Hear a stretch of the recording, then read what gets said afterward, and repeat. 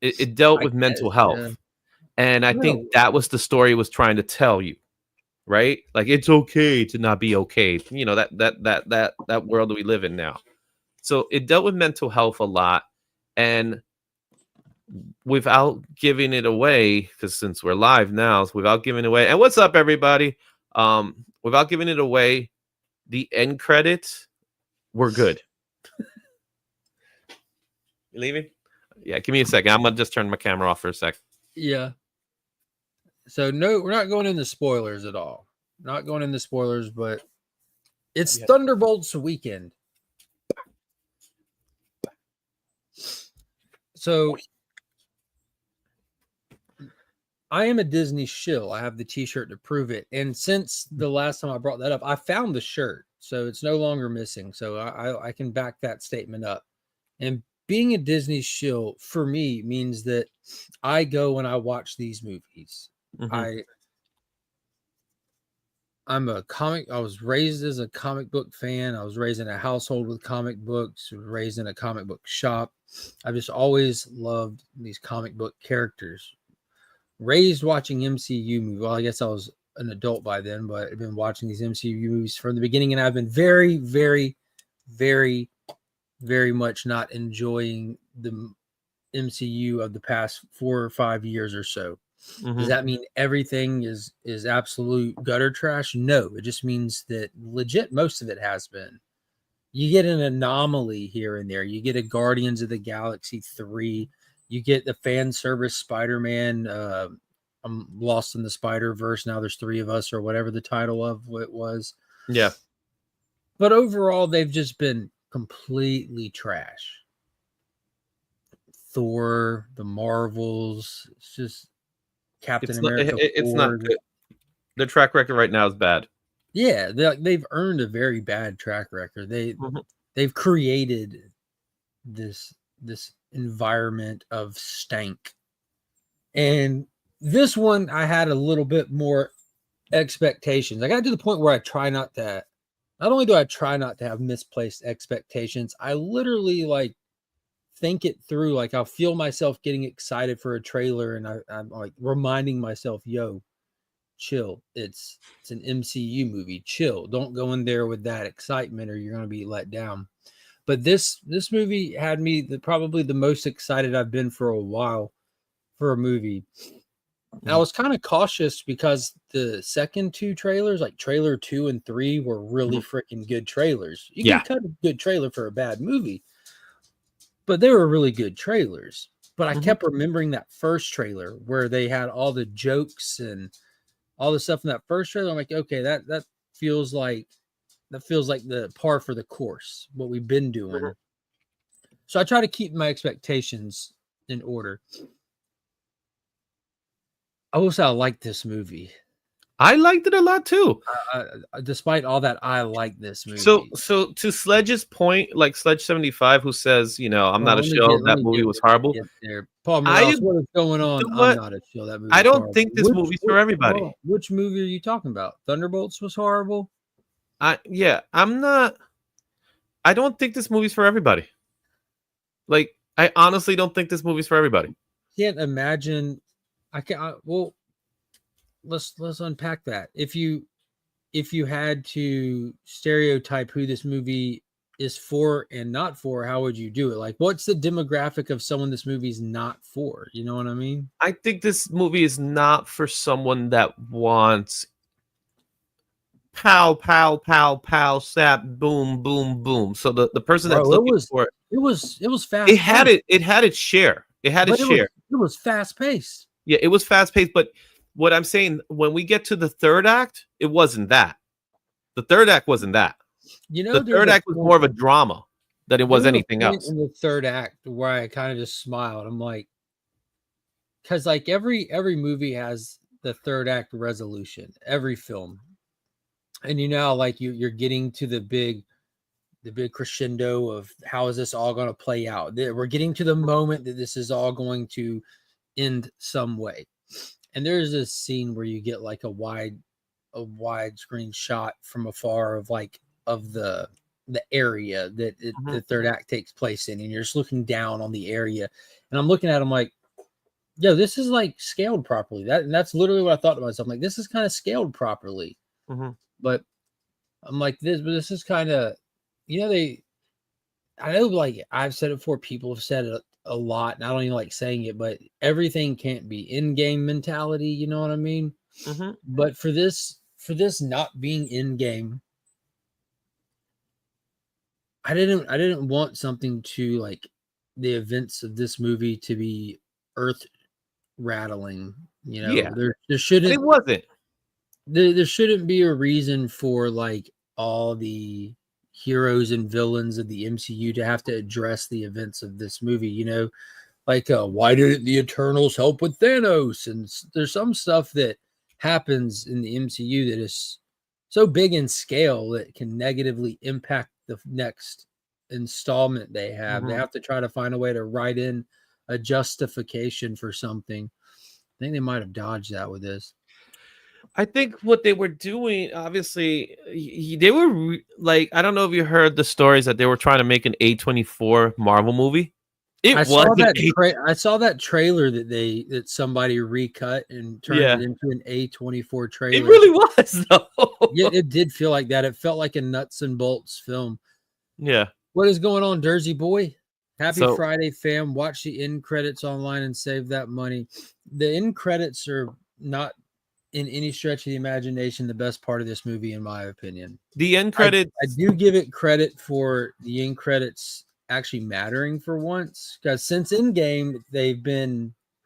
But the end credits here were more like let's go to the next one. That's what the end credits did. That's what I'm saying. It's the first time that they've done that since Endgame, right? Yeah, where every end credit beforehand, and since Endgame, well, Endgame doesn't have end credits because of what it was. Because it was the end game. But all the other movies that came afterward, their end credits was like, let's introduce someone new that you're never going to see again, and then do nothing with it. Yeah, that's what it was. Blade's voice, the Black Knight, yeah, the Young Avengers, Star Fox, and Pip. And it goes on and on and on and on and on. It's like, oh, we got a new character. This one wasn't like that. So no. But this one does lead to something else. So that's good morning, JSS Brooklyn. Both of the credits. Louis. Hey, I got a package from Louis, and he told me that I should open it. And I told him, don't tell me what to do. I will. All I could think was that Bob looks like a buff DJ Quills. Yeah, I can see that. Good morning, Stephen with a C. Rad, I gave Thunderbolts a 6 out of 10. That's what I was telling Izzy backstage before we went live. I give it a positive 6 out of 10. Yeah. It's with a group of friends, so it's for fellowship and drinks, etc., etc. There you go. It has some good laughs. Nothing had any gravitas. Everything was a joke. I'll agree on the gravitas thing. I think I don't think everything was a joke, though. Yeah. It was. There was some parts in that movie that was like deep. There was some. All right. Now, as soon as I got home last night and thought about it for half a second, this movie is literally the first Suicide Squad. Literally the first Suicide Squad. Like, do you remember the first Suicide Squad? The plot? I do remember the first Suicide Squad. You remember the plot? The plot was to they went to fight this girl. I don't want to drop any spoilers. I'm going to the private chat. Yeah. But I do remember it, and I remember this is what it was, and I was like, okay. There's that. Yeah. I don't think that's exactly how it happened here. I think she found a way. No, it's not like this isn't they didn't steal the script and just rename the characters. This is if you script it on a bar napkin, if you bar napkin these two movies are the same two movies. But yeah, and some of the things people theorize actually came through. One specifically, which was obvious. You know what I mean? There you go. Look. Yeah. There it is in private chat. Yeah, it really was. Four sentences. Mm-hmm. 4 sentences, like it. But in that aspect, and now this is what I think that the MCU has done and like completely destroyed their brand in a major way.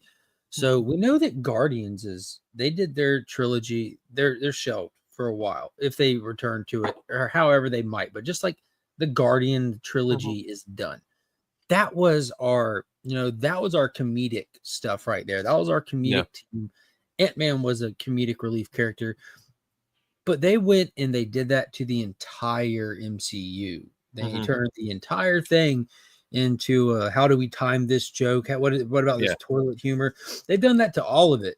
So when something like the Thunderbolts comes out, if it's doing that, if they wanted to do that, it just feels like, it doesn't stand out as that was a treat that you know what I mean? Like, I think what they did in this one, that what I really do appreciate is that the humor that they and again, they didn't get everything, but I think they put the humor to fit the character's well-being. So like, obviously our extreme humor character, who was our comedic character, was Red Guardian, but there was there was story behind that. But he's also 100% consistent with how he's been rolled out, which is a plus. It fits his character. It fits his character, but it can definitely get excessive if I don't know, because it is a lot. That is that character back in Black Widow. Whenever Red Guardian is a lot. He's kind of a caricature of his own, So you had that story. Yelena's humor was just being sarcastic, dry sarcasm. It was just being sarcastic. I like the humor I did like was Walker, because he wasn't being humorous. Up, wasn't he? They were just joking on him. He's just delusional. Yeah, and he ended up being a loser with that story that they gave him. They all were. I thought Bob was not comedic at all. I don't think Bob had comedic moments. He was not intentional. He was like Thor in Thor 1. Let's just put this person in a situation that he doesn't fit in, and just the natural interaction between him and that situation comes off as a little. But now here's the thing that I told.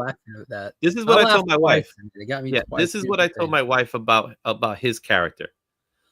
Every time I was watching it, I was thinking to myself, how would Stephen Yang have performed this? I thought that myself. I thought that so often. I couldn't see it.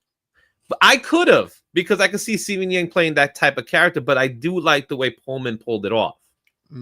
Like, especially, like, it's no secret. It's no secret. The Sentry. When we get the Sentry, boy, he looked good. I'm not gonna lie, he looked good. Rad say he's not done well. I thought, I like the way that he was done, and I've read the article a week or so ago where they were talking about production modeled the design and the idea after the shadows left at Hiroshima and Nagasaki, where the atomic bombs were dropped. Some people were just vaporized, but there's like a burned shadow imprint on the ground. That's what they were rolling with. I think that style design worked well for it. Hey, that quote is I just saw your comment. That quote, "I'm not here for you." Perfect line of dialogue. Like, no shit. No shit. No one is. So that was hilarious. So I think what they did with Sentry, I have zero care for single one character, which is about it. Winter Soldier, I think, was the most mid character to me in that movie. Which is crazy, but that being the case, like, there's one scene in the movie where I sat there and I just turned to Pop. I said, "Dude, this has been the biggest fumble of the MCU since Endgame. This is it. It is not elevating Bucky from the start. That whole debate, who gets the shield next, and Bucky should get the shield, Sam should get the shield, blah blah blah. This movie kind of, case in point, proves without a shadow of a doubt, Bucky should have got the shield in the elevation, period. Because there's a scene in this where Bucky is speaking to this would-be team, and just naturally he's speaking to them from a place of experience, from a place of knowledge. He's speaking to them as an elder. And they're all listening up to him, like, naturally. None of them are looking down on him and thinking he doesn't know what he's taught, just naturally. And I'm like, this guy should have been leading from the jump. Like, it immediately, my brain's like, this feels so appropriate, spot on. Like this guy should have been leading from the only jump. The only thing I got that was weird to me, and this is no secret because if you watch Captain America: Brave New World, this is his role as a council member. Yeah, that didn't make any sense to me. Like, why would you even allow him to be in government office? Well, I mean, like, I don't think you can not allow somebody, right? There's literally parameters. The guy is a mass murderer. Whether he did it or not intentionally is a different story. Yeah, but that doesn't matter if I mean, that would matter in some cases, but you have to look at, like, do you think he's like that stuff so long ago? So I assume that he's been to whatever kind of like courts or whatever over that, rulings over it. Yeah. For him to be participating in society, not even just being a councilman, being able to participate in society means that he's had to stand in front of a judge and they OJ'd that shit. They're like, yeah, you're innocent, and then did this. Well, the other guy, right? The senator, he felt very much like the Gary Shandling character from back in the day. Remember Gary Shandling? Hydra. Yeah. Like he felt very much like that guy because story, without giving away too much, Contessa's in trouble, and she's trying to clear up. She's trying to clean herself up. The plot is she's trying to cover all of her dirty tracks before so she's trying to clean herself up. And this Congressman Gary wants her head, pretty much, which was exactly what Gary Shandling's character wanted with like Tony. It's the exact same character. Lena was over dramatic. Yeah, John Walker was the only one that was decent. Yeah, and I think that he was the only character that was really changed for the film, right? Yeah, pretty much. But he was like, you're an a-hole the whole time. So what does that mean? This little metal thing. What do you mean? Oh, make them sideways? Yeah. Okay, that's one. 2. There you go. But yeah, so my overall enjoyment is I usually scale things on a 1 through 5, a 0 to 5. I give this movie more like a 4. It's more of a lower 4 to me. Where it was good. It kept me entertained. I did not feel tired at any time watching the movie. Ready? The characters were written pretty well. And it's that third act. The only thing to me was the third act. I was like, okay, cool, fine. It was a different take on the third act, which was fine. MCU has done it again. It's all connected. It'll always be connected in some way. But besides that, I think it was fine. It cooled down on the jokes. That's what I did like. It didn't try to nail me with a joke after another one after another one. I don't think it did cool down with them. I think it did for a certain extent. There was moments where it was serious. It was serious. Well, that's any and all. Like even Wedding Crashers is serious when it's serious. I'm being serious. Yeah, you got the little Dave Matthew montage in there. You got when the buddies argue, but it's still like, fuck, man. The Hangover trilogy has moments when it's serious. Oh, the Hangover, especially part 3, man. Dude, I love that trilogy so much. Like, oh my god. I love comedy in general, but the Hangover trilogy is such an anomaly in the realm of comedy movies. Like they had a keep in mind it's done by the same guy who did the Joker, Todd Phillips. Yeah. So there you have it. Do it that way, cutie britches. But yeah, AR says in his opinion everything should be a joke with the laughing emoji, and I appreciate AR's. I'm gonna just turn off my camera for a second. Positivity. Vogsy wants the link. I don't know if you should give it to him. You don't know? Well, shit. Damn, I don't know what Vogsy's been up to make Izzy feel that way. Now I need more details. I appreciate anyone's take on any of this stuff, but I'll be honest with you. Never mind, bosses. I don't like that take that everything should be a joke. I don't think it should. Since my earliest days on YouTube, I was critical about how it's not. I don't think they take it serious enough. There's nothing wrong with having comedy elements built into stuff, but you lose. It's like what what Sledge said earlier. It didn't have the gravitas, and everything was a joke. It's a fine line of balance, and James Gunn can do it well with the Guardian stuff. Is a good example where it's a good. You don't come out of it thinking it was a comedy because you have so many emotions rolling around from a James Gunn thing, but it legit hits major comedy beats. Yeah. But there's a difference between having comic relief moments and then just making a mockery of what you're doing, like they did with Ragnarok or whatever Thor 4 was called. Good morning, Brother John. And Love because they painted the whole MCU with this Guardians of the Galaxy brush, it's really just taken away a lot of what it had in that aspect. I think a good example of a movie that took itself more serious than the rest of them would be like the original Black Panther, the first one. Yeah. That one took that had its layer of jokes here and there, but it was because very you have nuanced. You have like Claw, who is eccentric. So that comes off as you get chuckle at Claw. And then you have like the dynamic between a brother and a sister with T'Challa and Shuri, which you get some moments to make you want to smirk, but like his mom, the Forrest Whitaker, Michael B. Jordan, these characters, they're every scene that they were in, you're not laughing at anything. Hollywood's obsessed with making the Suicide Squad and will never cease to amaze me. Well, I think this team comes across as being like the Suicide Squad, which to a certain extent was the case, but it's like it didn't end that way. What is it? Say that again. It didn't end like the Suicide Squad would. It led to something, which we will see again. That's the whole catch. The Suicide Squad led to something. What do you mean?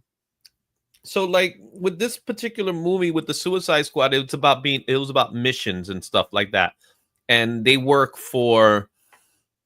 forcefully worked for what's her name? Amanda Waller. They're forcefully. Yeah. This is not the case with this group. Well, this movie was about missions, and they're semi-forcibly working for Valentina. Like they're all Black Ops metahuman. Yeah, I think this movie's more about redemption in some way. So was Suicide Squad. Harley redeeming herself from her relationship with Mr. J. You had Deadshot redeeming himself with his relationship with his daughter. You had Captain Boomerang, who was irredeemable because he was too self-obsessed.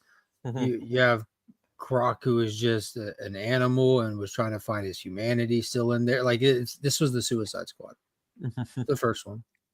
There's nothing wrong with that, and it doesn't stop it from being enjoyable. This was literally the Suicide Squad. You're telling me we gotta get into that floating garbage up there, Deadshot? Yeah, hell yeah. I love that movie. Sadly, I have zero hope for superhero movies this year. It's a good year for movies in general. We shift to that. I'm super excited for superhero movies. We're getting Superman and Fantastic Four, and I'm excited for those. I don't care what anybody thinks. I want to see the evil monkeys. Oh, shit.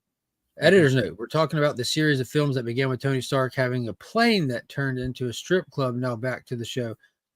Yeah, again, like there's nothing. See, trying to point at a comedic moment. And again, like the Iron Man movie, you have an eccentric guy. You have an eccentric guy in a pretty serious movie. Terrence Howard wasn't a comic relief in the first one. Obadiah Stane wasn't comic relief. Pepper Potts wasn't comic relief. These were people these are characters in this movie that take the world of this movie seriously. They treated their storylines were serious and treated serious. But when you take someone eccentric and put them into it, it creates elements for comic relief. Where in the modern MCU, everyone's a comic relief. There's a difference between having Thor, who's an Asgardian god, put into small town mid-USA and just interacting with people. And that would be odd interactions, i.e. drinking the beer and slamming it on the ground. I'll have another. That's how Thor would actually act in Asgard. But in a diner, that's funny. There's definitely a difference between situational and then everyone being written to tell jokes. Yeah. And I think that's the difference too. like the good comedy, you're not writing jokes, you're writing situations that are funny. Now everyone just has to say jokes, like, and that's legit how Thunderbolts was. But with this team, there's just something about a ragtag team, this team of misfits that shouldn't group together, that tends to work out well in stories. So it's like Thor: Love and Thunder trying to be funny. Definitely not that much. No. And I don't think that's. I wouldn't even say I think that. to Durz's point, like he's like, I don't need to see FF anymore. It's not the same. You're too It's far like, ahead in the chat. We're not down there. yeah, well, yeah, We're I'm looking right, at. we're right here. We're right here in the chat. So it's like Thor: Love and Thunder trying to be funny. Thor: Love and Thunder was not trying to be funny. It was just trying to be silly, which I don't like. Yeah, I don't think Thunderbolts. I still refuse to watch Thor: Love and Thunder. I wouldn't even say this is like Ragnarok, and a lot of people try to convince themselves that Love and Thunder and Ragnarok are different. Go for it, y'all. Doesn't bother me. I like Ragnarok. I'm actually a fan of Ragnarok. I get why people don't like it, but I'm a fan of it. I like the movie. I'm not speaking on like if someone likes it or not, but that movie, the whole thing was comedic relief. The whole movie of Ragnarok. Yeah, that I agree to. Every character, everyone, Thor, Grandmaster, Hulk, Valkyrie, yeah, I get everyone was comedic relief. The Executioner, Loki, Hela had moments like yeah, nothing like that. No, that movie was definitely a comedy more than anything else. Let's see here. What I got here. Never see him pet Thor move But and I see MJ. What's up, MJ? They lost the balance. Iron Man started things off with a mix of humor and sincerity. Facts. Guardians balance it well. Facts. Sadly, since the sincerity and weight had been lost percentage-wise to the humor. Very, very big facts. That's a good way of saying it. But you said it. But you used the right one. Love and Thunder. No, not Love and Thunder. Ragnarok was really the shooting launch of let's make the MCU comedic. Yeah, I think that they were there already. They felt like they were gradually there, but then Ragnarok just took you to the next level. That was where they said, okay, guys, we were testing this. Now we're committing and we're letting you know that this is what we're doing now. Welcome to the new MCU, because they had Guardians had been a hit. Iron Man with his humor as a character. They're like he's a character that works. And you had the Ant-Man films, which that's a good place for another comedic relief brand when Captain America wasn't, and they Civil War wasn't either. But so they're like, screw it. This is all we know how to do now. But I caught it. I caught it. When I saw Ragnarok in theaters, I sat there when the credits were rolling saying, what the hell did I just watch? Like, did I like the action? Was it that cool? Of course that's cool. Watching Hulk fight the giant wolf on the Rainbow Bridge, of course that's cool. Watching Hulk and Thor in Arena, of course that's cool. Does that mean the movie was good, or the people who created it were smart for the direction they went? Hell no. Vlogs, I sent it to you. They should retire the Shield and all three captains. I disagree. I disagree with that. Oh, did you hear the news about what Chris Claremont did? No. So Chris Claremont was at an event. He was at a con or something and doing a panel. And apparently he has some insider knowledge of what's going on with Doomsday, and he just revealed so much to the point that people were like, yo, this is happening, because Chris Claremont said it. So he started saying that there's multiple Tonys, there's multiple because a lot of people will probably not want to hear that. If he's out there dropping story spoilers, he shouldn't. I wouldn't share those. No, but that's what I'm saying. He did all that. Yeah, and everybody's losing it. Don't repeat them though. There's a lot of people that wouldn't want that. Like they might be listening that just might not want to be blindsided with spoilers that they would otherwise avoid. So yeah, if you look at an article that says Chris Claremont said, turn the page. Yeah. Never mind. Sorry, boss. Here, no worries. Good morning, MJ. Mm-hmm. I just think they don't understand what superhero is supposed to be. They don't understand that superheroes are supposed to be the best of humanity, fighting the worst of humanity in a huge scale. 1000% agree. Yeah.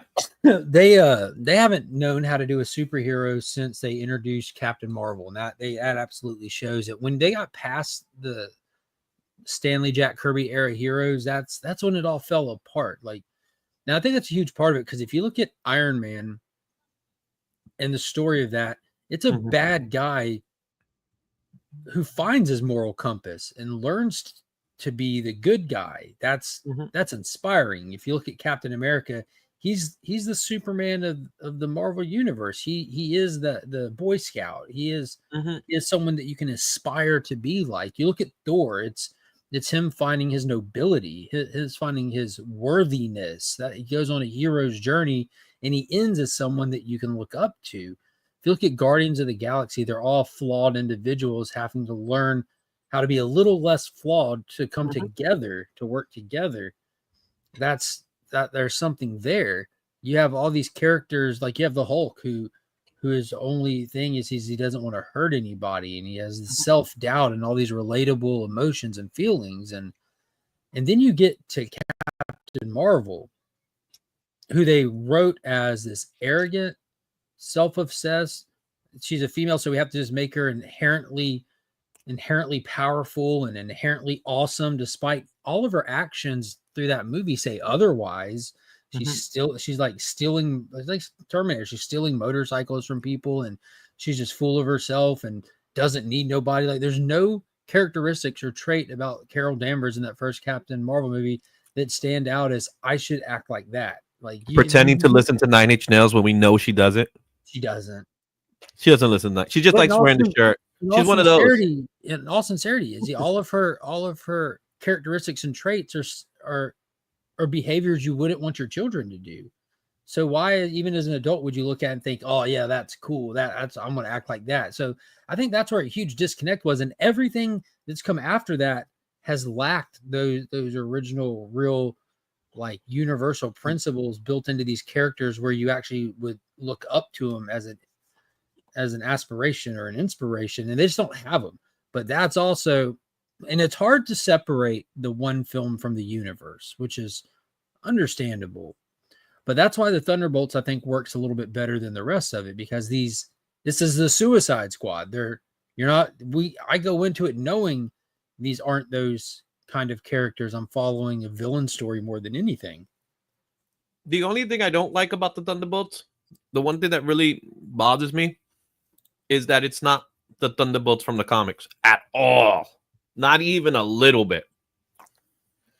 So we got a 39-month member milestone chat from Dale of Suspense. What is up, homie? That's a good reminder. Don't forget to hit that join button.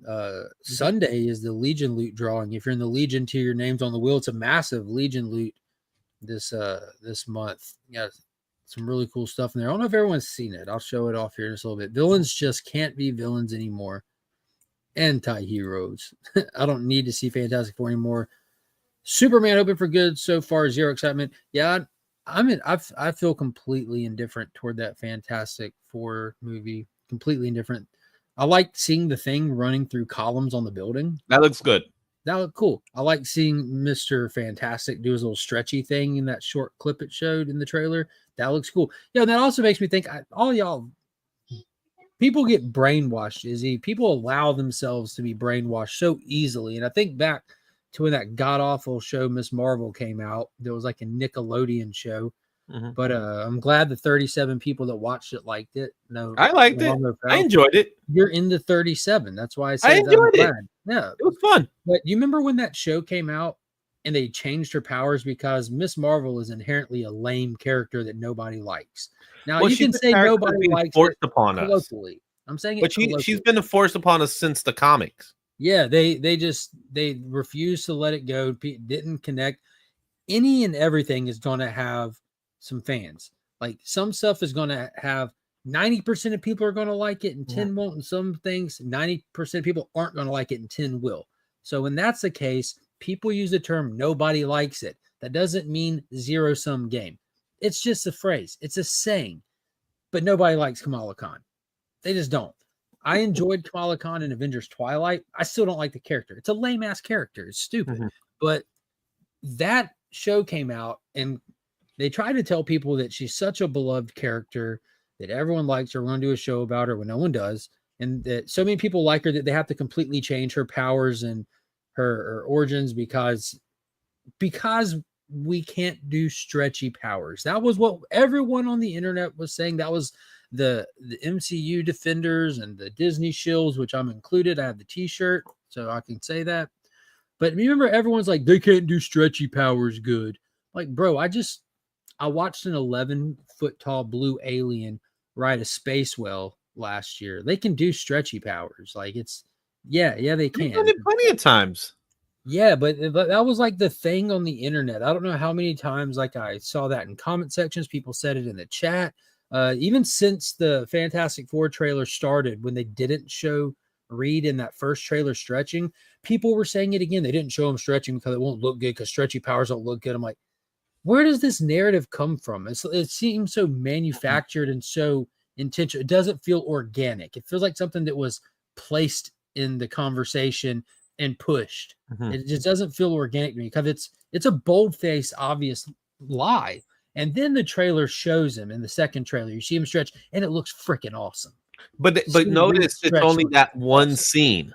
Yeah, I just assume they're saving stuff. I think they're saving stuff because you know what they haven't showed us? They haven't showed us if Mole Man's part of it, even though they say he's it. They only gave us a glimpse of this guy John Malkovich in the first trailer that we only have his face. We don't even know who he's playing, even though we have a hunch. So there's like one thing I will say about the FF trailer, and I think I'm going to say the same thing for the Superman trailer for both of them. They're not giving us too much plot details other than what we see. Yeah, they've held back so much for the Superman. Like I think trailer. FF is giving us a little bit more, but in Superman's case, I really don't know what this movie's about. All I know is Superman gets beat up in one scene. You could tell Luthor wants something. You know what I mean? And it's like, and they're mad at Superman for some reason. Hey, Finn. So I think I like how they're doing the trailer. I think we do need another Superman trailer because they still haven't really given us what the synopsis is. I don't want it. I'm not saying I want it. But I feel like they're gonna do it. Oh, they're gonna do it. I saw it was yesterday, I think. You know, like James Gunn will reply to something here or there, and then that reply will get screenshot and shared as as news. Someone said, I really like trailer. When are we getting trailer 2.5? You know what I mean? Because we have the first trailer, and James Gunn's responded to that question saying 2.5. You haven't even seen trailer 2 yet. No, he said we haven't even seen trailer 1 yet. You've seen a teaser and a sneak peek, which is accurate. And I think I've said it a million times. I'll continue to say it. The marketing campaign for Superman has been ass. Despite it being ass, it's got so much momentum coming out of the Thunderbolts last night. Just walking through the theater, I can't tell how many people I noticed stopping at the Superman poster. I'm like, let's go. Did you get a Superman trailer in the movie? Nope. I got one. Nope. It looks nice. Jurassic Park, though. Oh my god! I saw the Jurassic Park. I've seen it plenty of times. That was the second time I've seen the Jurassic Park trailer on the big screen, though. And yeah, dude, you can feel that movie on the big screen. Like this, not every movie is equal when it comes to like the theater experience, and that movie is that's the next level compared to your. For me, I'm not much of a Jurassic Park guy. I like the movies, but I don't have to run to go see them. That's not how I feel about them. I'm not a dinosaur guy. But the one that really stood out, like I can't wait to see this, is Mission Impossible. Oh yeah, dude. You know that's I love Mission Impossible. That's so in my much. Top 3 for the year, my dude. But at the same time, I'm telling my wife, I'm literally telling my wife, why is it in every single movie you got to trust him one last time? Every single movie he says the same. I don't think he drops the one. But it feels like he says it all the time. The one last time tag was added for this movie. I'm a little bit of a Mission Impossible aficionado, and that was taglined on top of it for this final reckoning. The last one, and they carried over the phrase for the last one. Like seems like in the since Ghost Protocol, they've kind of given us this phrase that seems like to be the driving theme. And for Dead Reckoning, it was your life is the sum of your choices, which Kittredge, that was his line. And they kind of brought that back for Dead Reckoning from way back in the beginning with the Brian De Palma film. And they carried it into this one because it's a second parter, which this isn't the first time we've done a second parter. We did the whole Rogue Nation 2-parter with Fallout. Yeah. But they did the You're Gonna Trust Me One Last Time add-on for this and called it Final Reckoning. They better not kill off Ethan Hunt. We better not Daniel Craig this, is all I'm saying. So the word is that this is the last one, but it's not a definitive word.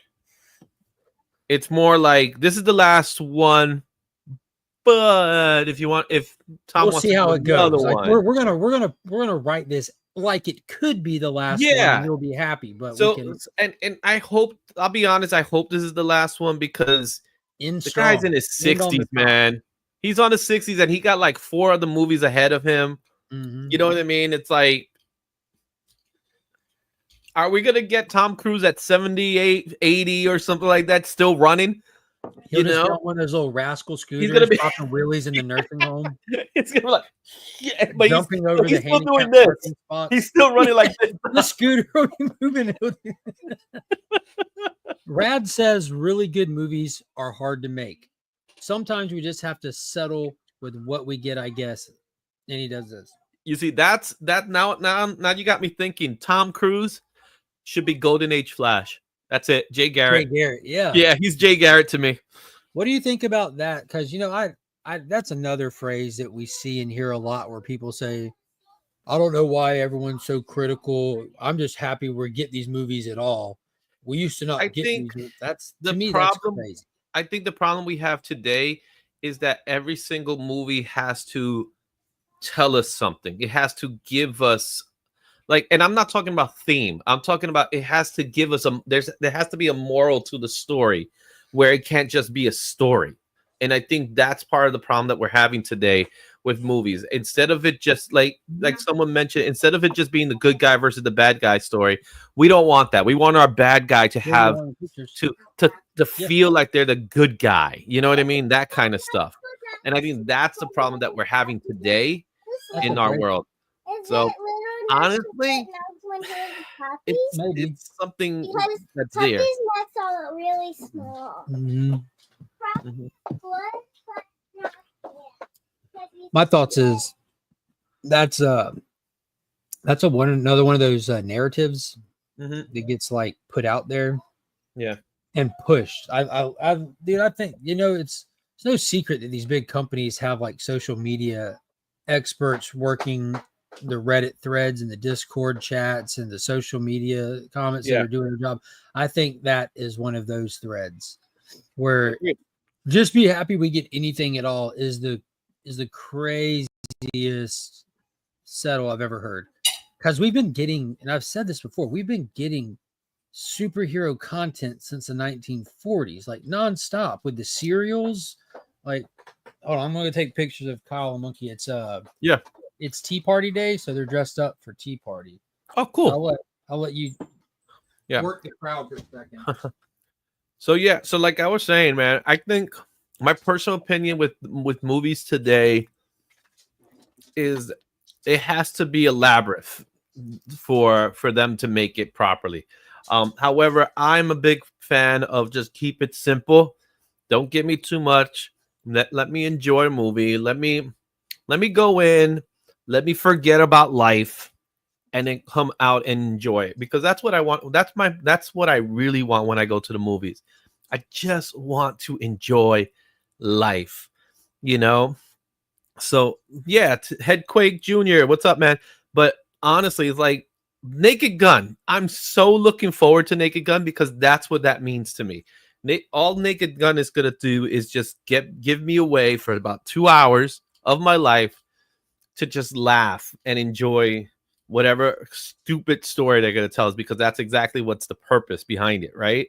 It's a spoof comedy, and spoof comedies shouldn't tell us a story. Like, it's okay to be serious at times. And when it comes to superhero stories, I want the good guy versus the bad guy. That's why I read comics. I want it to be hero versus villain. I want the villain to be as dastardly, mustache twirling as you possibly could get it. And I want my superhero to be a good guy, moral guy, someone that, will save the cat from the tree, that kind of guy, DM me those. What do you want me to DM again? I didn't catch that. DM me those, Izzy. Need to stay ahead in the game. What do you want me to DM? So you gotta tell me what you want me to DM again, because I have no idea what you want me to DM. So let me know, But yeah, for me, it's like simplicity. Give me simplicity and I'm happy. You get what I'm saying? I do. Let me roll back around to this, but what's up, madam? Comic content has been being filmed and shown nonstop since the 1940s. Started with the Captain Marvel serial, the black and white serials. That was like 20-something episodes of that you would watch at the theater as an incentive to come back each week and see the picture of the week kind of thing. But you also had the Phantom, Green Hornet, Captain America, Superman, Batman, and Robin. There's so many of them. It wasn't like it was just this one-time thing. There's so freaking many of them. And then you get into like superhero TV shows. Superman was on the radio.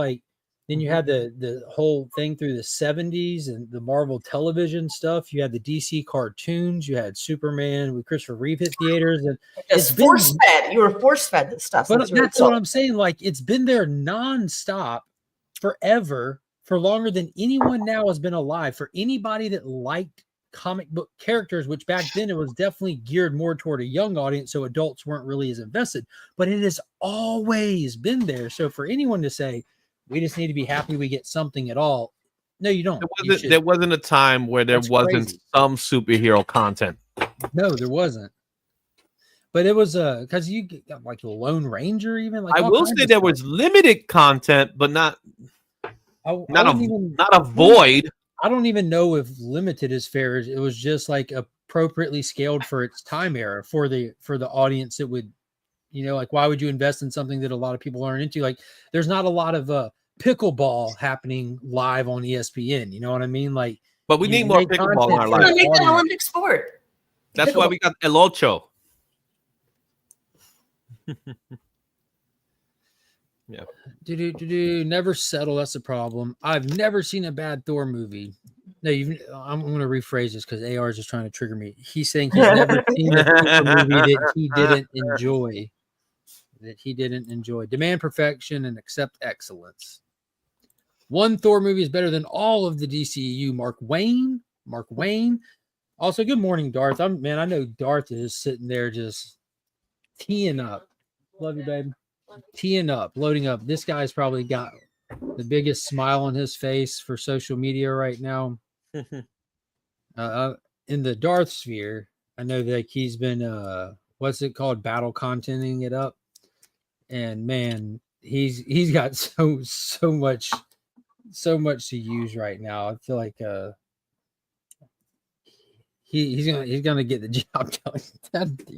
I can't imagine how funny his IG and YouTube are about to be this week. At least I can laugh and have a good time watching a crappy movie rather than just watching a crappy movie. Yeah, I'm there with you, Dersey. I try to. Oh, that's for the kids' Christmas presents. I just forgot to ever put it in the bank. I suck at depositing checks. Yeah, we're low on cash. Episode 4, 5, and 6 were way better and more entertaining than Thunderbolts. What? The Star Wars? Oh, the prequel, the original. What is episode 4, 5, and 6? Is he referring to Star Wars? Andor. No, he's. I didn't catch 4, 5, and 6 yet. Yeah, I fell asleep watching 4. I haven't watched 1.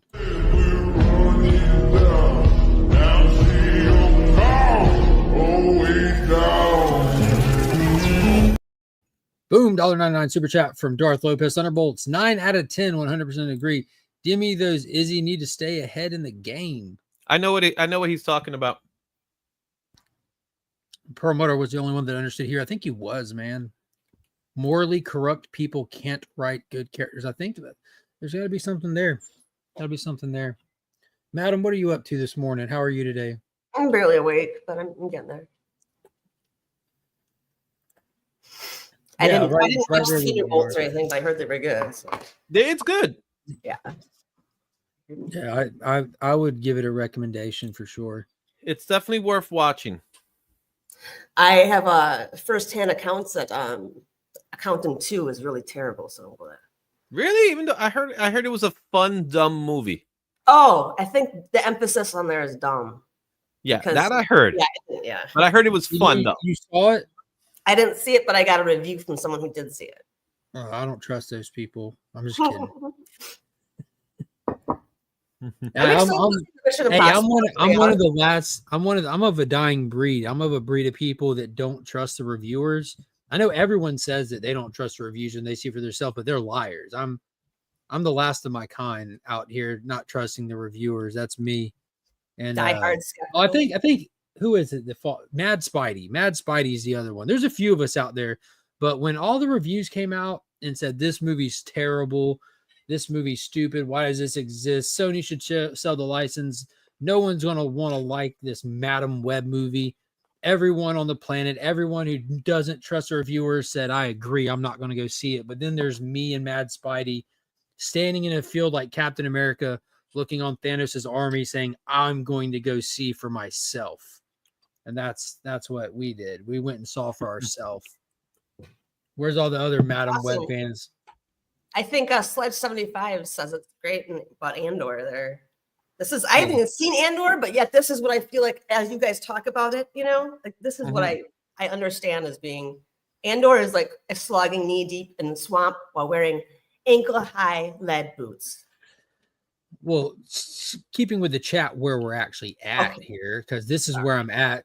You mean like every review had mental illness front and center for Thunderbolts? All the early reviews looked like cut and paste. Man, you can expect reviews to be similar though, right? Because they're all watching the same movie. If the movie has a specific theme or narrative it's telling, and the reviewers are all over the place, that shows you bias and dishonesty from a reviewer, if we're being honest.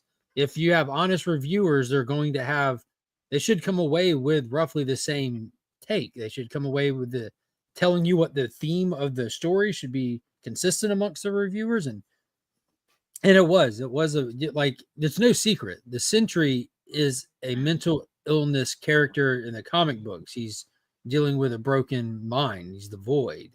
And that's what they built this around. If the Sentry's our bad guy, if he's our protagonist, we're building the story around that. And if you are epileptic or sensitive to lights, warning. You say that while I do this. Tron Ares trailer in 3D. Definitely going to see that. Yes, Lord. Yes, Lord. It's hard finding people that are excited for Tron stuff to talk Tron with me, but the Tron Ares looks phenomenal. I'm excited to see it. I'm excited to hear the music. Tron Ares is number 4 on this year's hit list. It's almost number 3, but my top 3 anticipated, excited to see films of this year are in this order. Number 1, Avatar 3. Let's be honest here. I didn't even know that was a thing. Yeah, Avatar 3 comes out in December. Number 2, Mission Impossible Final Reckoning comes out this freaking month. And then number 3 for me is Superman, and literally right behind it, touching Superman, is Tron Ares. I am not excited for Avatar because I honestly don't care for Avatar. I love Avatar. I thought that was great. Yeah, well, we should talk then. Good job, Mark. Jesus. Let's get Avatar'd. I thought Avatar was awesome. I can't wait to see a third one. Yeah, who's in it? Is anyone? I don't care. I don't care. Same cast is in it. Is he still experiencing technical difficulties? Okay, yeah, I feel like he's same cast. We're following Jake and Neytiri and their kids. We're going to be expanding. We're going to be meeting a new clan, the Ash people. In this film, the protagonists are going to be Na'vi for the first time instead of the ADR. So it's going to have a different angle to it. I'm excited for it. I'm just ridiculous. It looks amazing. The Liam Neeson's finally admitted he's too old for action. Enter Naked Gun 2.0. See, I'm excited for Naked Gun That's more than I'm excited for Avatar. What is going on? Oh, I see Circumstances has already started the social. That right? media I campaign. said it. Yo, like, What's up, Marcus? like, dude, Marcus is going to have a field day with Instagram as well. He was given an unlimited amount of just free material. Like, sometimes people just, oh my God, I'm trying not to get into drama territory, but Marcus and Razor and the man, they were just, That's still going on? It was like Christmas for them yesterday. Like, I'm like, this isn't real life, is it? That's And it still was going real. on between those two? No, like last night, Scotty Vaughn and Razor decided to quote unquote clear the air, and I don't know what their goal was, but I ended up turning on the stream and like scrolling around. I didn't watch it live, just scrolling around and seeing what the air was cleared, because they like Razor likes to tag me and stuff, so I get notifications when he does videos, because I don't know what his obsession is, but he likes to tag me in his content. I'm part of his content for some reason, somehow. So it pops up, and it was just hilariously, there was no self-awareness present for the show last night. It was ridiculously funny. And Darth has been trolling. Darth's like the king troll, like that's his thing. And he's been trolling this week, and I don't think they were ready for Darth. It didn't seem like they were. Because I think they like Razor likes to troll and stuff, you know, and do his thing. But man, I think he's out of his depth with Darth. Like old school National Lampoon movies and good spoofs. I don't think old school National Lampoon works anymore. It was funny for its time. It's not funny anymore. National Lampoon, Porky's, American Pie. You can't do that anymore. Airplane. Airplane, I think you can still do. No, Airplane's good, but like that humor, that dry, it's just It like can still be done. It just Izzy- has to be Izzy likes it. clever. Yeah, it's clever, but I'm saying like you'd have to like so modernize it, you know, like Spaceballs.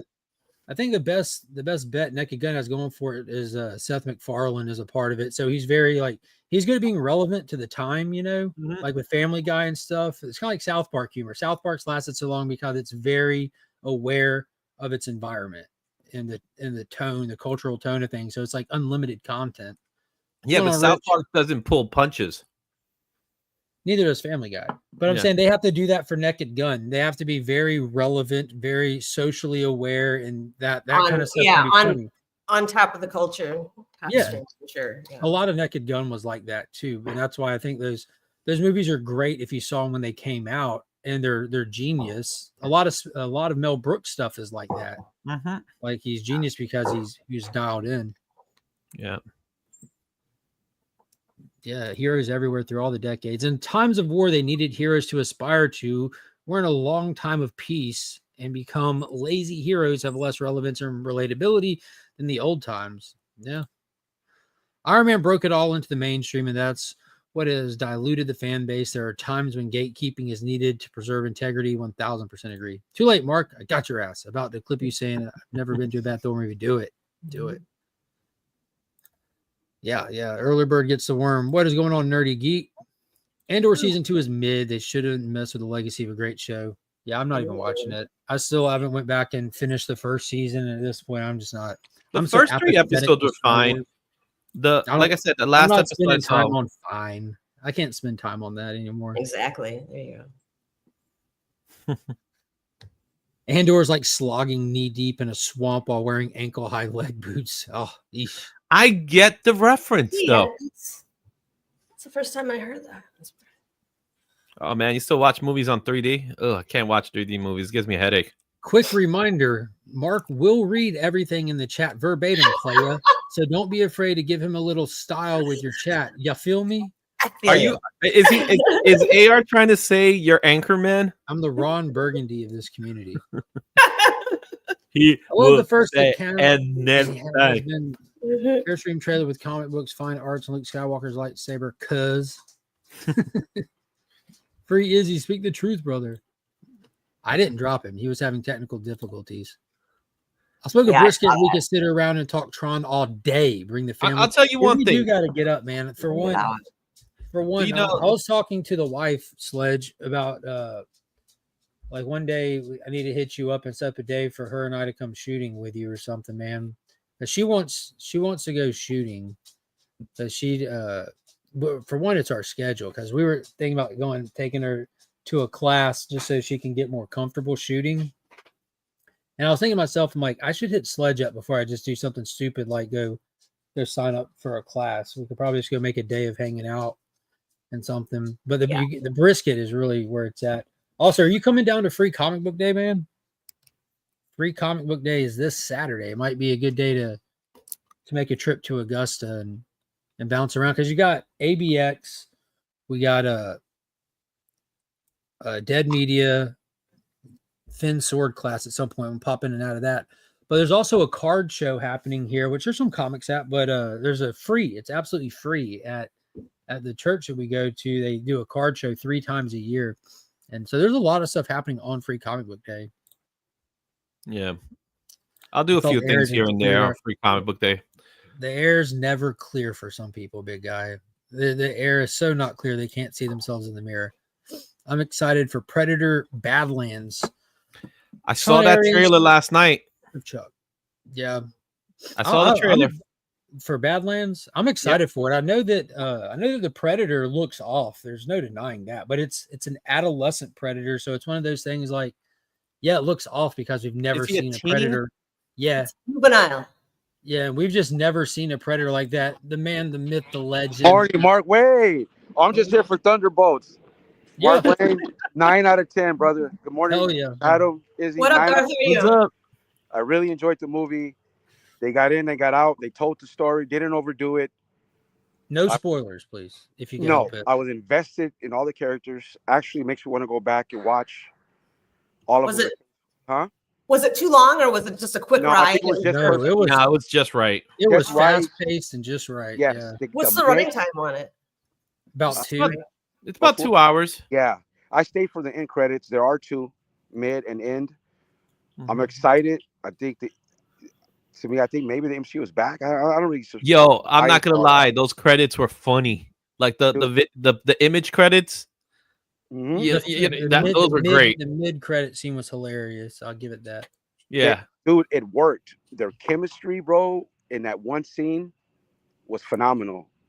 You know, I just really enjoyed the movie. I basically want to go watch all of it again. The Phase 4. I'm a big Phase 4 fan. I think people. You just lost all your credibility. You just lost all your credibility with that statement. Someone take this man's hard hat. I would defend Phase 4 because I blame it on us being fickle and expecting Endgame and Infinity War every time. Bro, they gave us how many movies of almost greatness? 20. Mark, they delivered. And then Phase 4 to me, it's like a comic book arc, right? You read these comic books, long arcs, and then it has peaks and valleys. And that's all Phase 4 was, just to get us, look, you know, these actors are getting old. We got to change it up. We got to bring in younger characters, whatever. Did it deliver? Phase 4, the whole package? Here's the problem I see about Phase 4. The problem I saw with Phase 4, you introduce too much new. You didn't give us time to like fall in love with these people. And then let's be honest, every end credit scene in all of Phase 4 is here's a new person that you're never gonna see again. Well, there's still time. I mean, there's still time. Well, there's still time, but it's been years now. Yeah. Well, I'm excited. Look, and nothing against some of these movies. I think Shang-Chi's the best of the bunch, but for Phase 4, probably. I'm gonna miss. Look, and I heard what you said about Carol Danvers, bro. Mark Wayne. Me and you got a lot to talk about because that's yeah. We need to unpack all this stuff because I didn't know. I thought you were pretty wild. You got this wicked internet persona that you do with the Troll King. I didn't know that you were legit delusional though. So I'm even more interested now than ever for our conversation. I will defend Phase 4. Now I know you're crazy. Now that I know you're crazy. I'm gonna come from a different angle. I'm a little touched. And by that I mean in the head. Okay? a little off, but I will say this. Aren't we all? But I love this community. and that's just the bottom line. How I express it is how I express it. I'm tired of hearing people say I defend people. Well, hey, it is what it is, right? That's my persona. It is what it is. But I always say this, bro. This community and these comic books is what binds us all. We're all from different places in this beautiful country. We don't see it eye to eye politically, but we love comics and we love this community. And I like to pick at those who are the biggest hypocrites and keep taking. Yo, that's the word of the day now, ain't it? Hypocrite. I don't want to get, because I can be hypocritical because it's like human nature. So I don't want to come here and do this because I respect how you do your content. It's not this. So I'm gonna just go back to Thunderbolts, and I'll say that for me, it's a 9 out of 10. It's a great movie. I think MCU. I think we're maybe headed back in the right direction. And with that being said, Mark Wayne, I gotta get to my meeting. Enjoy your meeting. But I love this community. Just remember that, fellas. You guys have a beautiful weekend. I'll talk to you later. Okay. All right. Yeah, you're not going to hear me use the phrase or the saying the MCU is back. That's just excitement. I think I don't think the MCU ever left. The MCU definitely left. Someone took. What are you talking about? We have a movie every year. So it's never really left. Out in the field, and there's too much of it. Literal. And they left it there. You know. But again, we did this earlier. It's a phrasing. It's a saying. It has. I know. When I say that's lit, it ain't on fire. Like words have usages, not meaning. The MCU is definitely not back. It's definitely a good movie, but just like with the DCE, you show us like one win doesn't. You know what I mean? Like you gotta earn the trust back. It took a while to lose the trust. You had some good faith that carried you through some bad projects.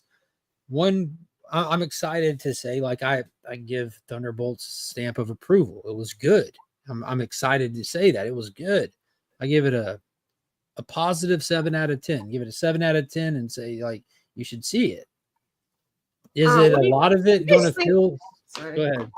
Do you guys think like the oversaturation of Marvel has like exhausted us, a little bit? No. That's it's definitely like it's too much. There's another movie, another series, another series. It's like that's what happened. Then you want it a little bit, No, I don't think the oversaturation exhausted us. I think the poor quality exhausted us. So what so the edict that came out, if they made nothing, like if a Terminator 2 quality movie came out twice a month, would anyone complain? There's too much great cinema. Oh my God. No. Sustain that. Can you sustain so do you think that we have too much? Terminator 2 is the fucking wait. Do you think we have too much Law and Order? Yes, because I don't like Law and Order. But I don't think that there's too much Law and Order to sustain the audience for it. Clearly there's not. Good morning, Stevie Wonder. He's trying his best to do whatever that is. These are my That's a claw. No, this is the heart hands, but with a clogged artery. Oh God. Yeah, I feel bad like throwing up a heart hand to somebody that has arthritis. Like my grandmother hated that shit. So she thought I was trolling her the whole time. She'd be like, "I Donnie." But is this are we in a new MCU phase all of a sudden? Time out. Are we in a new MCU phase all of a sudden? Nah, this is still multiverse. Yeah, we're like this phase. We're at the end of a phase. We end the phase with Doomsday. Supposed to be the end of the phase. I thought we ended with Doomsday. No, Fantastic Four is the new phase. I think it's phase 6 or something like that. When did phase 4 end? Good question. Will you look up the phases, Izzy?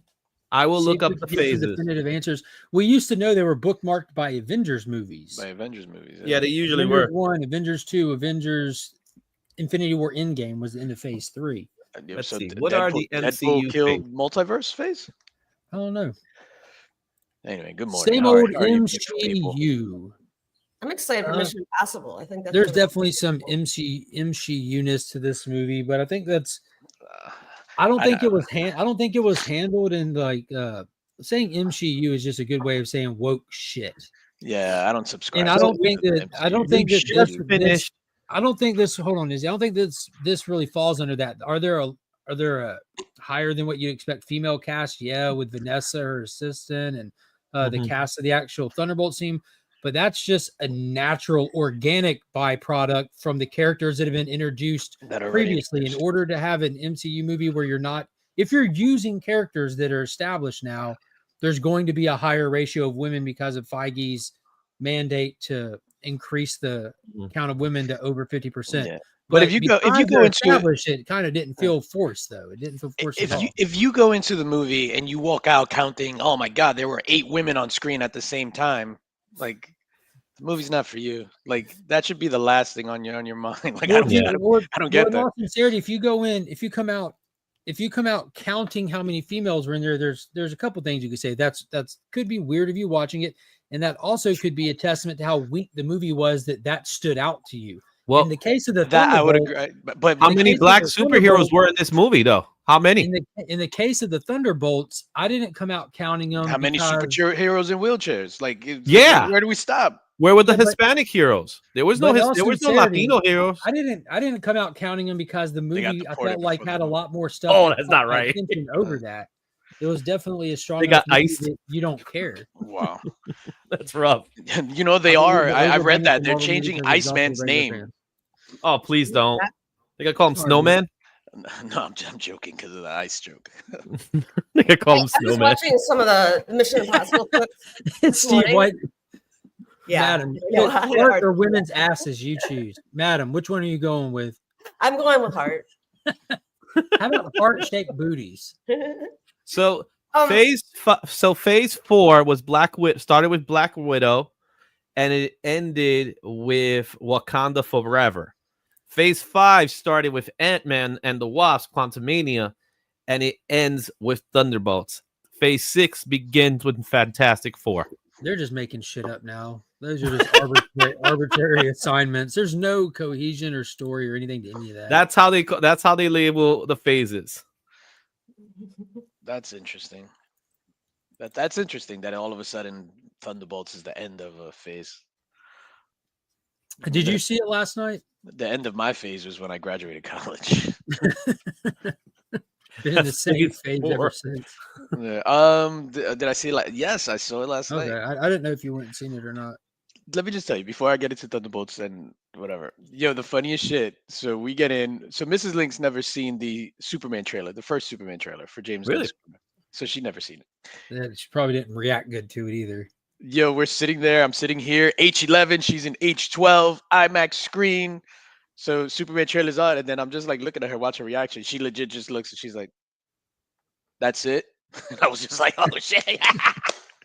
Yeah. Then I was just like watching the mix, bitch. Like this is what we talking about. Watching the mix. Me and Izzy were talking about it briefly earlier. I said it, the worst marketing campaign for something ever. Horrible. And then the Fantastic Four trailer came on after that, which the Fantastic Four trailer is phenomenal. The trailer is cut really, really well, gives emotional stakes and all that. So then to put those back to back, it made Superman look even worse. Thank you, Fantastic Four. Thank you. Yeah, that's cringy. Those all the people. They're celebrities in that world. Hey, madam got it. It's coming up over here. It's getting in my eyes now. So. Did you have to track, dog? I don't think it would hit the same even for Mrs. Lynx because she didn't go for months with that poor trailer, first Superman trailer. But when they finally showed that behind the scene footage, I think that behind the scene footage, another strong thing it had going for it is how long we were waiting for something like that.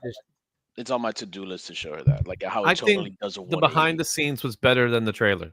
Yes, yes, my God, yes. But the trailer did hype me up, though. The trailer, I won't lie, just seeing it hyped me up. Behind the scenes footage is coming back. That's all we need, just a whole bunch of behind the scene footages. Or Steve White said just behind. There you go. That's a choice. That's a choice. But the Thunderbolts, I saw it yesterday. I really enjoyed it. I enjoyed that it was different. Like for me, I don't know. I'm less critical of things because I just like enjoy movies. I enjoy the movie going experience and stuff like that. But immediately as soon as this movie started, and without going into specifics, like the color palette had me excited. The whole thing. Yeah. So the color palette, just right in the beginning, it's like indicative of an indie movie. So, and then everyone knows that a lot of the people from A24, which is like one of the biggest indie companies out there, worked on this movie. So that stamp is on it as soon as it opens. And Yeah, I like, I was saying that earlier that they try to make it. It feels like a A24. You know, I 100%. with And you know how I they enjoyed it. were, I like the use of practical effects. It was definitely a little present in it, which felt good. It didn't feel like they were just on the volume filming the whole movie. Yeah. And I know that they kind of leaned into some of the marketing stuff like that you see with Mission Impossible, how they show a lot of the behind the scenes stuff instead of trailers and everything, because they do a lot of like real life work put into like these stunts and these feats. And with the announcement of the Oscars adding the stunt category, they were even marketing Florence Pugh doing the base jump. Yeah. And I was excited to see that because knowing that she really did that makes me super interested to watch her performance in that moment. I want to see how this woman can act while she performs a high risk stunt. And I was so excited for it. And without trying to spoil it, they minimized the shit out of it in the movie. Oh. Like it was like, I'm like, that was it. Which I get it. So if you, all right, so devil's advocate, devil's advocate. That her base jumping off the thing really didn't serve a purpose, right? None. So yeah. So it was just in a little story in the beginning, whatever. So if you like harbored on that and showed that, it's just like, damn, you're stretching it out. Now, unlike Tom Cruise, which we go to see Mission Impossible to go see his stunts. Like movies, like who cares about a coherent story? Yeah, I just want to see Tom Cruise break his ankle jumping from roof to roof, and then be like, "Yo, he did that for real. He did that for real. Look, he broke his bone for me right there. He did that. That's what I'm talking about. He broke his bone. If you don't break some bones, you're not worth watching. Just ask Jackie Chan. Yeah, watch tonight on In the Mix. I'm gonna break my hand on purpose. Just watch Jackie Chan. Have I ever seen a Jackie Chan movie? Are you shitting me? I agree with. I'm joking. I agree with Rad. I think they should have a teaser 6 months, then the trailer 4 months, then trailer 2 months out, and that's it, man. I 1000% agree. It's all dependent on like what big event show is coming up, because that's usually what it is. You know, like a Super Bowl or like a Comic-Con event, or if they go to Brazil because they like showing things off in Brazil. I don't know why. I don't think that's that's how they do it usually. They can new trend this with behind the scene footage, set footage. You can show set footage at any time you need to without ruining any plot. Yo, I remember going to the movies and seeing a trailer for the first time in the movies. That's how I like to see my trailers.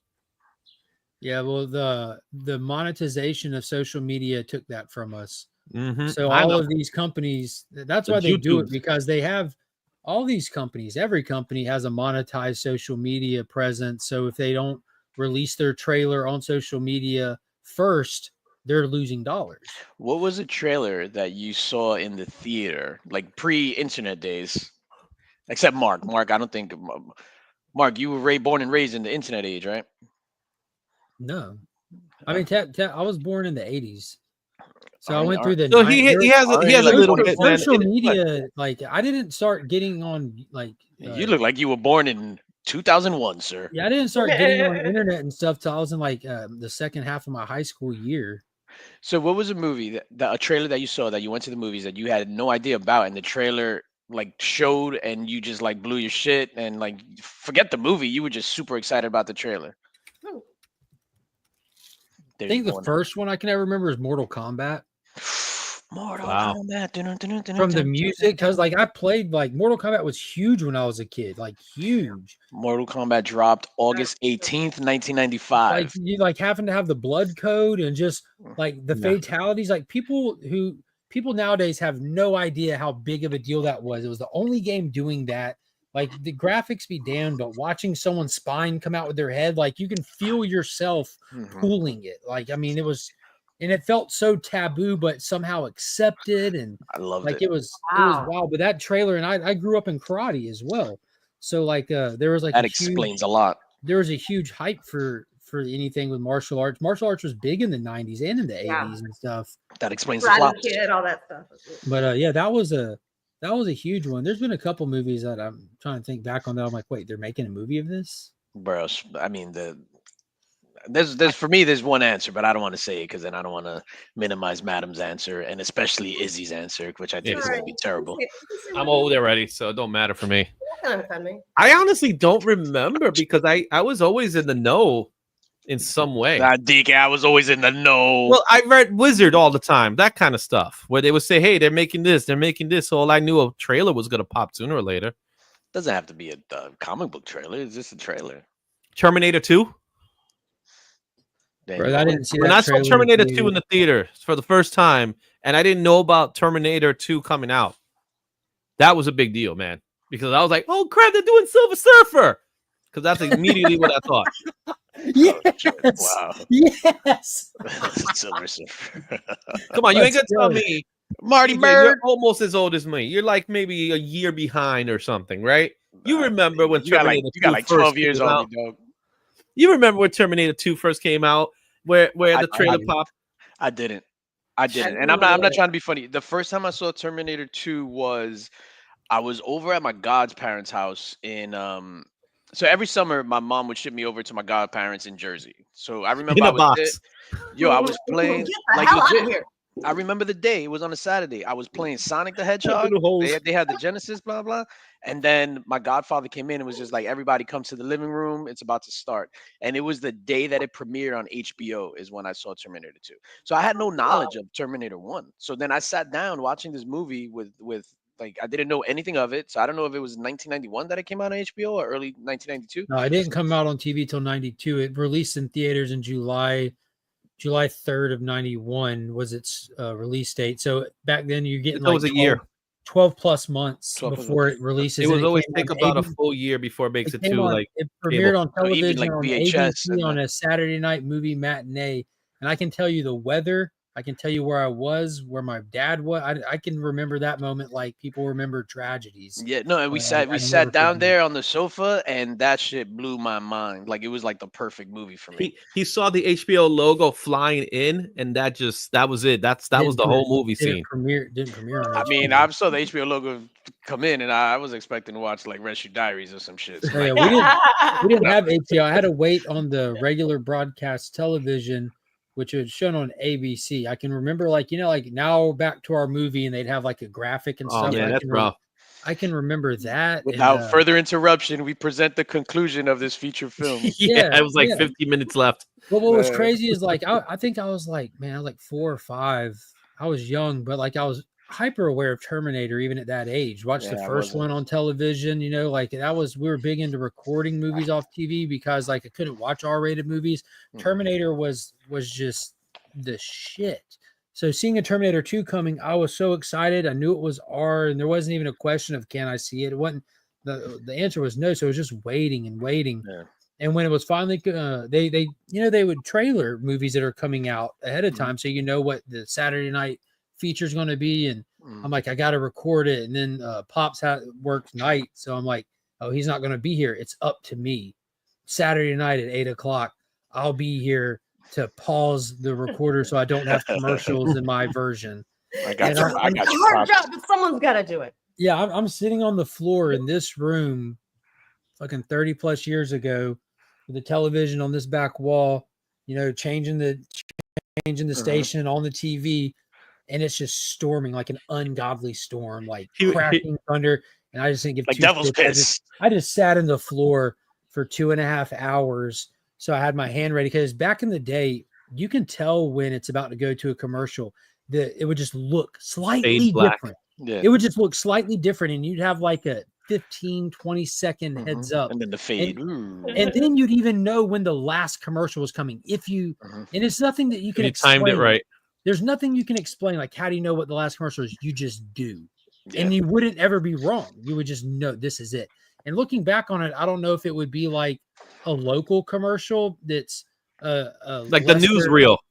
Well, I don't remember if it was a newsreel, but I'm thinking back. I think it might be like a local business or something like that. And ultimately, I didn't recognize that aspect then, but it would be, we need a short ass segment, a short ass ad to fill this little time break here. And it's cheaper for local people to just fit in a little ad. So you would just always know, or it would be an ad for the network you're Yeah. watching. It's like, come on down to Couch King. It'd be Couch King shit, or it would be like Saturday on this channel right here. Mhm. Come see this. It would just be a short little squeezing ad, and then I'd have my finger there ready to hit play. Then it start to fade back in, and bam, Yeah, bam. And then Our he copy. sees Sarah Connor say, "I don't give a flying fludge," Wow. because it was network television. They had to, Yeah. I like dub when whatever they did she the word said. replacements. I did like when they did the word replacements. That was I fun. love when they did it, and you could tell she says something else, Mhm. but the lips are moving differently. Yeah, like Scarface is the worst for that. I got a scar like this, man, eating pineapple. It's like it doesn't That would make be any sense. a completely different voice. Yeah. No, for me, the trailer that like blew my socks off when I went to see, I think I went to see Final Fantasy the movie, which was terrible. Oh, I remember that What? movie. The The first animated one, movie. Spirits Within. The Spirits Within, yeah.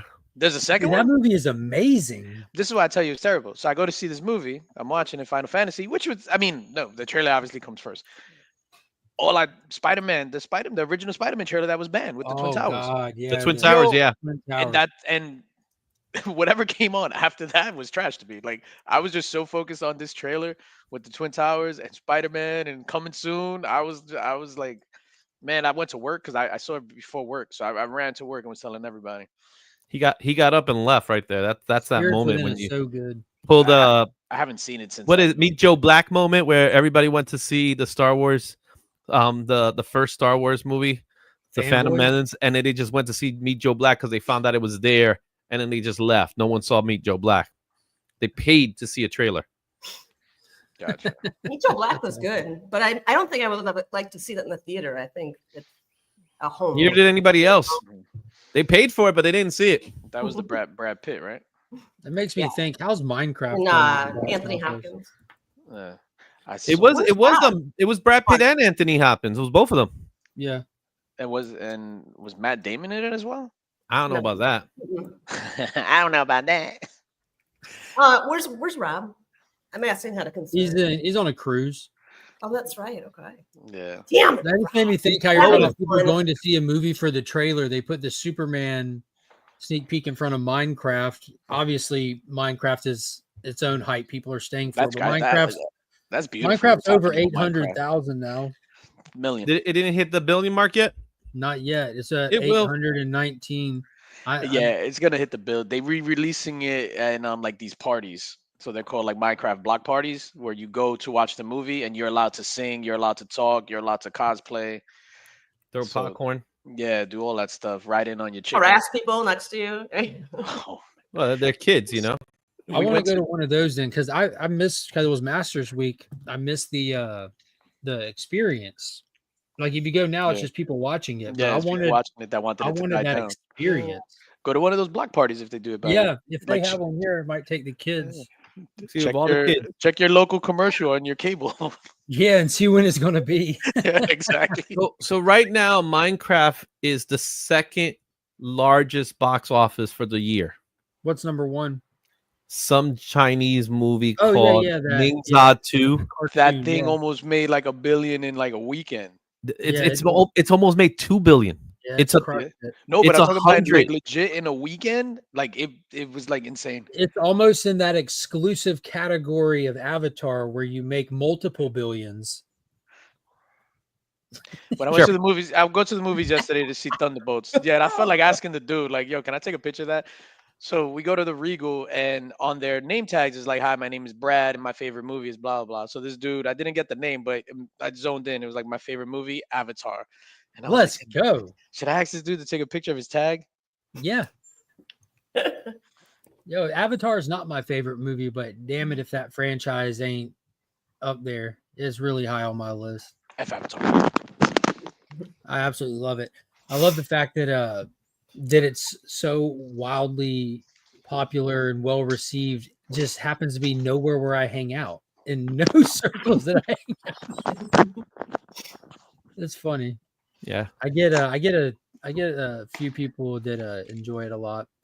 But Oh, package. We got a package? hey, here's something that that's like me and like I say this a lot. I don't judge movies based off their CG. That's not my thing. Ooh. Hold on, let me make DJ bigger so he can tell us what we're looking at. So this is the 4K of Alien Romulus, which I went to watch the other day, and I realized I didn't buy it, and I was just like, you know what? I am going to order it. So I ordered it yesterday, the day before yesterday, came in yesterday while we were out. So I'm gonna watch Alien Romulus. And then what else do I have here? I can't let DJ have nothing nice. This is the 4K steelbook of Alien Romulus. For the people that like the movie. You know what? Now I know why people hate you. It's an art form I have. Still unsealed. That's the steel book. What, did you get that in the Cracker Jack box? Yeah, this was hard. Oh, to look at that. This one sold out fast. Yo, what is happening? You're not playing this year, are you? I am not, sir. You're making a movie? My dude, you're buying props. Yo, I was just like, yo, you know what I'm missing? Yo, and I got that literally for yo, that's gonna come in so handy.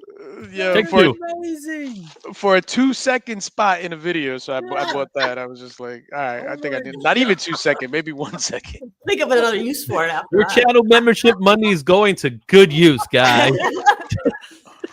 No, that's not. That's for the video that you told me about when we were talking the day before yesterday, right? Yep. Oh my god. Yep. You are committed.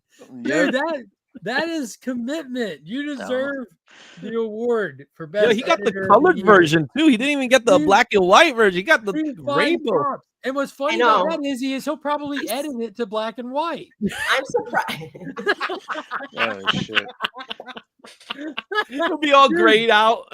Dude, I'm legit impressed right now. Like it did look a little so blingy. funny It because looked very nice. picturing like the effort and production you're putting into this. Oh god. Thank you. I appreciate that. I appreciate getting recognized for my efforts. Hey, estimated runtime on that, like in all seriousness, because I'm curious now. Are you trying to do something like half hour long or like full hour? Estimated runtime, probably 90 minutes. You'd want it to be 90 minutes. Hell yeah, dude. Like a full feature. Full feature, yeah. Oh, he got the good one because the black and white versions are like $10, but the good one's more. Is he looking it up? I'm looking this up. You haven't known me not to get the good one. Look at this list. This year's most successful films: Naza. That's the name of that. Japanese movie. Minecraft movie, Captain America: Brave New World, and Snow White. So I don't know what you mean by successful because that's not successful. That's the highest. No. Stay with me here. Stay with me here. So there's different ways you can approach this, and this is where AR tries to just fuck with me. Successful in a sense for the movie theaters had income, or the studios had income, because the studios lost millions with just Captain America and Snow White, millions. But every ticket for the theater is just profit because they didn't invest any money into these movies. So could successful, you make it how big for a minute, Mark? Hell yeah. So Captain America pretty much broke even. Snow White tanked. Yeah, I thought it had. It was the biggest loss in Disney history. It's a loss. It was a loss. The biggest. But Captain America broke even. All right, what did Captain America do? Because it had a budget of over 360. It had to pull over. They're at 70. 414 now. No, they lost them. They lost their ass. They broke even. No, because they didn't break they made even. 200. That's not breaking even. The budget for that film was 360 without marketing. So add another 100 million for marketing. On the low end. That's breaking even. Yeah. You said you got I said 414. So that's under budget for one, and you have to they're not even into profits yet. So in total, it'll be about they need to hit theoretically 460 million to break even. Yo, ladies and gentlemen, pause your screens. This is the digital code for this Alien Romulus. If you want to go get it, hurry up! Give me a second here. I'm gonna take it. First one to go in. It's already used. What is this? Oh, I literally just opened it. Movies Anywhere. 6825C2966C619. Alien Romulus on digital. Let's see who's the first one to get it. I lost it. Well, I didn't lose it. You left, and I can't rewind. Be kind. Izzy. Rewind. Sorry, Izzy. Should have taken the picture. I got it, Izzy, at 6825. 6829666. Wait, 6825. I forget it. Somebody has to have it. In at this point, someone like AR got it. You know, I want to know. Let us know in the chat who got it. AR earned it. Mark Someone has like AR digital steelbooks. Yeah, my digitals are steel. Dímelo, Spidey. Do you see the newest steelbook I opened up? I just got it out of the mailer. I haven't taken it out of the wrap yet, but I got the OG Twister in. I've never seen the OG Twister. Yeah, I'd OG gotten Twisters I'd gotten great, Twisters, the new one when it came out, but Twister sold out everywhere when it dropped. I guess because the timing with the new movie. But I got both of them now on Steelbook. I got Minecraft pre-ordered on Steelbook. That one, because when it popped off that weekend, I felt so bad that I was missing out on the fun. Pops was the one that got to take the kids. I saw that it popped up for pre-order. I'm like, yeah, I'm ordering this shit right now. I'm gonna be a part of this. Did they enjoy it like Finn and Monkey? They loved it, my dude. Like absolutely Minecraft loved kids, it. They're still eating that talking sucker about up. it. Yeah, they're still talking about it. They're like, Jack Black plays Steve, right? I'm like, yeah. He's like, Jack Black's in this Mr. Beast video. I'm like, okay. And he's like, Aquaman's in it. I'm like, yes, he is. It's funny, and I just saw how the theaters were going crazy when he goes, and I am Steve, and then they turn the camera to the crowd, and like jumping up and down. It's insane. Yesterday in Thunderbolts, it was the first Marvel movie in a long time that received like applause from the audience, which I never understood applauding in the movie theater. It's not like they're gonna be like, "Oh, thank you." Like, no, I think it's just people's just the reaction, leaving their body. Well, you never know because someone yelled, "Marvel's back!" and got everybody laughing. You never know that some kind of executive could be sitting in that theater, just sitting in the back, just waiting to see what people think. Yeah, not in this theater. You want to hear something crazy? Eight people in this theater. At the last end credit scene, when the thing happens in the last end credit scene, one person in the theater yelled, "Yeah!" And that one person was fucking Pop sitting next to me. I'm like, okay. Yeah, until it turned, because everybody was confused, and then when it turned, everybody like, ah! Yeah, we had one person react. It was Pop. The greatest in theater reaction ever from a Marvel post end credit scene was at Infinity War. So after everyone dies with the snap, the movie should have ended right there. They shouldn't have did the Captain Marvel thing, right, with the beeper. But then they do the Captain Marvel thing with the beeper, and then you see Captain Marvel's logo. One dude is just like, yes! No, he goes, yes! Who is that? Like, that shit was like hilarious. Because nobody knew what it was. I think the biggest end credit scene in MCU for me was Nick Fury in the first Iron Man, because I was fully aware of all that. To me, I beg to differ. Are we doing this? Are we? I think the best end credit scene was the after Avengers, the first one. To challenge them is to court death, and you just see Thanos just with the little smile on his face. That to me, that was my yeah. And then you fast forward 15 years and you finally get your Adam Warlock that you were excited for. Why you got to go there? Why you have to go there? He's still in the cocoon, man. He's still in the cocoon. When you saw Thanos, you thought Adam Warlock. Yeah. Don't. I was hype, and then when they, like as you were saying with the Thanos, like I was super hyped because obviously Infinity Gauntlet, not Infinity War, whatever. And a lot of people were just like, "Who's that? Who's that?" With the Infinity Gems. Yeah, when he was like, or I'll do it myself. I'll do it myself. I think that was Civil War, wasn't it? With the I'll do it myself. I'll do it myself. I think it wasn't. Yeah, it was Civil War. I don't know. Oh, was it? Was it Thor? No. It was. Wasn't it Avengers 2? Ultron? I think it. That's a good question. I don't even remember. We should. Avengers. No, Avengers 2. No. Shawarma was the thinking about the end credit scene. I had a shirt that said it was red. Shawarma was the final credit. It was the Avengers A. Yeah, Shawarma was the final credit. The mid credit was Thanos. Yeah. Yeah, and Shawarma was recorded like a week before the movie was released. Yeah, because Chris Evans had his beard from Snowpiercer, so he was filming Snowpiercer at the time. Yeah, which is a bombastic film, ladies and gentlemen. If you haven't seen Snowpiercer, I urge you, I implore you, I beg you to go see Snowpiercer. Yeah, that was epic. Endgame to me. The moment was Captain getting the hammer. Dude, that's amazing. Look at that. My favorite Marvel memory was Endgame when Black Panther showed up and started in Bombay. People stood on their cars and echoed it back. The whole drive-in was ready to fight Thanos. Let's go. I guess he was watching it in the drive-thru. The drive-thru, yeah. He was going through McDonald's and they were projecting it. I'll do it myself with Age of Ultron, Avengers. They were all in McDonald's. Yeah. But sir, what do you want to order? I'll go on record and say that wasn't my favorite part when they made such a big deal of Black Panther coming back and they just sidetracked Bucky in Endgame. But that's just me. So you left? Huh? You left? Oh, Sam. No. Bucky was just there.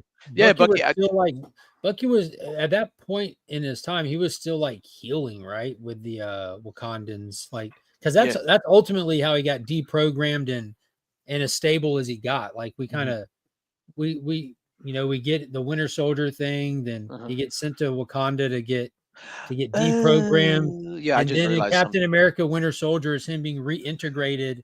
Yeah, like let's put him back in the world now that he's been cleaned up the best we can clean him up. Yo, so you know what's wild? I literally just realized this right now because I'm like, yo, they shortchanged him right in the whatchamacallit. But in Endgame, it's not on screen, but he and Cap must have had a conversation about passing the torch to Sam. That's why it was just like, no, Bucky was like, no, he wants to talk to you, to Sam. So Cap and Sam must have had that conversation off screen. Unless they read each other's mind because they're in love with each other and they just know what they're gonna say, like a loving couple. I think he just knew his friend. He just looked at him like. I told Izzy this earlier when I was watching the Thunderbolts. There's this scene where I'm sitting there and I kind of get angry. White Wolf. And I'm like, yo, this is all the proof that we ever needed that Bucky should have been promoted. Like obviously, like this is so natural, it's so organic. Like people are looking at this guy for his leadership, his experience, his wisdom, and he's not talking down to nobody, but they're listening up to him. Like this is the guy. Like this is it. It's him. They could have front ran Sebastian Stan, and this shit would have been so smooth. Yeah, I think it had to take him a while to get there. Like he had to go through Falcon and Winter Soldier to get there. He had to do some other stuff to get there. So they could have wrote him differently, but it should be 100%. Not too late. It's definitely not too late. Fix it. Yeah, I got you. Fix it. What the hell? I'm a huge fan of Anthony Mackie, but he's the Falcon. Like we got the Captain America movie. Just like in the comics, you had that brief time with him as Captain America. Nobody enjoyed it in the comics. It was written poorly. Nobody enjoyed it. Dude, it was some of the worst. Like, I've read them. I went and read them last year on vacation. I bought the compendium and read the goddamn compendium on vacation. I'm like, this is some of the worst written comics I've ever read in my life. And I was excited. I wanted to enjoy it, wanted to like it. I bought it on vacation to have something to enjoy to read. I'm like, this is shit. But it was really bad. So I got something to show you guys. We don't want to see it. No, it's just yes, you do. All right, go ahead, Mark. Get your better version ready. Get ready. Let me go get the metal version of this picture of the internet. I'm not even redeemed. Oh, you got it? I got it. Let's go. Izzy wins. Congrats. Izzy wins. You know what's funny? In all my 4Ks or whatever, I haven't redeemed any of my digital codes, so I could just go grab anything. Just keep grabbing us. That we need some movie. So you see in the wall unit underneath there, like all of these drawers, that's all filled with like Blu-rays and 4Ks and video games. I got some video games there. Oh man, I used to do that all the time. Like when I would open up the movies, I'll just redeem it and stuff like that, and just close it and put the DVD away and never look at it again. Madam, I thought you were gonna win. I was slow on it, I guess. Just proof. People that watch this stream do not want to do anything and just watch. Wow, it's early. It's super early. Yeah. Did you guys see that fight on that cruise ship? The what? Did you see that there was a big brawl on a Carnival cruise ship? No, tell us. Was it Rob? And they banned like 20 people for life, and you could never cruise again with us, But could you imagine being on the cruise and you're like stuck there and like people are brawling around you? I mean, God. It's called the Titanic. Horrible. Sounds like Having fights while on vacation makes no sense to me. Especially if like so a cruise is like a resort, right? So everyone's there for the same purpose. So or a prison. yeah, there you go. But like having a fight on a cruise gets it that like that or on the resort or at a wedding even like if everyone's there On like a for the wedding, I same get it thing. though. Well, yeah, wedding's bad. Yeah, wedding got some great fights. What? All right, tell us, Izzy, about your No, wedding. I'm just saying. I've heard stories weddings because there's always that one guy that gets way too drunk, and that starts it off. Yeah. At my brother's wedding, that almost happened. So it was a guy that A got way too drunk, and B he came dressed like he had jean shorts on, and it's funny. So I see them, and they're like, my brother's friends are like, "You want us to like take him outside and like handle that?" And he How was short like, are these shorts? hold on, let me see if I remember. Kept calling him Daisy. I mean, because my imagination is just like, wow, what kind of shorts does he wear? No, they jorts, probably like jean shorts, so below the knee, or probably even lower than that, because like these They were long like big they were shorts. more like culas. They weren't Daisy Dukes. They weren't ripped off at the butt cheek. Nah, it wasn't those. Yeah, I think they would have let him in if he had those on. They were called high waters back then instead of shorts. Yeah, my dad used to be Free like, pants. yeah, he'd be like, yo, just if you had socks on, you have like a full pair of pants, because like my shorts are covering the majority of my leg, my socks are going up, and then my sneakers, so it looks like I have like one long ass pair of pants. Matt's in the house. Oh, Matt, what's I up? like Al? this divide now. It kind of looks cool with Hey, the little Barry. divide. What up? Izzy enjoys the divide apparently. 24 people banned. 24 people. What? Banned. Cruise from ship this- got out of this- line. yeah, What are you talking Carnival. about? Hey Matt, So- you got a new camera? Well, some people watch the news, and on the news there was this thing about the No, cruise we line. just got There the was a lights huge actually coming in brawl. the Cruise Looks line good did what? though. day. Looks nice and sharp. Yeah, what the fuck is going on? Yeah, I got the light. I got the bay window over here, and the lights. Shout coming out in to the the morning. sun. It's more light on this You side look, of the house. you look like an angel, sir, with a Captain America shield halo, the way that sun is glistening off the side of your Fucking cherub. Yeah, there you There you go. Good morning. Good What morning, Madam's Colin. not telling you is she's on that Thank fucking Captain foot. America. She's the one that started that shit. And that's the only reason she knows about it. You can see her running off to the other end of the boat with a pina colada laughing. These are quotes. Mhm. The cruise devolved into, and it says, quote, absolute mayhem and pure chaos.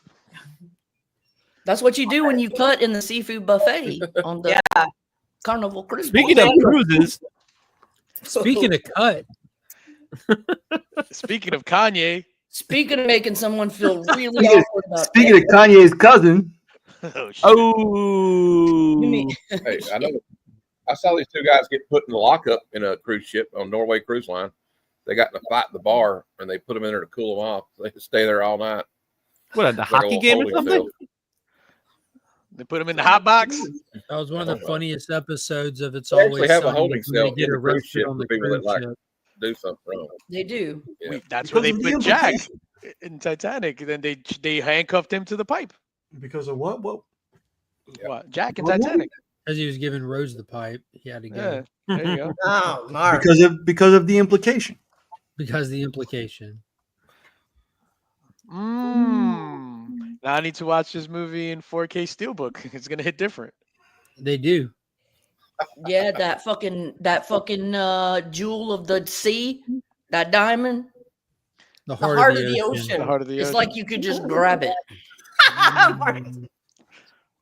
The fart of That's the why I said that ocean. old lady's the villain of the movie, though. You can tell me she held on to that thing for that many years and never planned that once. No one ever She noticed is- it. She is definitely, I don't think no one noticed it.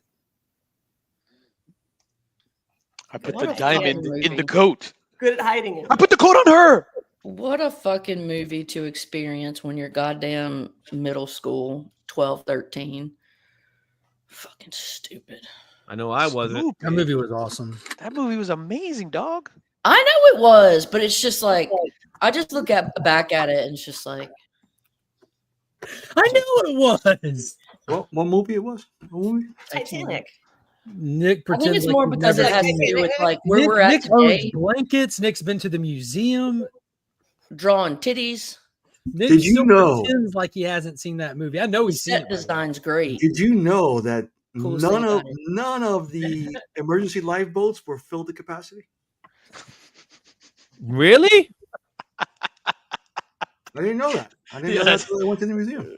That Did you sucks. know that rich people don't care about people that are poorer than them? And the Titanic. Let me tell you a secret, example of that. Caroline. I am in no way. I disagree a with rich that, person. but I Hold don't on, care hold what on, you're hold talking on. about. I'm in no way a rich person, Caroline. If I'm on the Titanic and it's sinking, I'm punching all of y'all in the face to get my family to a lifeboat and then kicking you off of it in fear that it might be too heavy. I don't give two fucks about Billy nobody Zane was but my right. own when I'm in that situation. Not me. I'm gonna go and What if get there's another a brandy. whole No, line of you say that, Mark. girls like ready You to go say on the that? lifeboat. You gonna go kick them off? But based on your status, if Hey, you're you going should- with the you poor stop it. people, you're not finding out until you're fucking fucked. Oh, based on my status, I'm probably I'm sitting there trying to get the gun to shoot the guards to get out there. I'm fighting to get out there. Yeah, I'm not. I'm You're gonna poor. have to commandeer a gun from one of the rich people. No, Yeah, no, I don't. that's what we're I doing. don't know That's karate, what but I we're know doing. crazy. But you know, Theoden was in charge of that boat, No, we'll So make sure we fading. have all the guns and locked he up. said light the beacons, and they sunk. Well, speaking of fighting to stay alive, have we discussed the topic du jour? What's that? The topic of the day. What's fighting to stay That sounds alive? good. First of all, I know where Nick is going. Hey, what's the soup du jour? The We soup of the day? originated this topic That sounds good. on In the I like Mix. that. Like we originated the gorillas versus humans like 3 Oh, years okay. ago. Yo, we show mad gorilla love and chimpanzee love, chimp empire love.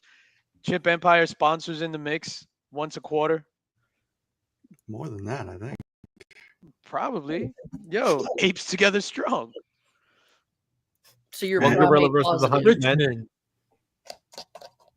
I take the gorilla any day. Yeah, in my Over opinion, I what? take the gorilla Over too. what? Over 100 men. I'll take the gorilla any day. I think you could Like take to have both, sex Izzy. with you or what? No. Christ. I mean, if, To Well, fight. you know what they say. You can, you know what they say about Once sex you- with 800-pound Once gorilla. you go ape, you don't Scream go all you want, but it's going to happen. Yeah, in all sincerity, I wonder if we did unintentionally kick off that craze because it was like 2-3 weeks ago that we harped on that topic. bro, And now- Coco Love. Like, Not even that, but the actual Bro, conversation Coco and about Robin fighting Williams' a gorilla because relationship that was weeks ago. That could have been a month ago. We were more talking compelling about. than the Titanic. Yep, that was DJ who brought that up. yo, we invented on In the Mix humans versus gorillas. No, Because we all thought you were stupid for thinking it's even a competition. Yeah. And Well, do the that's humans like have when everybody, Well, Mark, that's like when everybody thought it was stupid when you said, hey, what color is this dress? Exactly. Do And now the look men at it. have weapons like pointed It's still sticks or stupid. something? Or It's still stupid. nobody knows. Hand-to-hand combat. 100 men versus a gorilla. One No, gorilla. Oh, I there's thought a- it was well, it could be sexual 100 relationships. Now, Well, do there's the going to be men 100 have men die weapons? that day. It's all that's going to happen if he's a big. Exactly. Do the men have weapons? Nope. No weapons. No. Do the men have clothing? Ew. Men have clothing. Yeah. Do they go dressed up? Kind of Do fantasy or you something want is them he to that have we don't know clothing? about? I'm just You mean- saying. You know, it depends on how the fight. Because if they got a belt on, they could probably use the belt. All Dressed the men up are like all the men are tuxedo? gonna fight the way Judy Gemstone's Boo fought Okay, this there guy. we go. Now we're talking here. Are they going MMA style? Will they This have is boots? sad because I I don't don't want think to it's think going to about matter it. what discipline of MMA you are. I don't care if you know. Yeah, jiu-jitsu. You're I not thought the taking down same, an 800-pound gorilla. I was like, I could do a train and then it's fight. Could you somebody try to do like a triangle choke on a gorilla and then he just go? You couldn't Yeah, get they're going around to. probably. It's The so gorilla stupid. will take them out systematically, one by one, and then there'll be nobody, No. and the gorilla wins. No. And in our universe, Turok the dinosaur hunter does not exist. But neither are dinosaurs at the same time as humans. At least not yet. Turok. Fucking It's fuzzy. direwolf. Oh, there it is. Oh, I gotta step away first. You're editing a short. Turok 3 was the least satisfying of the 3 Turoks, in my opinion. But I'm There's bringing my 4 garbage cans. Turok games. Most people don't know about Rage War, which was made primarily just for the multiplayer aspect. yeah, But I started playing Turok 3 last night, and I didn't realize the story of that one. And I think that right out this is the original Last of Us. Like you're okay, what cool. in the intro to this game? I've never seen The Last of Us, but I've played the fuck out of Turok 1 through 3 on N64. I just remember it being the least satisfying for me. One thing that I like, because I just played like the first level last night before bed, because I just got it in last night.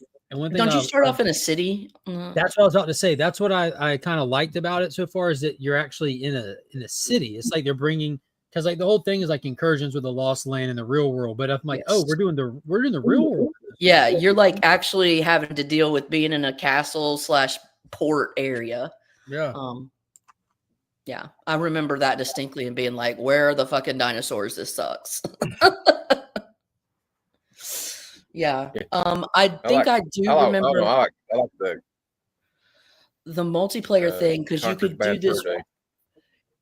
That was a good one. Conker's Bad Fur Days, like worth a ton because it's hard to find.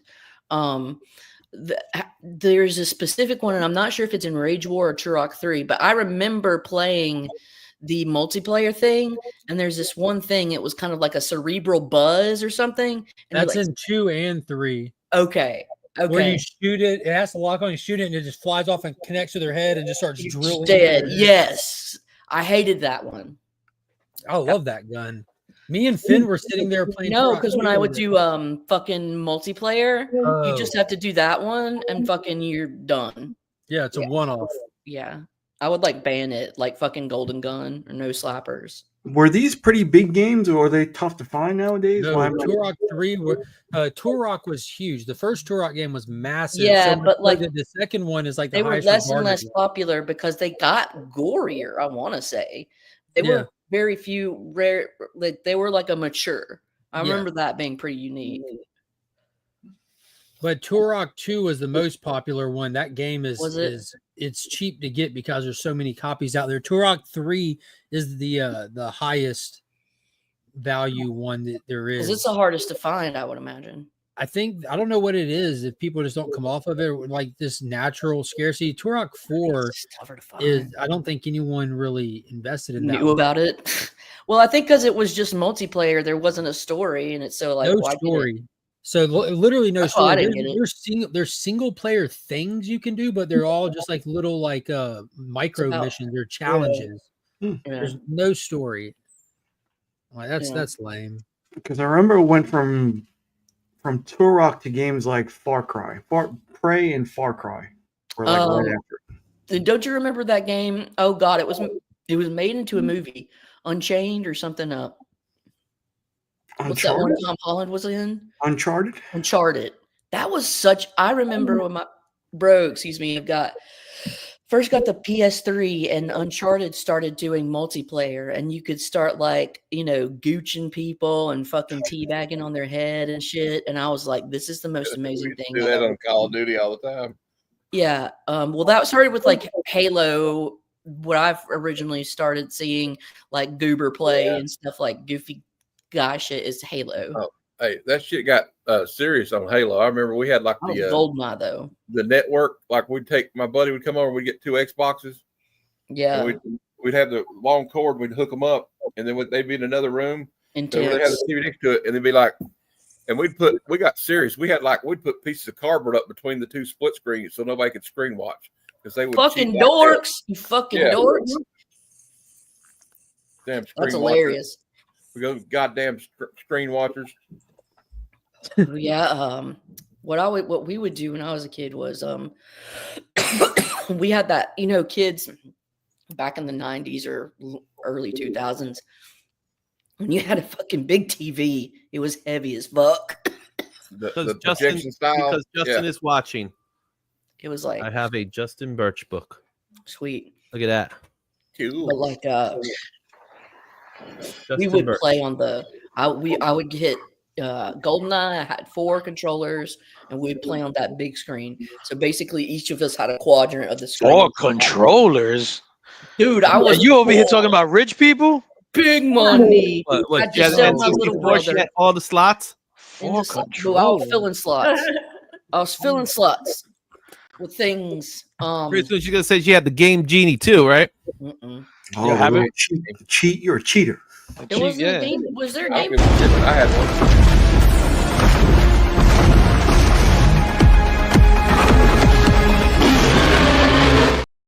Big shout out, thank you to Perry, gifting 5 Legion memberships. There No way, wasn't a 100. Game Genie for N64. There's no way 100 men are beating that thing. I don't think there was. 100 men. Well, that's a giant one though. That's like a Yeah, there was a Game Genie for I think up to PlayStation. Sega. It stopped when they started doing SNES. CDs. well, they had a different thing on PlayStation. It was called Game Shark. Game Shark. Yeah, Game Game Shark. Yeah, All I know is that you went to somebody's house and they whipped out 4 controllers and was just like, "Let's play." You were like, Like, they're my best friend. Bro, and 4 like- controllers is wild. Yeah, those N64s, and I would wrap the cords. I'd wrap them up with like that on either side. You know, they fucking look so cool. I'd have it. I'd do Yo, it. and then she rocked the Rumble pack. You know, the Rumble that you put on the I did have controller? Rumble, but I didn't like Yeah, it. I had the expansion pack, you know, with the red top. that you pop Expansion in. pack. What? Yeah. I got Play, a did you play? I got a as- trimmer pack with mine, which is the Rumble pack you put in, and then you can put the Yeah, the memory big card thing. into the Rumble Mhm. pack. so Yeah, I as you- tried as that, you- and I was like, I don't like it. It's too much extra. As you were playing with one of your 4 controllers, were you wearing a smoking jacket and an ascot? They also have the Switch 2 is Mentally, gonna have those probably. N64 controllers. No, she had a blue diamond that she Uber just I would Jump. kept wear, I in her would wear a coat. blue diamond and Part of the nothing other but. Jump I Root swear with to Don't God. Do It, They would Don't have Do all It. the 4 controllers, but the 4 controller would be a Mad Catz controller. It was a piece of shit. No, I'd never want that one. Yeah, Yeah, I would I have had two to name play with brands. them. The joysticks were just off. Yes, one would be Like like, the you know, stock market, everybody yeah. like, I don't want this one. Mm-hmm. Yeah, or like the loser would have to get the bad one. Like my buddy, we'd be playing Madden, and it'd be like, With the one "Oh, button you that get the didn't shitty work. one. You lost. You get the shitty controller." Yeah, that's a expansion pack for Majora's Mask. I think that's the only reason I got it. Yeah, Was that, and maybe there was you needed it for Perfect Dark, I think. I don't know. That was a great game. the Dreamcast had those little 8-bit memory cards that never really did anything. Yeah, the Dreamcast. Yeah, wouldn't you and like they had those things that you could slide into the fucking controller too, like Yep. To play Shenmue. what the fuck that way? Yeah. But I had a Dreamcast and I played the shit out of Tony Hawk on and Tony Hawk 2 on it. Those came out at the They same, had that crazy taxi game. yeah, Tony the same time Hawk. as N64, right? Yo, dare I say, Dreamcast? Maybe is a little probably one of the after? best A little bit systems after. ever released. What is it? The Dreamcast. I would say the Dreamcast is probably one of the best systems ever released. A lot of gamers always have it in their in their. I had one when I was really big into gaming because it's a fun Yeah, it was system. 18 controllers. I It's had a a fun Dreamcast. And I liked the controllers. They were like for my little raccoon hands. I thought they were quite nice. Sega. Xbox is least favorite of mine simply because the first iteration of their like controller was for like massive like Goliath hands, and I couldn't even get my paws around it. And I was like, "How are you supposed to expect me to play this?" But Do you when have I've got small hands? I've got little Your midgy hands. Got Your little- little original Xbox, the first Xbox controllers were like a big loaf of bread. I hated those things. I don't Like you're them. holding a loaf of bread in your hands. Yeah, I Oh couldn't. yeah, I remember when when I first had the Xbox. That's what I was controller, saying, like, bro. What the hell is this? I remember trying to And I play got big old Fable mitts. for the first time, and I'm like, "What the fuck is this shit?" Izzy, are you were you a gamer? Like you don't strike me as a gamer. He's a goober, not a gamer. Oh, Not really. I didn't have time to play games like that. I played them back in the day when you could actually finish them the same day. Were you an arcade kid? I was an arcade kid. Yeah, didn't have time. we had a really cool. We had Nathan's over here where we go to the arcade. Nathan's That was on your awesome. Oh, I thought you. What just was go your to favorite Nathan's arcade to get game? Blizzies. I was a big fan of Street Fighter, of course, and the Turtles and X-Men. I used to love playing X-Men. Same. I did that. Nightcrawler was my boy. Mortal Kombat on the arcade, like at the skating rink. I remember I played it. Mortal Kombat, the first one and part 2. I could finish the game in the arcade with any character with 1 quarter. You're a bitch. I do remember going to the arcade. I got normal hands. I used to go to the arcade wondering why we couldn't play Super Mario Brothers in the arcade. Super Mario? Yeah, because they didn't really have Mario Brothers like the Nintendo games. They weren't in arcade format. Not a lot of them. No, they had Donkey Oh, Kong. I've played them before, but it was like a console where they'd have like. Well, they had not Super Mario. They had Mario Brothers. Yeah, Mario Which is Brothers, different. It's like Donkey Kong, different. isn't it? You know how many quarters I wasted playing like Operation Wolf, where they had the little Uzi. I used to play Ninja Gaiden a lot. Oh yeah, Shinobi. Remember Shinobi? Shinobi, yeah. Throw the fire. And the WWF game they had, Royal Rumble was always great. Royal Rumble, dog. You should you should try to create a game with like 100 humans versus 1 gorilla. NBA Jam. NBA Jam was the shit too. I had growing up in our house. He's on fire. Yeah, which was like the biggest I mistake love ever. NBA Jam. Yeah, we had Donkey Kong Jr., the arcade, like the Yes. like, Yeah. it wasn't like a home like conversion cat. It was like legit from the store. We got don't ask me how or why, but we had Donkey Kong Jr. And remember there those like and a high ass electric bill. way back in the day there would be those like table video games. They were like tabletop video games. I loved those with like Pac-Man and shit. They always had like cigarette burns on them. Yes. Forget They Mortal smelled Kombat. like sin. Mortal Kombat 2. I just loved them. Mortal Kombat 2 is the best. And they had Virtua Fighter. Remember Virtua Fighter? We thought that was like state of the art back in the day. Now it looks like crap. Like I'm really there. Oh my Hold God. on. Mortal Kombat DJ, 2. did you pick up your? Hold on, wait a minute. Let Nick finish his story. There's a quick question. Did you pick up your package from Louis? Oh man, that was a whole big. So That's just a yes or no.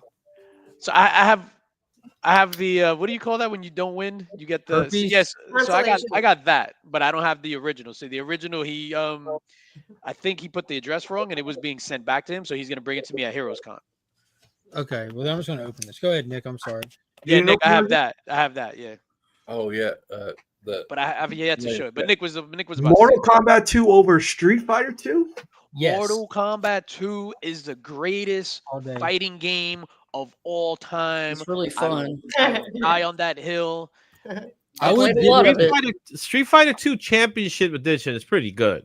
I would give it to Mortal Kombat 3, but see, this is the thing. No, Mortal Kombat 3, it started incorporating all those stupid combos and all that stuff. Mortal Kombat 2, it improved vastly on Mortal Kombat 1. The lore of the characters is amazing. Street Fighter 2 didn't find its stride until like the Champion Edition when they introduced Fei Long and DJ and whatever the other characters. There's like had some momentum beforehand, though. 1,000 different versions Vega. of Street Fighter 2. Vega. The There's original only one Mortal Street Fighter Kombat was good. Street The Fighter original 2. Street Fighter was ass. Yes, sir. Cool. Roscoe, who did that? Now, Freaky Louie. Freaky. got Good job, Freaky. Meek. you got Remy Man, Nick's Kicks and Crows, My Pet Linkster, Beautiful. Invincible but Shattered, and Two Mark. Mark. And he sent Coming. Oh, don't damage Don't that. mess with them. Yeah, Bro, no, that's the most important piece. glued it to it. Yeah. He glued it down. He sent you a giant size X-Men? Oh. Now throw that out and then let's keep the X-Men thing. Yeah, that's dope. I'm gonna put that in a little frame. Yeah, that's amazing. That's awesome. All right, I gotta go. I'm getting yelled at. Please hold. I'm gonna go, you guys. I'm one of those people whose parents wouldn't let them play video games, so I never had them in my home. And whenever I go to my friends' houses, they would always be really good at them because I'd have them at their houses, and I'd always really suck Because they were too play 'em. violent. You know, no, because I don't know. It was back in the day when like the video, they thought like, oh, it's just gonna rot your brain. It's gonna give you ADHD or whatever, right? You know. Oh, they were absolutely right. The serial killer. Right? They weren't wrong. I'm just saying. That, or it's like it's gonna burn into the TV. It's just the image is just gonna be on the TV. It's just like But now I can see that they were wrong. I should have been playing this whole time because then I could join your conversation. But I did see something recently that said that video game playing actually improves your cognition. So your cognitive abilities are better because of your video game play. Hand-eye coordination, it definitely has been shown to help. Your thumb-eye coordination. Throw a baseball at a video game kid, see what happens. Anyway, guys. Have him throw it back. I'm gonna do that. See if they can throw it back. Yeah, they can't. I'm gonna be at Matt's channel on Thursday. Okay. We're gonna review Apocalypse Now. It's gonna be awesome. Yep. Apocalypse Meow. Meow. Right. All right, meow. All right. Bye, guys. Meow. Or the Spanish version, which is called Revelation Ahora. Huh? Also, Monday, Revelation Ahora. Monday, I'm reviewing. I don't know. I'm hoping to have some guest hosts because Stephanie can't make it, but we're going to review for Bad Cinema Ninja 3: The Domination. I don't know if anybody remembers that one, but it's on the 80s Ninja movie. But I remember Three Ninjas. I remember that one too. Classic right there. You know what I'm saying? Yeah. I don't know if Mark really personally affixed this background, but I like Bob staring at me and Guardian is looking disapprovingly. Bob. So I kept waiting for him to spit, so I kept thinking he had chewing tobacco in his mouth, the way he looks. Did you see the movie, Nick? Yeah, I went last night. When I should have been watching the Knicks game. Oh, Mark, I saw your dad gave it an 8 of 10. What do you give it? A 7 with a positive 7. Okay. That's It's right about. It's also a -7. It's good. So like a B plus. I'll give it a B. Okay. Maybe a C. I always give things the D. Like a C plus. Take it easy. Take it. Like I think it's really easy to get overly excited when something from Disney Marvel is not just a steaming pile of shit. But like the movie's good. The movie's not great. The movie's not excellent. The movie's good. And and I was telling Izzy this, when we're rating these things, like what's an 8, 9, or 10? Fucking Lord of the Rings, Terminator 2. This is not that. This is Lord of the Rings is 10. Don't that's what I'm saying. This is nowhere near that. So it's unrealistic for me if that's what I call those numbers. I can't put this in that category. Sure. But is it a 5? Is it just okay? No, it's better than okay. Well, So I don't think they're all bad movies together, though. I think, like, overall, if you take all the movies they've ever made for the MCU, yeah, superhero genre specifically, they're still batting 300. So, and if you bat 300, if I take Thunderbolts and just apply it to the MCU, Yeah, batting 300 in baseball is a good thing. Now, if I just apply this movie to the MCU, is it better than Cap 1 or 2 or Iron Man? No, I'm not saying that. I mean, Or- overall, if you take all the movies, Yeah, If where you does it land on rate it on a scale of phases, If you take Is all it their better than the stuff top we're doing- 50% or the bottom 50% of all MCU made? This is in the it's top in the 50. It's right smack in the middle. So it's right I'd at it's say- mid. No, I'd say it's in the top because you gotta think like the MCU Hey, is doing Nick. a lot worse than that. Like if you Handsome take- ass bastard. Because look how much stuff that they've made since Endgame. It isn't like they did like 20 something movies with only a couple of duds, right? Like Thor 2, a lot of people didn't like. Iron Man 3, a lot of people didn't like. Iron Man 3 sucks. But then you got then you have the TV show and movie era where everything fucking sucks, and there's an anomaly every now and then. Like did you like Secret Invasion, Matt? I didn't watch that shit. What? How about somebody that Hold on, likes Izzy, hold on. Did you like Yeah, Secret I Invasion? mean, honestly, I did. Yeah, I like Okay, some well of it. then, in all sincerity, then that makes you an anomaly that you're just, which is fine. You and AR are both just like everything, and there's nothing wrong with that. Some people don't watch stuff as critically, just as different people watch stuff differently, but they Hell, I even have like they have a Black Adam. I mountain. never heard about people say Black Adam sucked. Well, I liked it. Yeah, and people didn't like Black Adam. Is it you saw the movie? I guess I get Mark. Saw the movie. I guess I get excited. Oh, It's great to see comic book characters in one way or another on the screen. Because I remember in the 80s, here we go, Izzy. we had to struggle to find something. There was like a movie every 5 years. Maybe we were lucky. It was shit. So we covered this exact topic just a little bit ago, and that's something that way to shut Matt down. That is let the man cook. I thought he was done cooking. Are you done cooking? I'm done. We already. No, you're not done cooking. Yeah, we already cooked the meal. It's okay, DJ. Don't ever disrespect Matt. We talked about that earlier in the stream. How there's like you have a group of people that have the thing like, I'm just happy that we get something rather than nothing, when we haven't gotten nothing in forever. Like comic stuff has been present on the screen, the big screen, the silver screen, the little screen since the 1940s, non-stop. Has it been at the same rate that we have it now?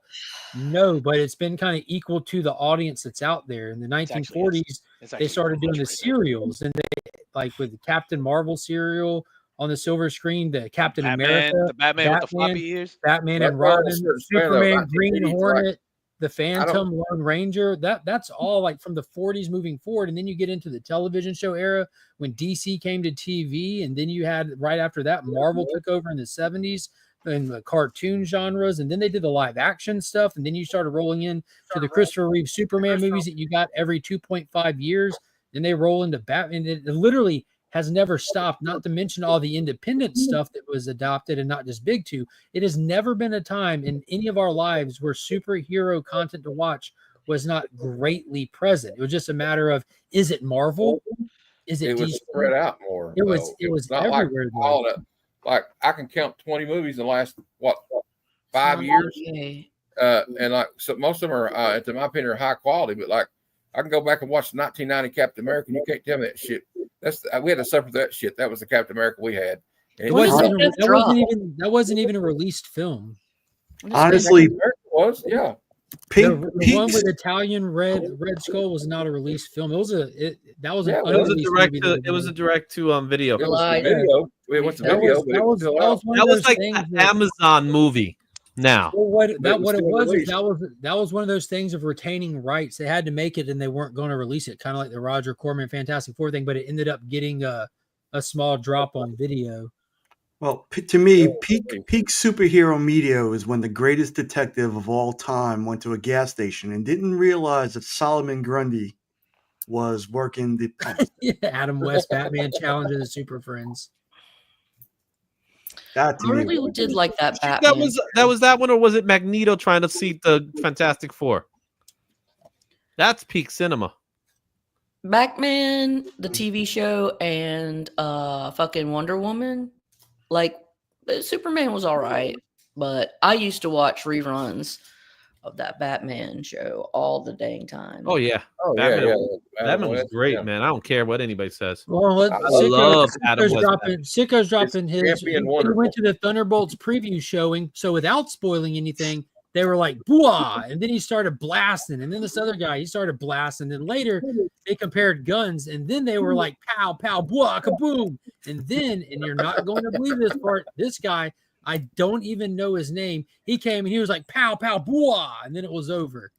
That's highly accurate. Overall, that is great movie. That's like super spoiler right there. His pow pow to bois. That's a good way. That's like a great spoiler-free review of the movie.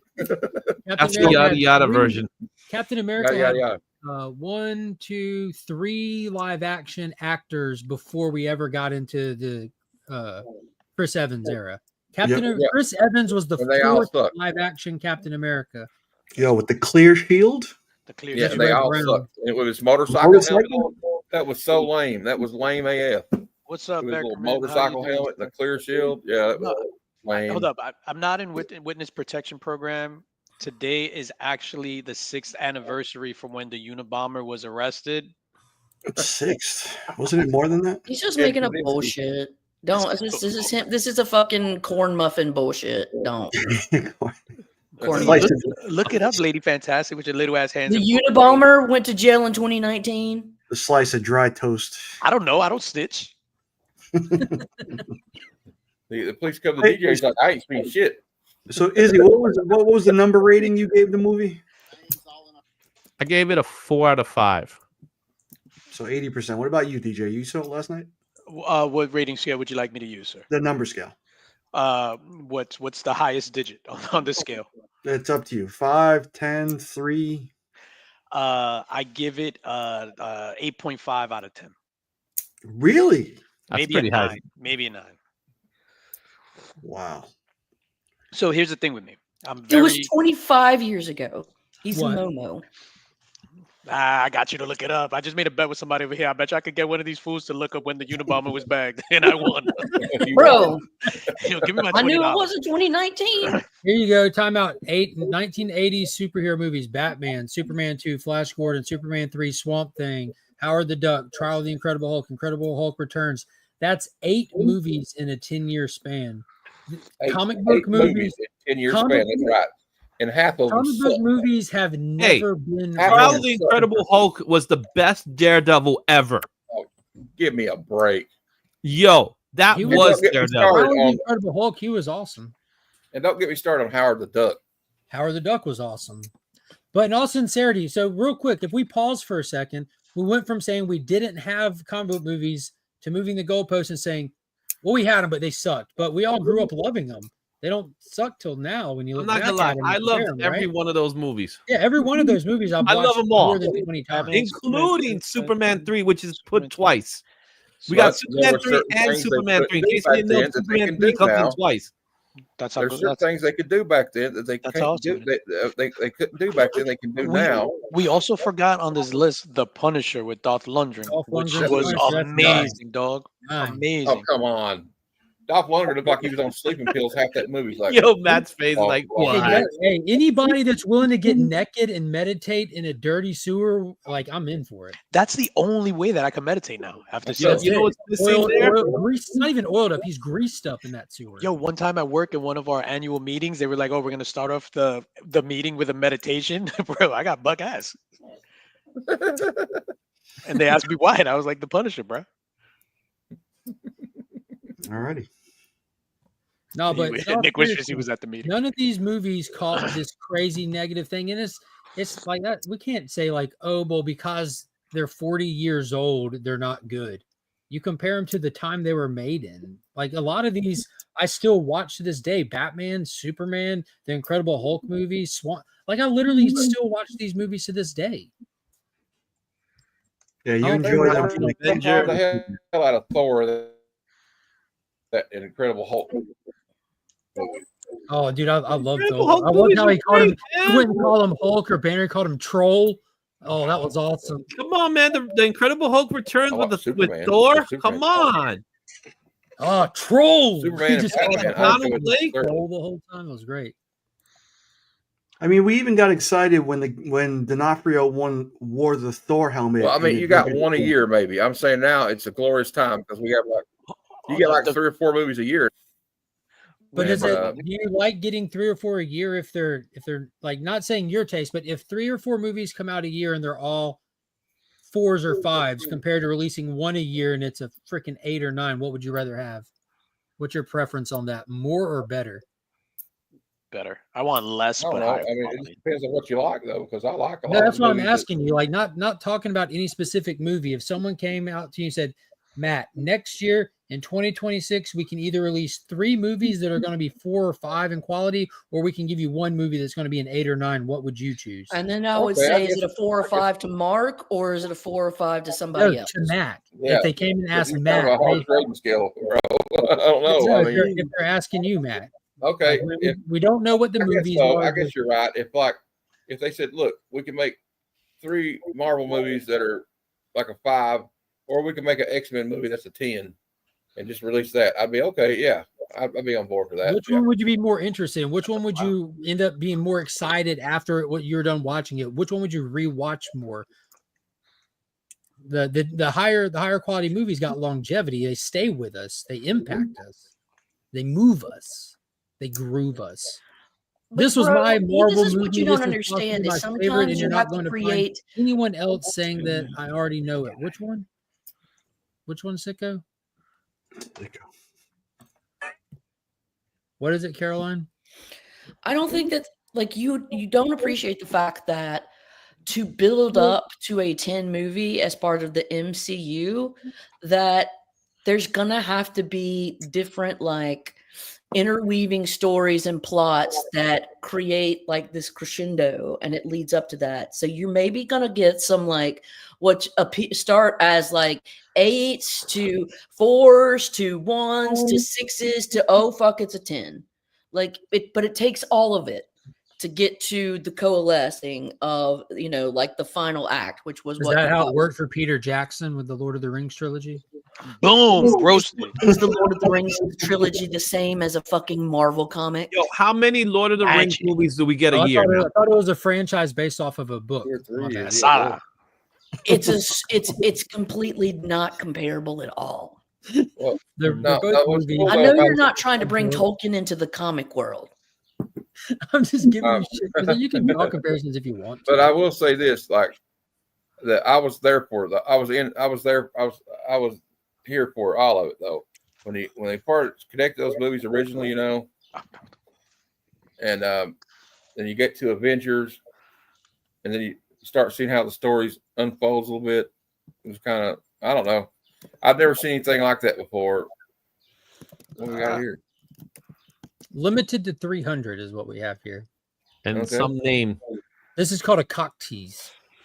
Dog, Yeah. dude, that fucking Brigitte Are we doing Nielsen checkers read here? Sonya. She was so crazy. Speaking of cock teases, Oh Yeah. wow. Buckaroo Banzai, Masters of the Universe, Moonwalker. You're talking about Michael Jackson Moonwalker? Spider-Man, the Dragon Challenge. Superman 4, Toxic Avenger 1 and 2. Like the 80s were hardcore. Beastmaster. I don't see Beastmaster. Yeah, Peter on there. Jackson's early shit is not to be ignored. He's Dead got a Alive. great career. Dead Conan the Alive Barbarian, for the- you know, Conan the Barbarian was based on the books and the comics, I guess. So that was another one. Conan, the Beastmaster. Conan was a novel though, wasn't it? I thought it was great. Oh, I thought that was just the Arnold biopic. No. I mean, it was, but it's also happens to be Navigation the of the same as a women. comic story. Actually, Red Sonja was a Bridget Nielsen biopic. The hell with you. Well, Rocky IV with Dolph Lundgren biopic. Yeah, based on a true story. Shout out to Red Sonja. I will Red break Sonja you. was really Dude, good. I See, love- now that's Nice, like an nice. MCU movie, Red Sonja. I love But the have we- Conan and Red Have Sonja. we firmly established that like we did have a lot of like nerd comic content like forever though? Because they're going off in the chat. They're up to like 20 something. I think the Matt, argument. Matt, just is more concede. about- Matt, just concede. they Fucking take Mad it Max, dude. seriously. I will Just not throw concede. Throw the Because- towel back. Did you see what they did to Thor, that Incredible Hulk TV movie? That was lame. loved as it. fuck. That was lame as I fuck. loved it, man. Then you had wait, Adventures in let Babysitting. let him tell us what was lame with Where's it. real Thor? What was lame Well, with it? first of all, they had What's the Dr. big Blake or whatever reference? his name is. Like, Donald he Blake. has like a little magic stick in it. Oh, Like, but then he doesn't change it to Thor. Thor just shows up. Yeah, and he's a drunken alcoholic. It's awesome. It was lame. So, Lame. Nick, you had mentioned Vincent D'Onofrio before. D'Onofrio. D'Onofrio in Yeah, he regards was to playing, Thor. How was Adventures that? in Babysitting. Yeah. Oh, he's He Thor. was- yeah, he played Yeah. the car He's the mechanic. white guy. Yeah. How about American seen it. Wedding when Thor showed up as Mr. Belvedere? That was a good show. That was so awesome. Wesley. The He brought reason the I will not strippers for the concede is bachelor because party I or remember when I watched the Avengers the first time, I never thought I would see the day that I would see the Hulk, Captain America, and all those guys together, and it gave me That pan goosebumps. around shot. Yeah, that You pan know, around yeah. shot when they were all together Exactly. side by Yes. side. Amazing. Yo, remember Yeah. in this season of Righteous Gemstones where where it was the storm and he was talking about the devil piss, and then it was like the storm and the lightning and the rain, and he was standing by the window, Hmm. and you know what happened to him in his pants region. Oh, Yeah, I remember that. Yeah, that's how I was watching Avengers. Don't I like forget about Walter Goggins on that show. Baby Billy, he's like, Yeah. he says, Baby Billy. Billy, Baby why do Billy you do it? He says, after I pay my scientists and pay the taxes, I don't have any money. He says, Baby "Why you Billy's do it, Bubbles Billy?" bonkers. Yeah. Nick, what you was gonna say? Changes. I'm Why dangerous you do here. it, baby Billy? Why you do it, baby Billy? Out of here, your kraut giving off those old world villain vibes. Don't forget Kiss Meets the Phantom of the Park. That was a great superhero movie too. You just Oh, passed. Lord. What is he? You just pass gas in front of me, woman. Hey, go on, wash up. Go on, kid. Wash your ass. You know, they said that Peter Criss was so, and Ace Frehley were so high off their ass and drunk every day, they had to overdub Peter Criss's voice with a voice actor in that movie. Wow. But I used to have it on videotape. I used to watch it all the time. Kiss Meets the Phantom of the Park. The funniest thing of this season of Righteous Gemstones, because I just caught up on season 3 and then I'm watching season 4. So I think I just ended episode 7 last night. Actually, I'm on season 4, like episode 6. Like I need right, I'm to. trying to watch tell my episode story, Lady 7. F. I'm trying to tell my story, Lady F. I'm trying to tell my story. I'm claiming my space here when talking about Righteous Gemstones. Let's focus on you. Yeah, please. Still, don't care, Sledge. I don't care. Can I tell my story? Opinion is my opinion, and I'm sticking to it. I don't want to take away from that. Forget it. No, I don't want to. Go ahead. Cool. So, anyways, it's a really good story, and you fucking watch it because DJ's opinion doesn't matter. He's a stinky butt. I just like his white cat. The only thing about him is his fleefy white cat. The truth comes out. I love my cat. Wait, he's not. What's her name? What's his name? Rupert. I like him. He's a fucking cool dude. He's got a goofy dad though. He's all right. He's all right. Yeah. He's all right. I gave birth to him. Did you? Out of your vagina? Yeah. Out of your feline vagina? There you go. Rare. Did you feed him from your mini teats? The DJ teats. I wouldn't call them mini. Okay. The two. No, my favorite part. The other day we were watching it, dog, when Judy Gemstone was after the father got caught with the chick in the room. And then 69. Yeah, then she I ain't asking for the world here. I'm just asking for an 8 ball and $2 million. That's what I ask my boss every Friday. All he wants is $8 million. Yeah, when she was like, "But daddy, your pants, you leaking pre-cum from your penis, daddy." Yeah. Oh, dude.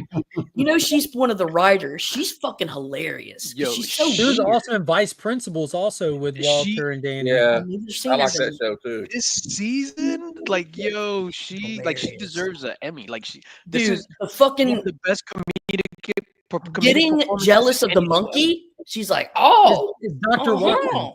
Dr. Watkins. I like to reward him with prepackaged fajita meats.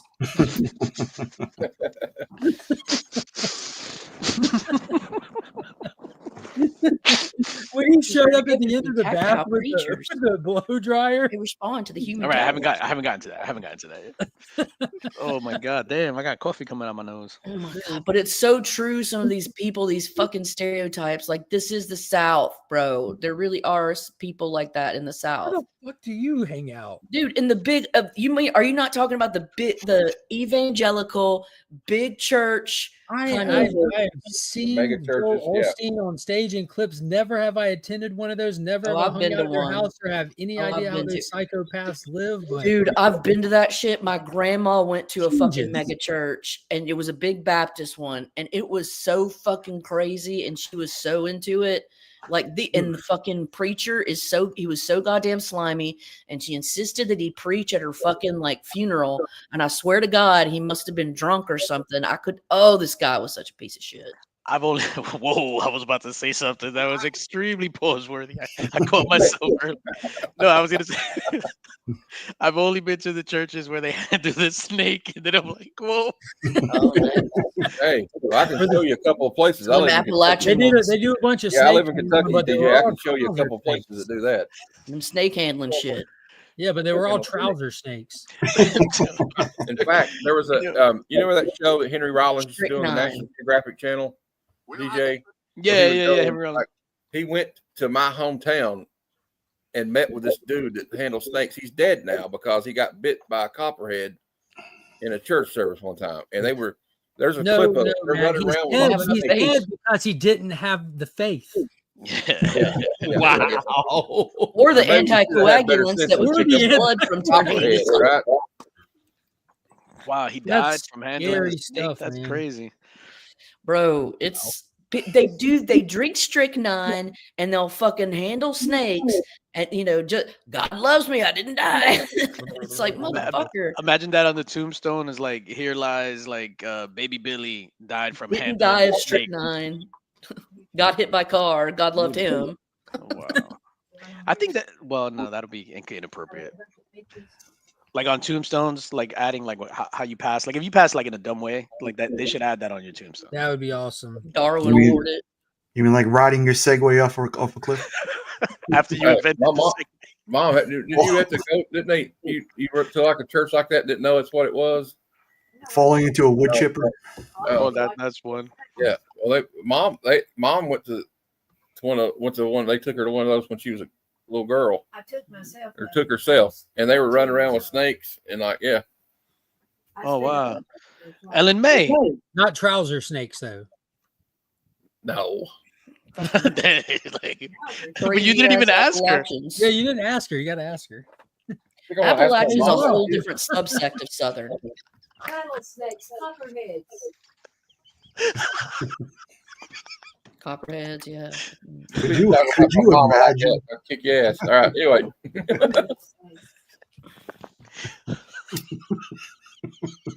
Yeah, all right. They're fucking 12, dude. I'm 12. That's a mom. I'm grown. You know what a trouser snake is? Yes, I do. Okay. You know. All right, I'm out. But Daddy. Mom. No, Nick. No, Nick. Call my mom and ask her. Come back, Nick. I'm gonna call my mom and ask her. Pass me the Ouija board. Tonight in the mix, we'll be discussing this as well. Oh shit, I'm I crying. don't even know what's going on anymore. Have a good one, ladies and gents. We'll see. Look, Matt is getting in trouble. Look at him. How dare you talk to me like that on a live stream? Fuck, I love you, Mom. I'm sorry. He's getting beat with a trouser snake right now. Wow. He's gonna get sent to the church and be like, "No, you're gonna let the snake bite you. If you have the faith, you'll be fine." Oh no. There you go. Oh man. All right. I hope he doesn't get in trouble. So Izzy and I have a date on Sunday. That's hot. Yeah. Were you guys meeting up? Get a massage? We're going to this con in the city, in the Hilton Hotel, which is on 6th and 54th, right? 53rd and 54th. Went to a con in the city. Yeah, so graphic. It's graphic. I think it's graphics with an X. Graphics con, and all their advertisements and all their graphics are absolutely horrible for this con. It is pretty bad. Well, I don't think Mom's a fan of you guys right now. So. But it's an art show. We love you, Mom. We love you. It's an original art con. They're not selling comic books. Yeah. So we're gonna go there, look at some original art. My mom is she's a churchgoer every week. So I was trying to like turn the computer down, and she overheard it. What we were talking about. I kept trying to turn the volume down, but then she's come over and was standing right over me. So, Yeah, I hate when that Did you get reprimanded? Well, no, she just she'll be all right. We're not making fun of church. We're making fun of the show and how the show I know. She didn't know. She's never seen the show. I have to watch that show late at night. You know what I'm saying? Gotcha. You should watch it with her, maybe. She's like, wait, what are you watching? He switches the channel to like what happened one day. And she's like, oh, that's what you're watching. I'm like, oh, what's this show? I was like, what's this show Euphoria? I've never seen this. It sounds interesting. So I start watching it, and she's in the house, and she walks up behind me in the middle of like one of the crazy scenes, and you know how Euphoria was. And I'm like, oh damn, I didn't know you were there. Euphoria is wild. I refuse to watch that. Same. I watched a few episodes and said, nope, not doing it. Yeah, I didn't want. I couldn't continue it. To be honest, especially that they're like high school kids. Yeah, it's a bit much. Like I can't. But I had a problem too with Righteous Gemstones when and I'm no prude whatsoever. But when Homeboy was fighting Judy's man, when they were fighting, he was fighting Buckeyes naked, and then they cut to like those two little girls that was just on the sidewalk. When was this? Like I had a problem with that in the episode. What's the husband's name?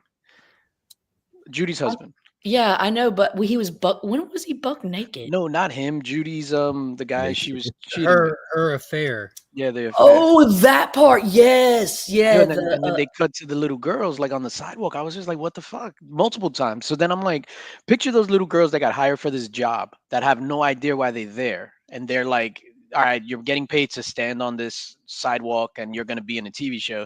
And then that episode airs and they're like, all right, you're going to be in episode season 3, episode 6, and they're there watching that episode. Does the shot show them with a naked dude in it? No, but it's implied that that's not what he's saying. Exactly. They with Dawn, so but they go home to watch the show to see their part acting, getting a gig, and they're shown. Mm-hmm. I'm sure they're shown where they were these children were used in the sexually explicit manner for adult entertainment. I'm sure they're fine. Yeah, I think it's comedy, but.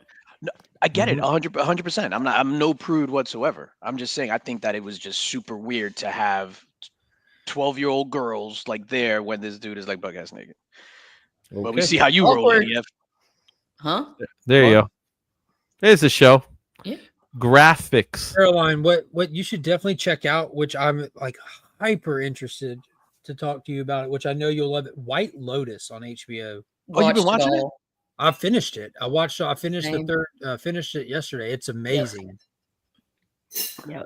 Have you watched it already? Yes, dude. It is so good. Why didn't you like spam me? Like, hey, check this shit out. I know you like the clips are going around, but that's been on for 3 years. You know? I just didn't peg you as like. Hey, I did peg you from the behind a lot, but. Not because of White Lotus. No, I didn't nail you. I didn't see you as a White Lotus guy. That's so freaking good. I talked to other people about it. Before you get into the dissection of the story and the character-driven narrative, the production of it is a 10 out of 10. Have you ever watched the show Hacks with Gene Smart? But the production on White Lotus is a 10 out of 10, and it gets better every season. What's like the premise? Like, sell me on watching White Lotus, other than saying it's amazing. Super easy premise. You say your thing, and I'm gonna say it. White Lotus is the name of a hotel chain. So White Lotus, the show, is an anthology. Season, you're going to the hotel and you're dissecting the life and the dichotomy between the rich guests and the working staff and the stories of individuals. And each season, it's a different hotel, a different time, and a different set of guests and employees. So it's like an anthology. Okay. It's a deep dive into the character-driven lives of wealthy people who come by money of different ways and the people that work at this hotel. Gotcha. It's also about the psychology classes, right? Yeah. Like you got the high class, the low class, or whatever they call working class dynamics, and ultimately how everyone's the fucking same. It's crazy. Yeah. Well, and how like Aubrey Plaza was amazing on the show. A lot of people that are really, really rich are actually just like have 4 controllers. They're like children. They're like fucking narcissistic children. Oh, 100%. 100%. But a lot of them are. And this shows like the level of inhumanity they get to sometimes with the wealth that comes that with their, the privilege and wealth that they have. But then like, there's a lot of times where you see these intersections and a lot of these stories are the recognition that like, oh, actually there are consequences to my behavior and I can't be a fucking cocksucker. If I do act like one reason I was interested to talk with you about this. Lower that, Matt. Lower that. I know how much you hate people with money. And like, I know this show. It's not that I don't think it's that. I think money corrupts people. Well, I know how much you hate people with money. No, that's not true. I think money distances people from their humanity. Yeah, but I was just wondering what your perspective on this, because this show definitely highlights. I loved the family. I loved the fucking Duke family. They cracked me up. Oh God, they were great. Jason Isaacs was amazing, wasn't he? Yes. Jason Isaacs, he's a great actor. People like that. There are and dude, he plays a Southern gentleman or a Southern Duke dad. He plays a Southern from Duke University. He plays a North Carolina financial lawyer or something. Yeah, so Jason Isaac, the bad guy from The Patriot, is there with this thick Southern accent, and he's believable. I'm like, holy smokes! But have you heard that Brits can do Southern accents real well? Because I thought they could only do alien accents. No, bro. Brits and Southern people and Brits. See, dude, because they're so like linguistically similar with twangs and shit.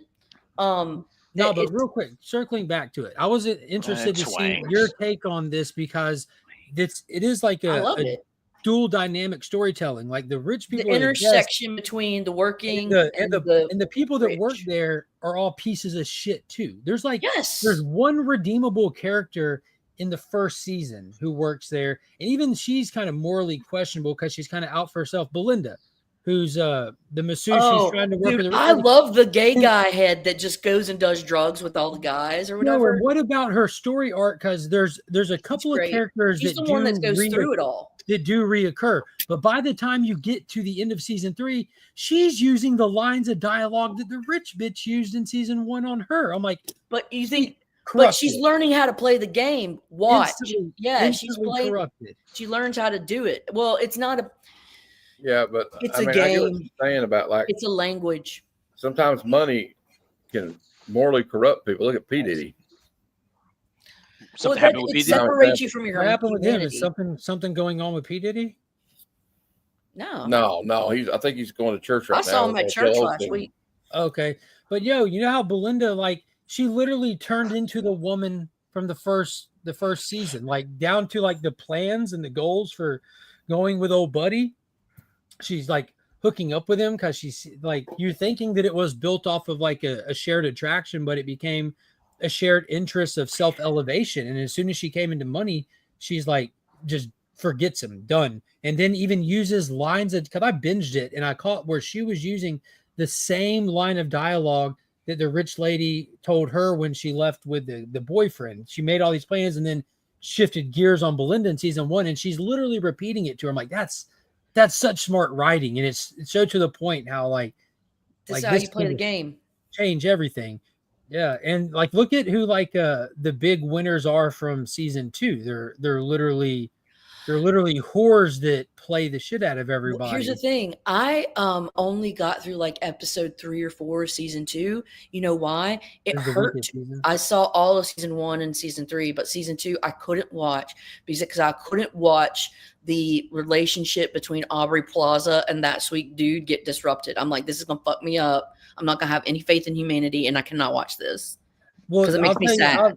I'll spoil it just enough for you to potentially make you watch it. So their relationship definitely gets interrupted, but ultimately the interruption is what saves the relationship because their relationship is a sham and from the beginning. Like they're lying to each other. Kind of off. Yeah, they're not. Well, they're lying to each other by being honest. Their honesty is the lie. And by the end of that season, honesty was the best policy. Yeah, but that their honesty is what's destroying their relationship. And I don't mean that in a sense they need to start lying to each other. They're not being. It's kind of, this is a very deep show. It's very well written, but it's their open honesty about things that you're supposed to keep private. You don't things that you shouldn't be lying about, but things that could put your privacy probably. Oh, like the Sam Rockwell thing, like when he was telling Walter. Well, for example, like the boyfriend in the Aubrey Plaza relationship, like they don't ever hook up intimately, and it's because he's openly and talked about it with like their friends. Like, I'm a morning person, she's an evening person. We just don't get on the same vibe, so I just watch porn and like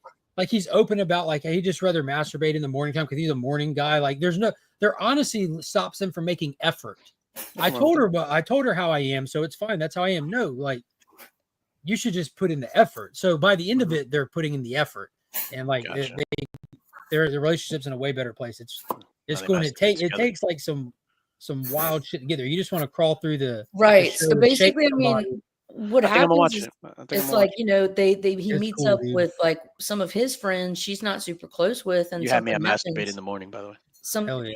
Something happens where the husband tries to protect his buddy because his buddy really fucks up and does something really terrible, but it ends up being like his wife thinks that he's the one that's doing this really fucked up thing when the whole time he's really just trying to cover for his buddy so his buddy doesn't get busted by his wife, because they think they have the perfect marriage and really it's just a fucking weird shallow farce. And you know, do you remember what's her name, Andrea Diodero, or what's her name from True Detective? She's in season 1. Do you remember Shane and his wife, the newlyweds from season 1? How he was just like a rich prick who was worried about the room. Loved that dynamic. And at the end, how she shows up at the airport, she's like, everything's fine. So season 2, you know, Cam, like the friends, like you got Aubrey Plaza and her husband, but then the friends is Cam and his wife. So that wife is Adriana's character fast forward 10 years into the marriage. So it's brilliantly written. Like it's not the same character, but if is you that take, what Mike White said? You asked, no, I don't know what he said, but when you watch the show, you're like, why would she come back to Shane at the airport at the end of season 1? But then season 2 comes out with different characters, and you see the same stereotype relationship if it's 10 years into it now. So I'm like, yo, this is fucking brilliant. That everything's fine. That face. What does that face that she put on in the airport look like 10 years later? You get to see it. I mean, that's it. That could be why Mike White decided to continue with that kind of. No, I didn't realize who it was that was writing it till the end of season 3 because I was like listening while I was at work, and so that goofy motherfucker that you see in a lot of movies. He's in everything. I know, and it's like, really, he does this. This is a good piece of work. Like, this is the guy who created White Lotus. Yeah, that goofy dude. Oh, him, yeah. Yes. He's been in stuff. He's an actor yes. himself, no? He's been in a lot of stuff. Yes. Which is why it was shocking to see he was the creator when I saw. I was like, okay. Go on. But yeah, it's a great show, DJ. I think, and it's disjointed, so you can watch any season in any order because it takes place at a different White Lotus resort location and deals with a different group of people that are coming in for their vacations and the staff dealing with them. Damn, spoilers, lady. Yeah, Jesus. That's not a spoiler. It's listed as an anthology, but don't watch it out of order. Well, that's not just for you. No, I'm not going to watch it. There is one story that stays through it. I turned it on and I started watching it, and I get to episode 6, and I jumped on Google to look up what season 1. I like when I first started watching it. Like I decided to watch it earlier this week and fired it up, and I get to episode 6. You couldn't stop, could you? And I paused because I'm like watching and listening while I'm grooming dogs at work. And I pause grooming and I go to look up an actor's name, and I realize in that moment, 6 episodes in, that I'm on season 3. I'm like, wait, what? So I stopped and went back and started watching from season 1 and got context for Belinda, because there is, like she said, one story, because there's multiple stories. You're following this couple over here, these employees over here, this over here. And of course they bump into each other in the hotel through the show, but it's individual stories. But I didn't have a singular chain at different locations. I didn't even notice that I was in season 3. Like, I'm like, oh, that's some cool backstory, this and that. But then when I go back and watch season 1, I'm like, oh, I get to see that happening. Yes. With but only Greg one, only Belinda. Yeah, only Belinda. Shout out to Belinda. Belinda is one of my favorite names ever in the history of life. Belinda Carlisle. What's up, Belinda Carlisle? Mm-hmm. Hey, it's Finn. Yeah. I think I'm gonna watch it. After Righteous Gemstones. I was thinking about like what I should watch next. Someone at work recommended Hacks, and then she described it, and I was like, that sounds like the worst show ever. I highly recommend another show. What would you recommend, dog? Interior Chinatown. I recommend it. It's on Hulu. I didn't hear you. You broke up right there, Matt. Chinatown. Matt's frozen. No. Well, besides White Lotus, lady, what would you recommend? Trash. Well, have you ever? So this one I watched, but it was a while ago, and it's psychological. You may have seen it. Is the Squid Games? Squid Game. Yeah, we're caught up. Squid Game season 1 and 2. Interior Matt, what? Yeah. I was thinking. Type it in. Interior Chinatown. Interior Chinatown. Oh. Never heard of it. White Lotus, you need to watch. Okay. There's also let me go.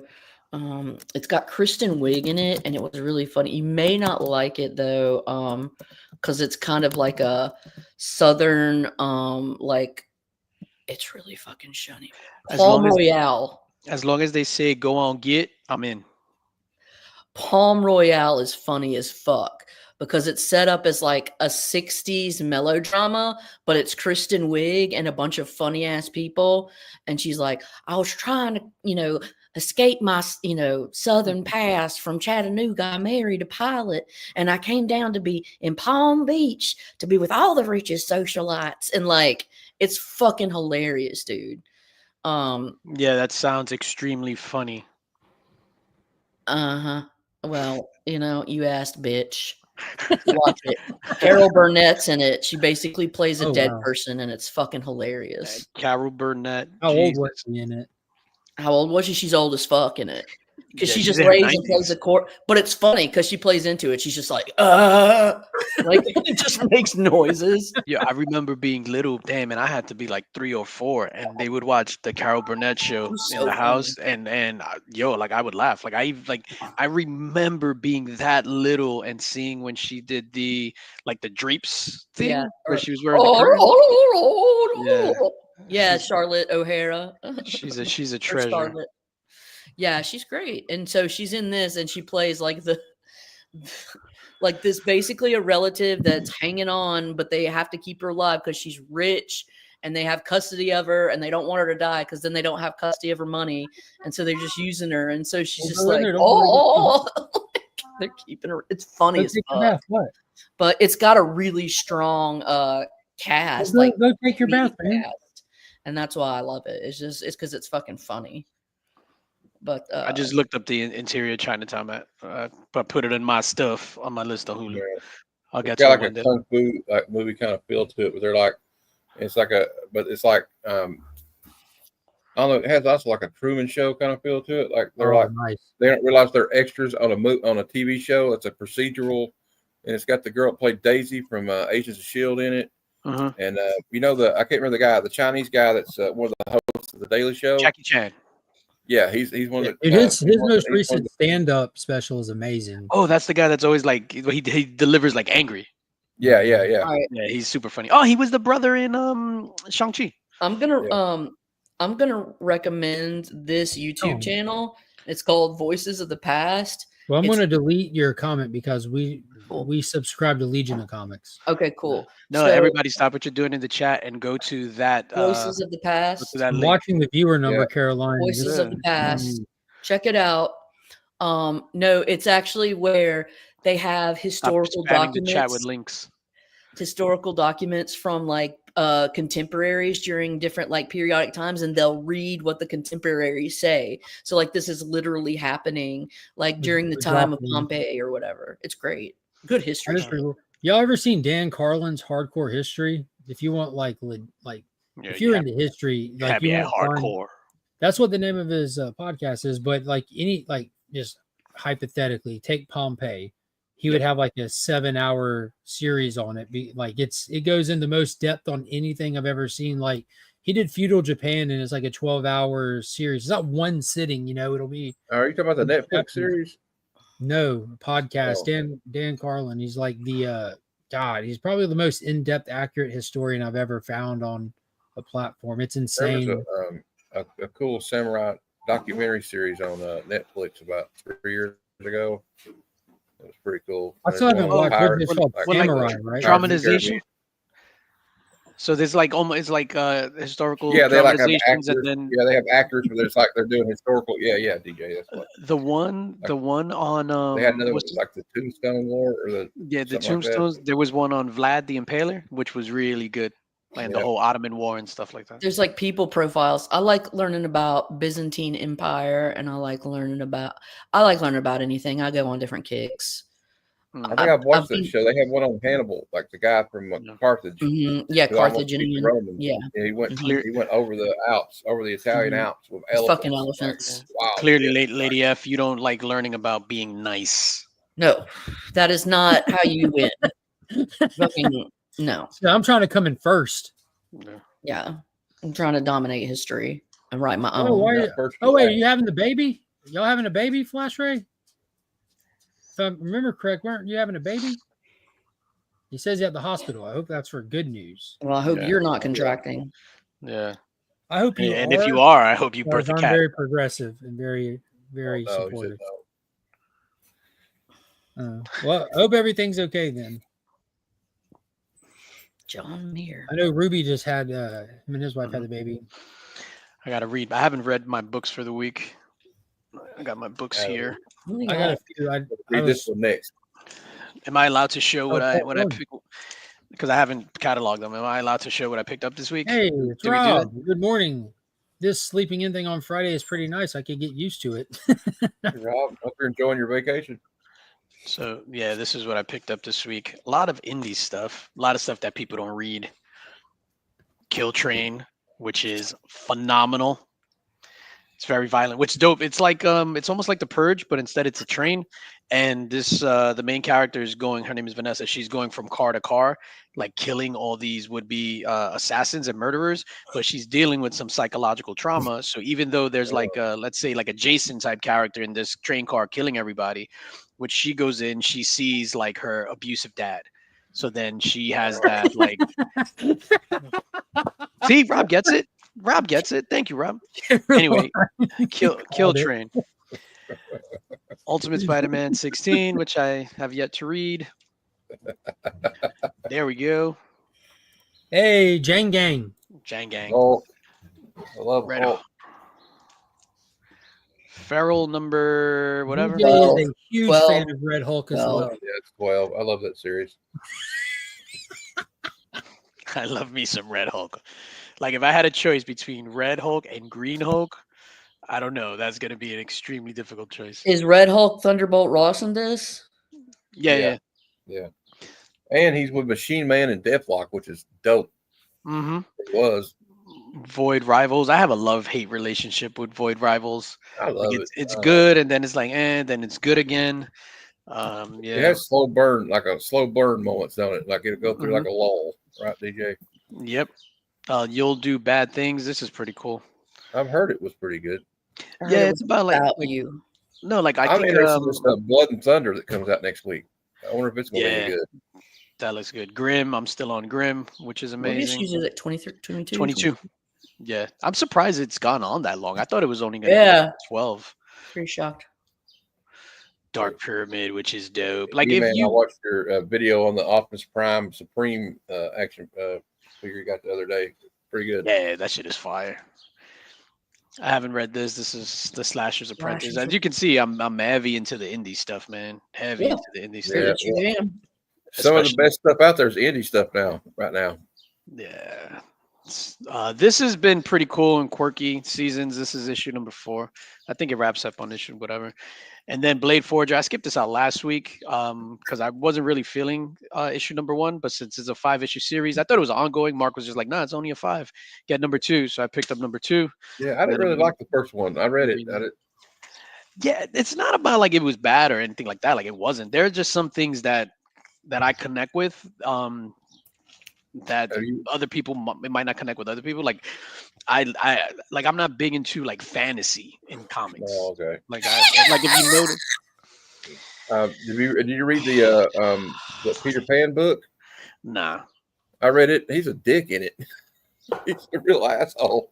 And then have you read I Was a Fashion School Serial Killer? That is amazing. It is. It's awesome. You sent Mike a copy.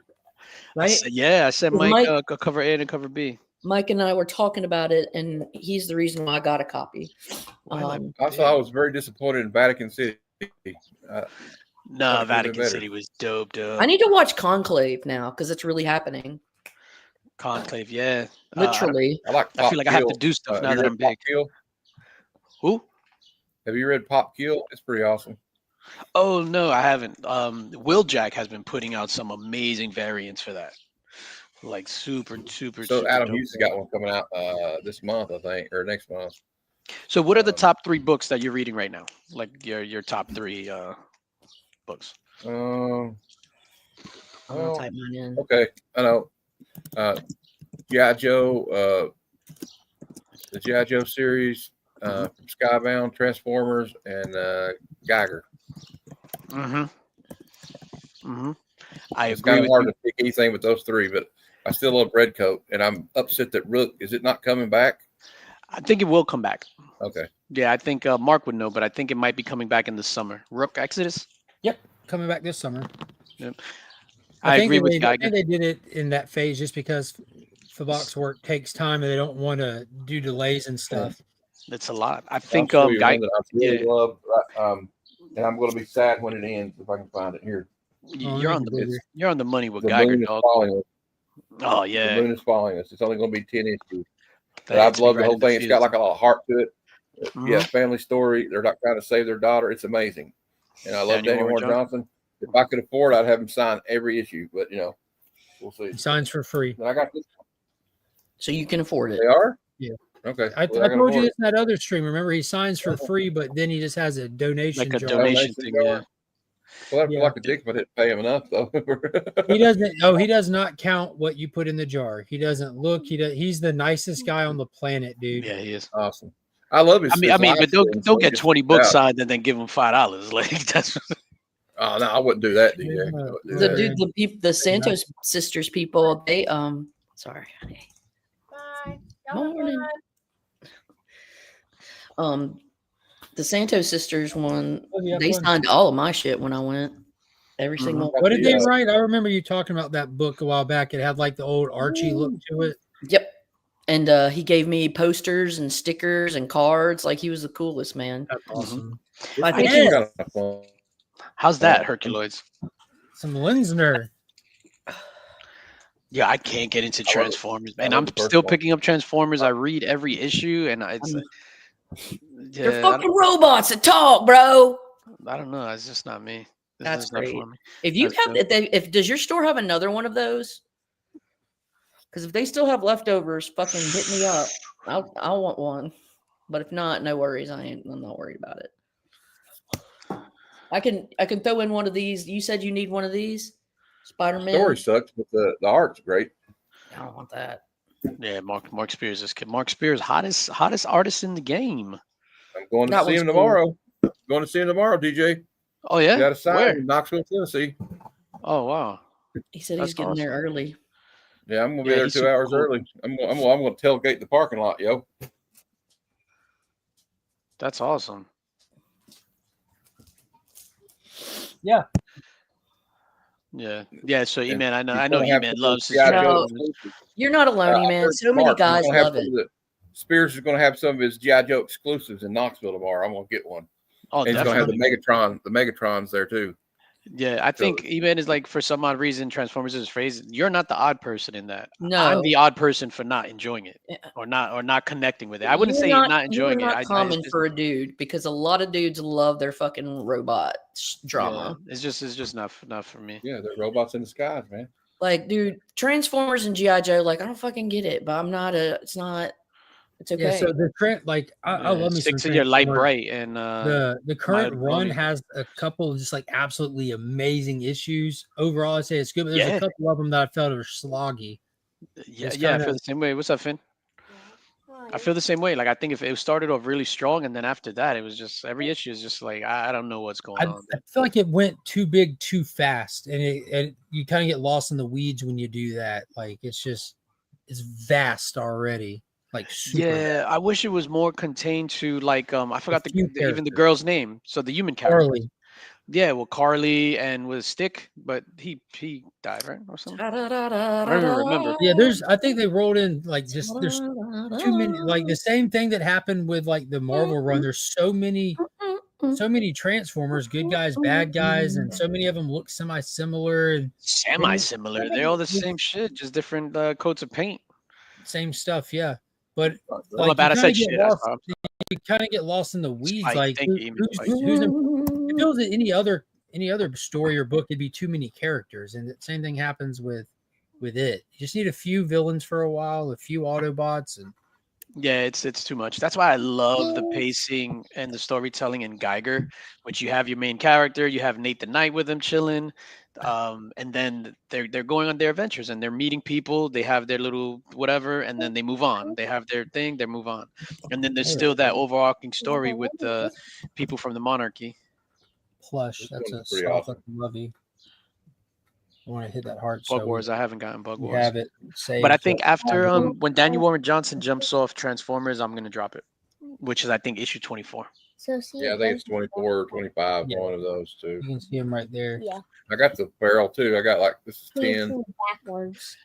And I Yeah, got 11. Pharaoh is an easy read. I mean, you could read Pharaoh like literally into like 2 seconds. Yeah. Is that the one you want? This is. We'll go back down. Hey, Fat Stacks, you're getting laid on the sea. Yeah. You just go back on your cruise. He's probably taking a shit. Yeah, he's probably pooping. There are only a few Transformers active in this story. So many are still unrepaired. I completely disagree with you, Mark and DJ, but that is allowed. Yeah, disagreements are allowed. It's like, I'm not going to be your friend anymore, Rob. No, I disagree. They're not allowed. It's just, I think there's way more stuff, but I'm just not connecting with it. But like, I'm loving it, but I think there's a lot. Like, I'll connect with some. They're doing a dual story with it right now. We're on Cybertron and we're on Earth, and there's a lot of characters. And you're watching you blow by a lot of characters too. That it's kind of fast paced. It is kind of fast paced. It's really fast. I'll tell you what I loved is when they took Carly's van and they juiced it with Energon. Like I'm stoked for that. But then too, I think I'm also, because I read so many things. So then am I doing a disservice to myself by reading, let's say, Transformers after reading like 10 awesome books that I love that's like about serial killer stuff, which is my jam. Like I was a fashion school serial killer is amazing. Like that's my that's don't my like it, don't read it. And but like, then you don't just because somebody's raving about something, but it's a genre you don't like don't read it. Yeah, it's like cool. Everybody's got different views, and or different things they like. It's cool. That's what's beautiful. Or you read one. There's a comic for everybody, right? Or you read one, you say I like it or I don't, and then you move based on that, assessment. Like the Deviant. Did you guys read the Deviant? Mm-mm. The Deviant was amazing. I like scary stuff though. Was it scary? No, it wasn't scary. It was about a serial killer. It was like a serial killer told. Like a journalist investigating him. There were like a lot of queer undertones to it, which was cool. James Tinian wrote it. It was like really good. And the only other person that I know that was like raving about it was Circumstances, which I agree with him totally on it. Marcus, yes. Marcus was talking about the Deviant a lot. Yeah, he is a deviant, but I know. And I want to say Mike may be reading it. He's a JT4 fan. Yeah, I think Mike and I've told him this. Mike is a big indie reader. Mike and I have, out of anybody in comic book YouTube, have the most similar styles. Like he's into everything that I'm into. Yeah, he talks. So we're buddies, and we talk a good bit. And we're more like, I don't know, just gaming nerds, but we talk about books more than comics. But yeah, he talks about you and like the shit that you guys like are real similar. Mm-hmm. Yeah, like he and I are the only people that love Doug Wagner, who did vinyl, plush, plastic. Vinyl's cool, man. Vinyl is amazing. We had him on our back when we did the Not Near Mint show, like before we came back with it. But we had him on our show. We interviewed him. Yeah, yeah. He spoke to you? Yes, he spoke to us. Yes, he was on our channel. I would have completely ignored you. You should have. You guys read this? That's one too that's getting a lot of traction that Marcus was talking heavily about. Who writes? They've delayed issue 7 for a long time, but yeah, who writes on Grommets? Is it Remender? Rick Remender and Brian Posehn, the guy that was Bert on Big Bang Theory. Yeah, yeah, he's a comedian. He was a stand-up comedian before, and he got shot in the face in Devil's Rejects. So I wore the hood and the sunglasses. This was all like a shtick. This was all like a gimmick. I'm regretting it. I'm like sweating. I just drank a cup of coffee. I'm like dying underneath. But I have to I have to commit. Why? Were you just feeling in a weird mood?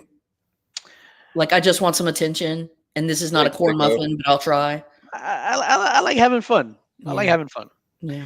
And I love. I didn't have any meetings today. Yeah, keep people on their toes. I was happy. I'm not having any meetings today. I'm working from home. I'm getting paid to be on the Legion of Comics Legions Lair this morning. Dude, yeah, I took paid time. I got a paid day off today. No, I'm working. I've done some stuff. Yeah, so am I. Dramas is awesome. It's just it's such a fun story. It reminds me of being in the '80s, you know, hanging out. Who's that? Butch Queech. TJ's manifest. Rob committing to the Unabomber joke. You go, Rob. Rob, don't you remember it came out? It was out in 2019. The Unabomber died. No, the whole thing happened. You fucking moron. Who's Butch? Let me look this up. DJ Manifesto. American Vision. Oh, comic book writer. Jackson Butch, acclaimed longtime DC and Marvel artist, has passed away. He ushered in Wally West, but I did a post a couple of days ago when I finished the Turok run saying what a fun journey. Shout out to all the creators. And he worked on the Turok run as well. Oh, wow. And then 2 days later, gone. So it was your fault. Lady Unabomber. I blame Remy, but you should blame Remy for a lot of things. I think there's a lot of blame to go out for Remy. I like that he makes Angel crazy because it's fucking funny, but he's like fucking embodiment of the little boy spirit, the eternal puer. What do y'all got planned for Saturday?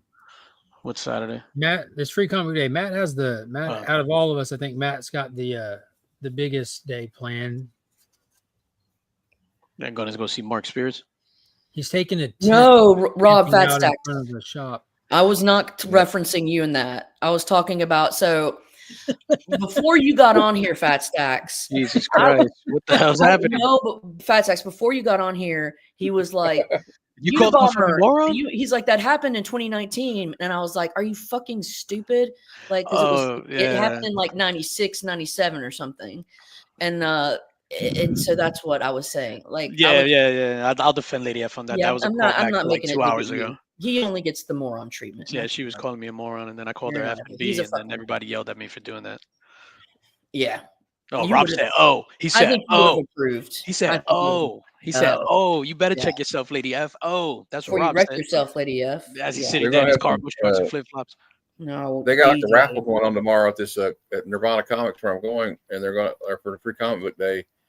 And if you spend like $50 in the shop, every $50 you get entered in a raffle.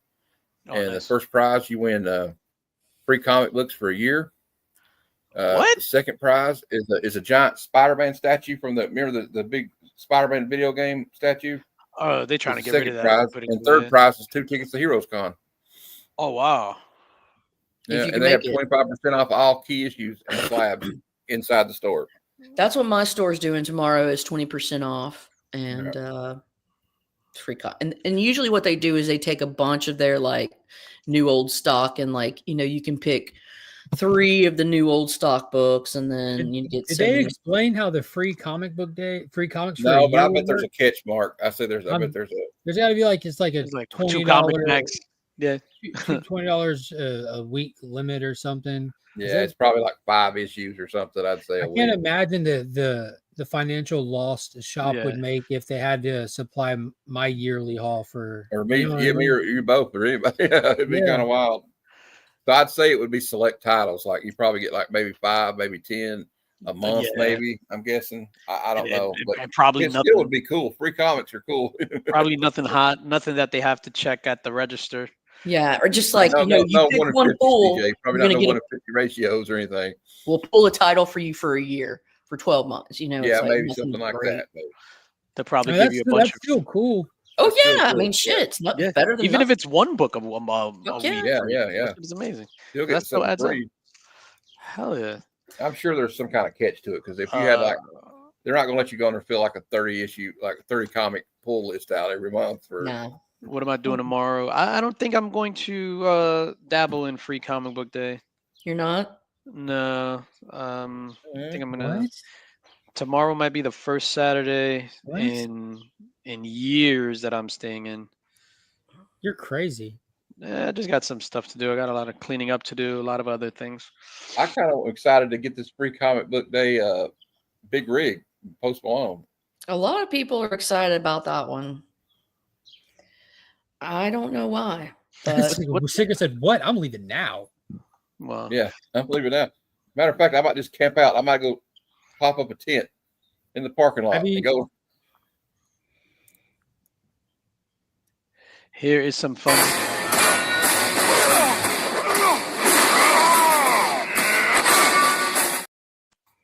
Here's some funds to upgrade your co-host. I hear that Fat Stacks guy will be available starting next week. There we go.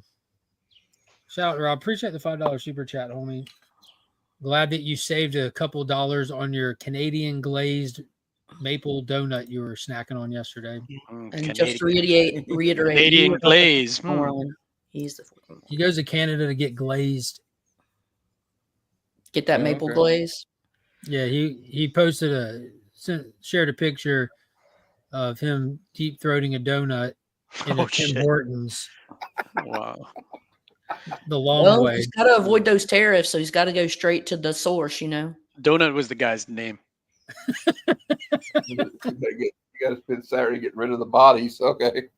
He's going to be making pipe bombs in his basement. Oh. Yeah, Paul. That's my bad. Canadian maple bombs. Canadian Sorry, maple I wasn't bombs. thinking. They're delicious. They're yummy, yummy, yummy. They sell them at Tim Hortons in Canada. Flavor explodes in your mouth. Not in. Yeah, I'm sorry. I didn't mean to say that. Good save. It's all right, man. Good day. Hey, I'm the worst about it. I get on here and start. What is up, J-Man? Cussing first thing. And then Mark's like, God damn it, Caroline. Fucking get me banned. Caroline. Man, Outcast was great, weren't they? The stream I was on. We're getting inducted into the. I was on a stream one night. And a guy said, "Hey, you want to see my new gun?" And they're like, "No." In the other half, I mean, Remy was on a stream one time, and he had showed off a piece, and the stream was legit shut down. Yeah, don't doubt it. I saw a stream where it was Bleeker's stream, and he had Collecto on there, and Collecto showed a Tommy gun, and that shit got shut down real fast. Yeah, but it was like awesome. It was awesome. I felt like it was a History Channel episode, and they just like cut us, and I'm like, what the hell? See, but that's weird. Shut down. Me and Madam were reviewing Motel Hell, and I forgot, I pushed the envelope and played like a 40-second clip, and they completely shut us off. Motel Hell was good, dude. Yeah. There's a built-in algorithm to detect for anomalies. Like if you have a channel that's, based on comic books, and then you pull out something that like she was talking about, that gets triggered as an anomaly, and they kill it so that someone doesn't do something live on stream that's happened before. You know what I mean? Stuff's like live stream stuff. Like unalive themselves or something. Or other people, like people have streamed terrible acts like that. So if you have a channel that's based off of and geared toward information, knowledge on firearms and stuff like that, it doesn't flag it.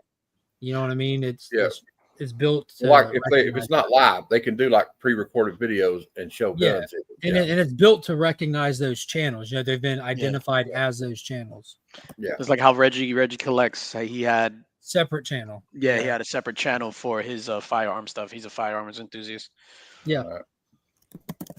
I'm just a fire enthusiast. I hate arms though. You hate arms? That's why I don't like picking stuff up. She smelled it everywhere. Yep. In Vancouver. Yep. That means you dealt it. You mean you smelt the caffeine, or you smelt the foliage? Whoever smelt it dealt it, Rob. Lettuces. Whoever denied it applied it. We were sitting at the theater last night, and the guys that came in behind us, not only did they just finish probably blazing on the way to the theater, they must have still had it in their pocket. It was just. The other day there was somebody in front of my house like puffing on the greenery, and I'm like sitting here on the couch watching Gemstones, and I'm like, yo, could you just like move? I just don't like the smell. No. I would be like, could you just like come over here for a minute? Yeah, drop by. I don't partake. I got some papers. Yeah, it's okay, no judgment here. That sounds like a lot of judgment, Lady F. Yeah, the way you said that. So much judgment. It's so all the judgment. It's. You know what, Lady F? Take two. There it is. That sound is amazing. Hit it again. Yeah, I just. And action. Hold on, wait a minute. Lady F on set. Take 2. Dude, I know you're ecstatic right now. That's got to be fun as hell to have. Where'd you I gotta find it get on me one of those Amazon? now. I gotta get one of those now. Oh no, Bo, you can't do it, Matt, because then everybody gonna put them in the video and be like, "Oh snap!" I'm gonna take it. I'm gonna get one, and I'm gonna put my nipple right on it, and then snap it. Oh my I'm gonna go take 2. That sounds kinky as hell. I dig it. What's going on, Joffrey? Then I'll write a comic about it. Lamp. Y'all remember Grandma's Boy? Yeah. I found love your the lamp. beginning of that Your when, boss. That was a boss. Yeah. When Rob Schneider shows up to evict Alex because his friend was blowing all the rent money on Madame Tussauds whore palace, and they're walking out, and the Rob Schneider comes walking out and goes, "Alex, you forgot smoking lamp," and he throws and he throws it on the ground. And he just looks at it. He's That's like, your fault, "Oh too." man!" Remember when Doris Roberts thought it was like Doris Roberts thought it was a vase? She goes, "I put flowers in it." Yeah. And they thought that the weed was like tea or something. They were all we drinking had it. some of your tea. And then she like gets into playing that video game. Yeah. So funny. Damn, Grandma, you're pretty good. Shout out to my grandma Eat in heaven. this turd nuggets. Pew, pew, pew, pew, pew, pew. Hey Finn, why you not in school? Dude's running a fever. Oh, Threw up this morning. yeah, he He's didn't look extra too well, cuddly. man. No, he keeps coming over here trying to get me to buy him stuff. He Well, came like over a here good man. earlier. He's like, "Hey, you know how you said?" First, he came over here. He's like, "So how much money do you have?" I'm like, "Why?" Because last night I sat here and did a count up because I keep money all over the place. I mean, all over the place. Like I In got jars. in jars and drawers and other drawers and closets and Holes in your multiple lawn. bank accounts, Cash App account, PayPal account. So last night I was just sitting here and I just did a count up with the wife, and Finn must have heard us doing it because he came in here and goes, "So how much money last night did you say you had?" I'm like, "Why?" He goes, "I'm just curious." I'm like, "Well, just tell me why, and then I'll get you." I want to cut, Dad. I need to cut. That's literally what it was. He goes, I'm part of "So this you- family. I need a 5th. He said, "You remember how you said on payday you would buy me a Poppy Playtime toy?" I'm like, "Yeah, we can do it." But Extort your ass. no, I told him we'd get it on payday because like I knew I'd be off Friday. It wasn't a matter of payday. I needed to be off because we have to do it to on go get it. Yeah, Oh, I on have to- eBay. Well, it's not something you can find in stores anymore. But I needed Finn to actually identify it because like they got little ones that have like 6-inch scale, that plushies. I'm like, I don't know which one you want, bro. Because when we talked about it was during Masters Week when I'm just on like a video chat with him because he was staying with grandparents. So I didn't know which one to get. So What is it called? It's a video game called Poppy's Playtime. He can explain. What is Poppy's Playtime, Finn?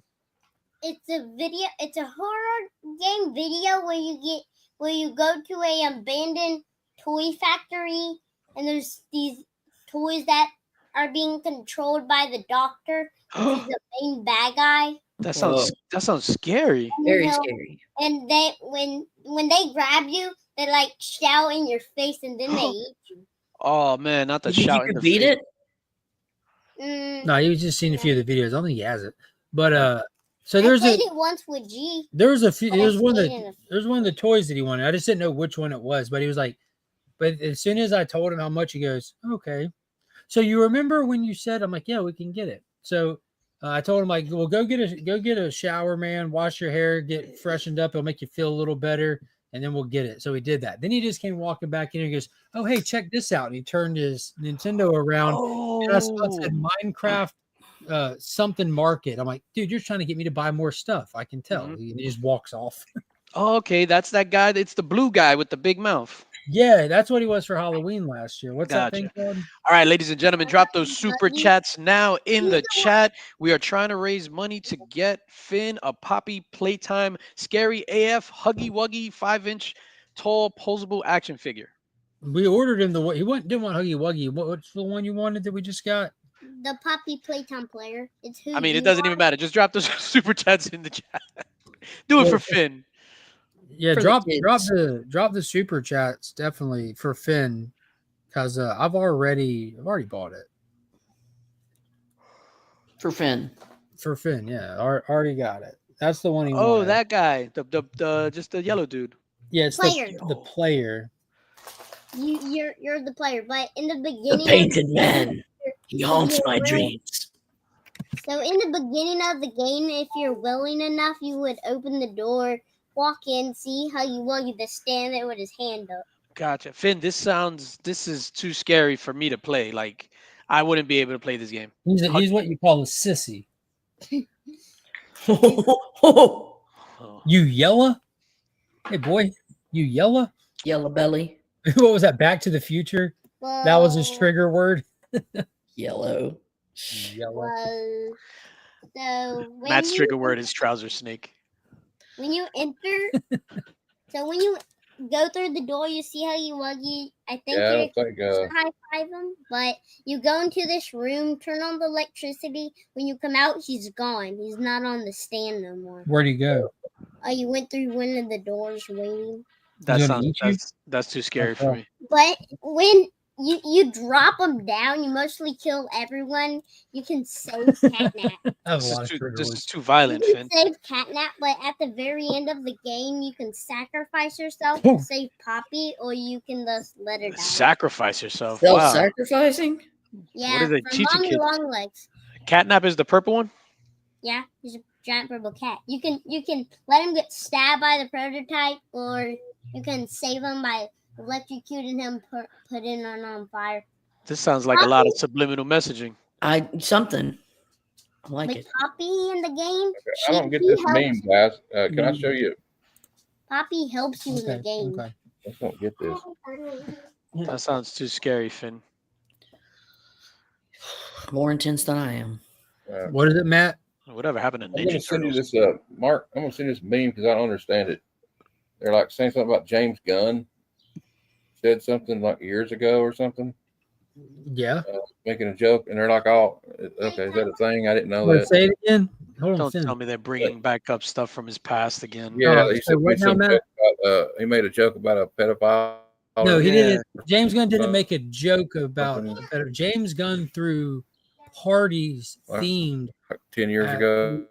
No, or yeah, it something. was For It was longer than that. early Twitter days. And somebody he was doesn't- making a meme that was like, Dude, But this is why he was I'm just fired, saying Matt. somebody- I can't This is get why my he was head fired straight. from Guardians of the Galaxy, Well- and then they brought it back. Because yeah, it was James just like, Gunn it was did a so lot of stuff that in the cancer culture era Okay. was low hanging fruit. Like he was an easy guy to cancel with the Yeah. outrageous dark humor that he has. Which, if you watch any of his stuff outside of Guardians of the Galaxy, it's apparent and part of his artistic work. Like he's that he's a trauma guy. That's Yeah. all. Well, like it was, he, that's what- and because it to was the like a- point. Like anybody somebody put that a meme doesn't up like that- him. Get to the meme. somebody What's the put a meme? meme up that had that Suicide Squad. It said the pedos got their chance, and then it had Thunderbolts under it. Now the normal people get their chance. They're still making jokes about it. So Yeah, they're not going to ever That's stop. And I wouldn't he- consider the- that a joke. That was terrible.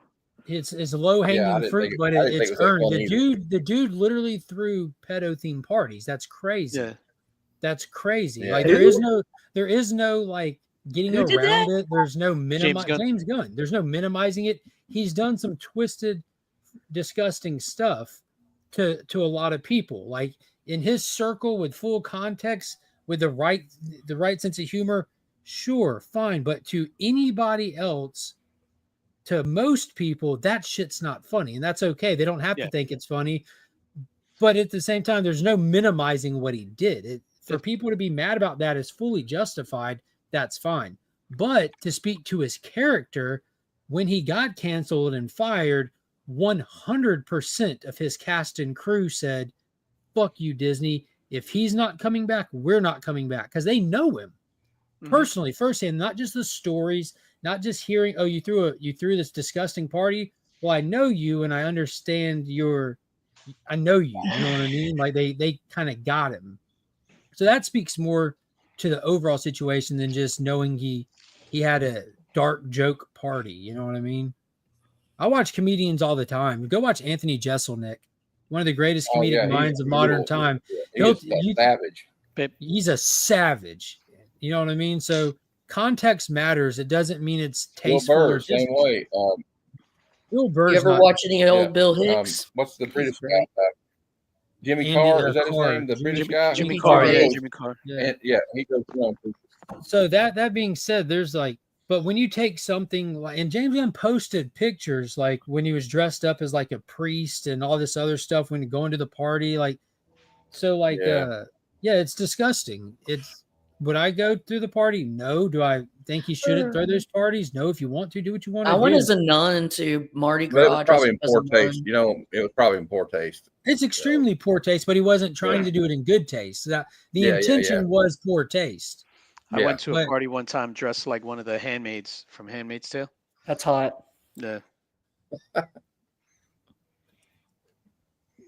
Yeah, I think this is yet to be determined. I think Superman is the tell-all. We'll see.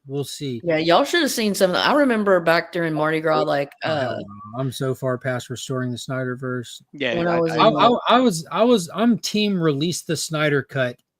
Thank you. We're done. Yeah, Thank 100%. Like I couldn't be more happy that we got the Snyder cut, and never once did I think that wasn't the closure I wanted.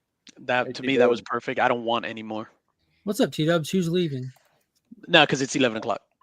Oh, because you usually have I to mean, go to I work. thought that the James Gunn Suicide Squad movie was gives me hope that I think that I'm really excited about Superman.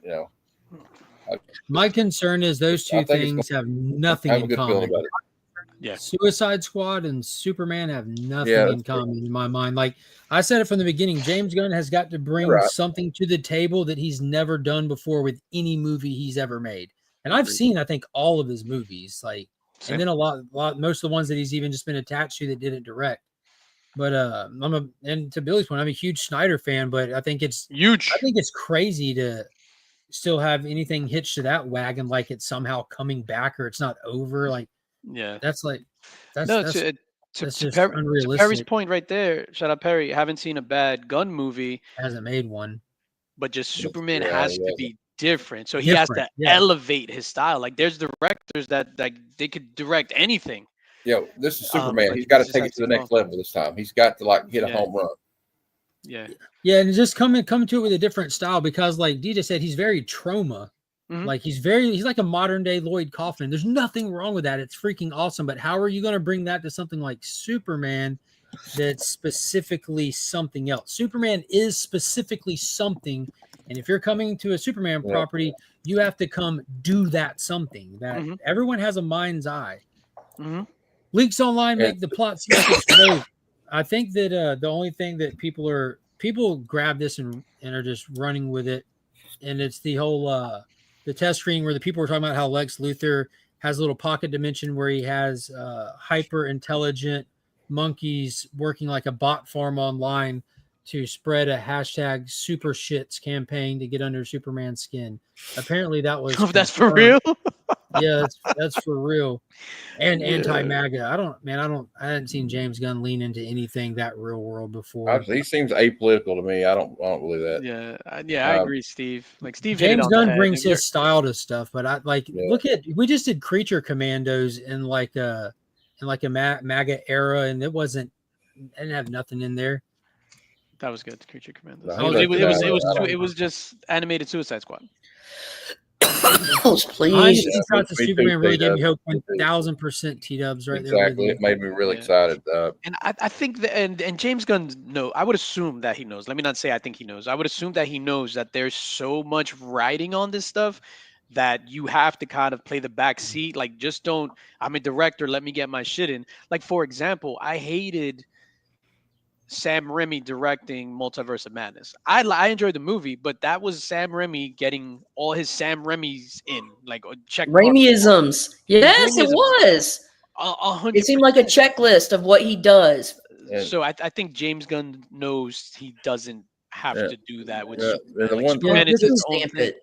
Yo, And, this is you know- this is a great comment with the you Steve got hit to it on come the head. you got to come correct, and I feel like that's what the behind the scenes thing gave me, like a little bit of hope I was looking for when Peter Safran was talking about the conversation him and James had, where James is like, I kind of got my in. I think I figured it out, because he didn't feel like he was the guy, like he see his path for a Superman movie. So it's like he recognizes there is something there that you can't just willy-nilly go make a Superman movie. But the way that the cast and crew were talking about Superman, the character, was 1000% correct. Like, as like a lifelong Superman fan and comic reader, everything that they said was like that was 1000% correct. How you should feel 100%. about this character, and that's they got the right attitude on this movie, and that gives me a lot of hope. Yeah. So can I just really quickly, Taylor Winter's comment right there? He goes, "I agree in a backwards way with DJ." I'm not going to complete that thing. I don't want to read the rest of it. I don't see anything else. Yeah, I agree in a backwards way with DJ. That's it. End of story. Comics have been woke since the 1930s. I mean, if we're going to get intentionally loose and manipulative with terms, sure, but they have loose and manipulative with terms. Yeah. Okay. I love it, dog. No, I think woke is a loose and I manipulative think it's term necessary in and just of to itself. clarify it, because I want this channel to come across a certain way. Woke shit kills things. Also, It's a stupid term. No, wait, watch this. But also, the term was hijacked and became negative. Hold on. Yes, Also, by idiots. People just throwing around the term like this one also ruins shit. It ruins your fun. Calling everything woke is inaccurate, and pretending like woke has just always been there is inaccurate. And it's dumb. Why do we? What does that even mean? Be more nuanced. It's easy to understand what like I would say my honest use of the word. Well, I think it's easy. That's it. It's just easy without even having any intentionally put a message before your product. And in modern day, it's just disingenuous to pretend like it's not. The modern day far left political ideologies are being crammed into media to the point that you've lost the point. It's that simple. Yeah. But to Taylor's point, he's right. Like, yeah, progressive ideas and ideologies have always been present in stuff, but it's never. Why they like were Stanley created said, in the first place. Changed the words. It used to be they used to use the word PC. Now it's woke. No, but even that is just cultural Woke's not commentary. PC at Like our entertainment, in a way, if it's not escapism, it's supposed to reflect what's going on in the real world. Like, be and more then present the elegant with message. your wording. Like, be more specific, because it's just like. Yeah, it's gotten to a point where you do have to be more specific. Because people throw around the term, because lazy people have gotten too used to calling poor product just woke. You're just labeling the bad product woke. There is a usage of woke. There are terms like the MAGAs. Well, you know what? Be more specific. It happens on both sides. Like, and I'm not saying that, but like this reductionist, like catch-all, it's fucking stupid, dude. And it does. The term is cliche, but it doesn't mean it isn't happening. Whoa. Exactly. But it's annoying when you see people. It's annoying when you see people just slap it on stuff that it's not applicable for. But it's also annoying when you see people pretend like it's not happening. It's like, like y'all have become extremes here. Like which makes y'all useless. But say it for what it pointed out. Like, you know what I mean? Oh my God, globalists to replace Christianity? No. Oh, I wouldn't write that off for one second. That's why I stay quiet. That's why I'm like, oh shit, Billy Powerbacks is onto something. No shit. Are we talking about Hollywood Hulk Hogan in the outside? Please, for the love of God, like, don't write stuff off. If you don't know, just say you don't know. It's that simple. If you don't know, just say you don't know. And if you're shocked by a comment, instead of pushing back against it, go look into it. Yeah, shout out Billy Powerbacks. I agree, Rob.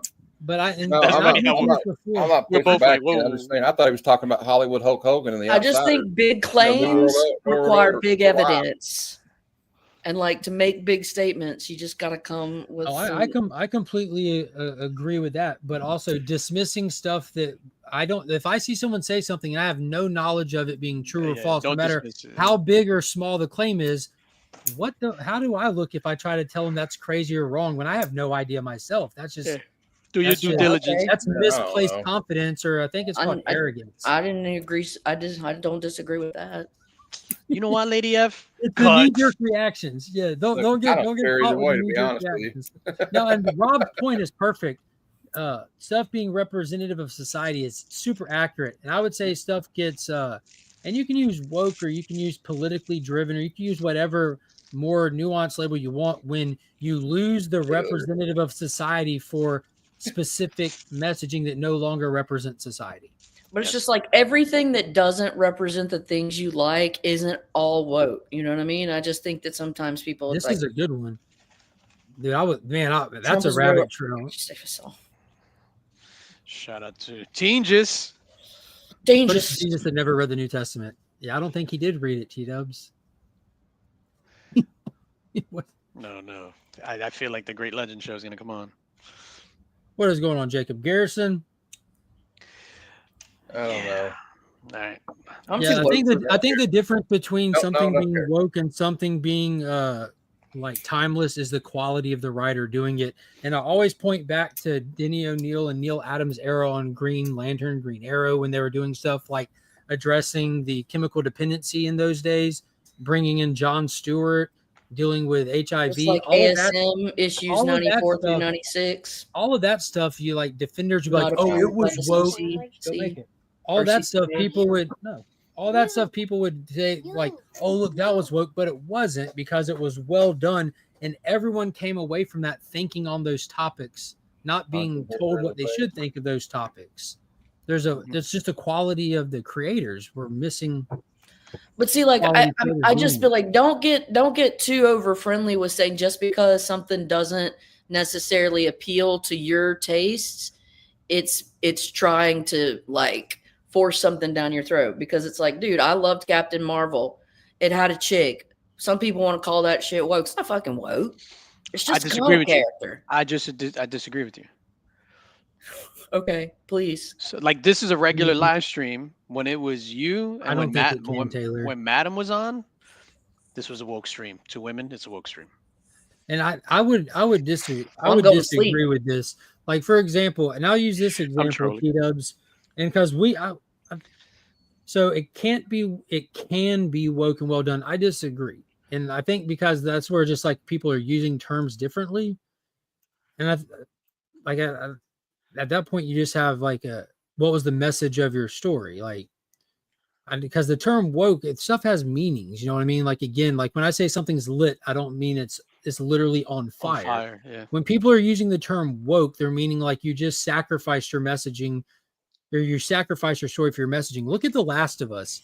See, like how T goes, it can be woke and be well done. I disagree with that. I think it's just that wording is bad. I just sacrifice like that for stay away from it. progressive, or it has Use a better message. words. Yeah, it's or a whatever, progressive story. It's just like that specific word has been hijacked to have when a you negative insert connotation. woke, you now have like added the quality dropped due to their attempt. Story to is reflective of society today or of certain demographic. I mean, you know, like just again, look at better The words. Last of Us is a perfect example. It's female lead, same-sex characters in it all through it, but none of the quality of the show is lost, and none of the audience is lost because it's so well done. They didn't go out. The moral of that show isn't to say, look at these gay people, they're awesome. The moral of that show is no different than if they were straight or gay. One of the gayest things that was ever filmed was episode 3 of season 1, and it was like everyone loved it, and like Best episode, and like that Best shit had me episode of the whole crying, show. dog. No one cared because like the Shout out fact to they Bill were and gay Frank. wasn't the focus point. It was the fact of their survival and how far like people will go, and you know there's just so much more to it. Yeah, no, I agree. Once you make it the focal point, that's where you lost. Perfect example. Like stuff gets hijacked. Shout out to Kanye. Hey, Matt, you're going to Heroes, man. I'm excited. I'm excited for it. I really can't wait. It's gonna be a good time.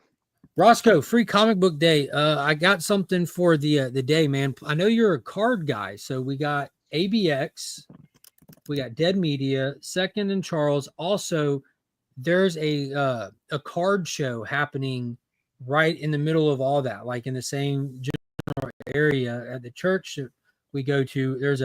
They do it like 3 times a year. I've done videos on it, but there's an actual legit card show. So if you got cards that you want to trade or sell or anything, you might want to gather them up and bring them down with you, because we should hit that card show. It's completely free to get in.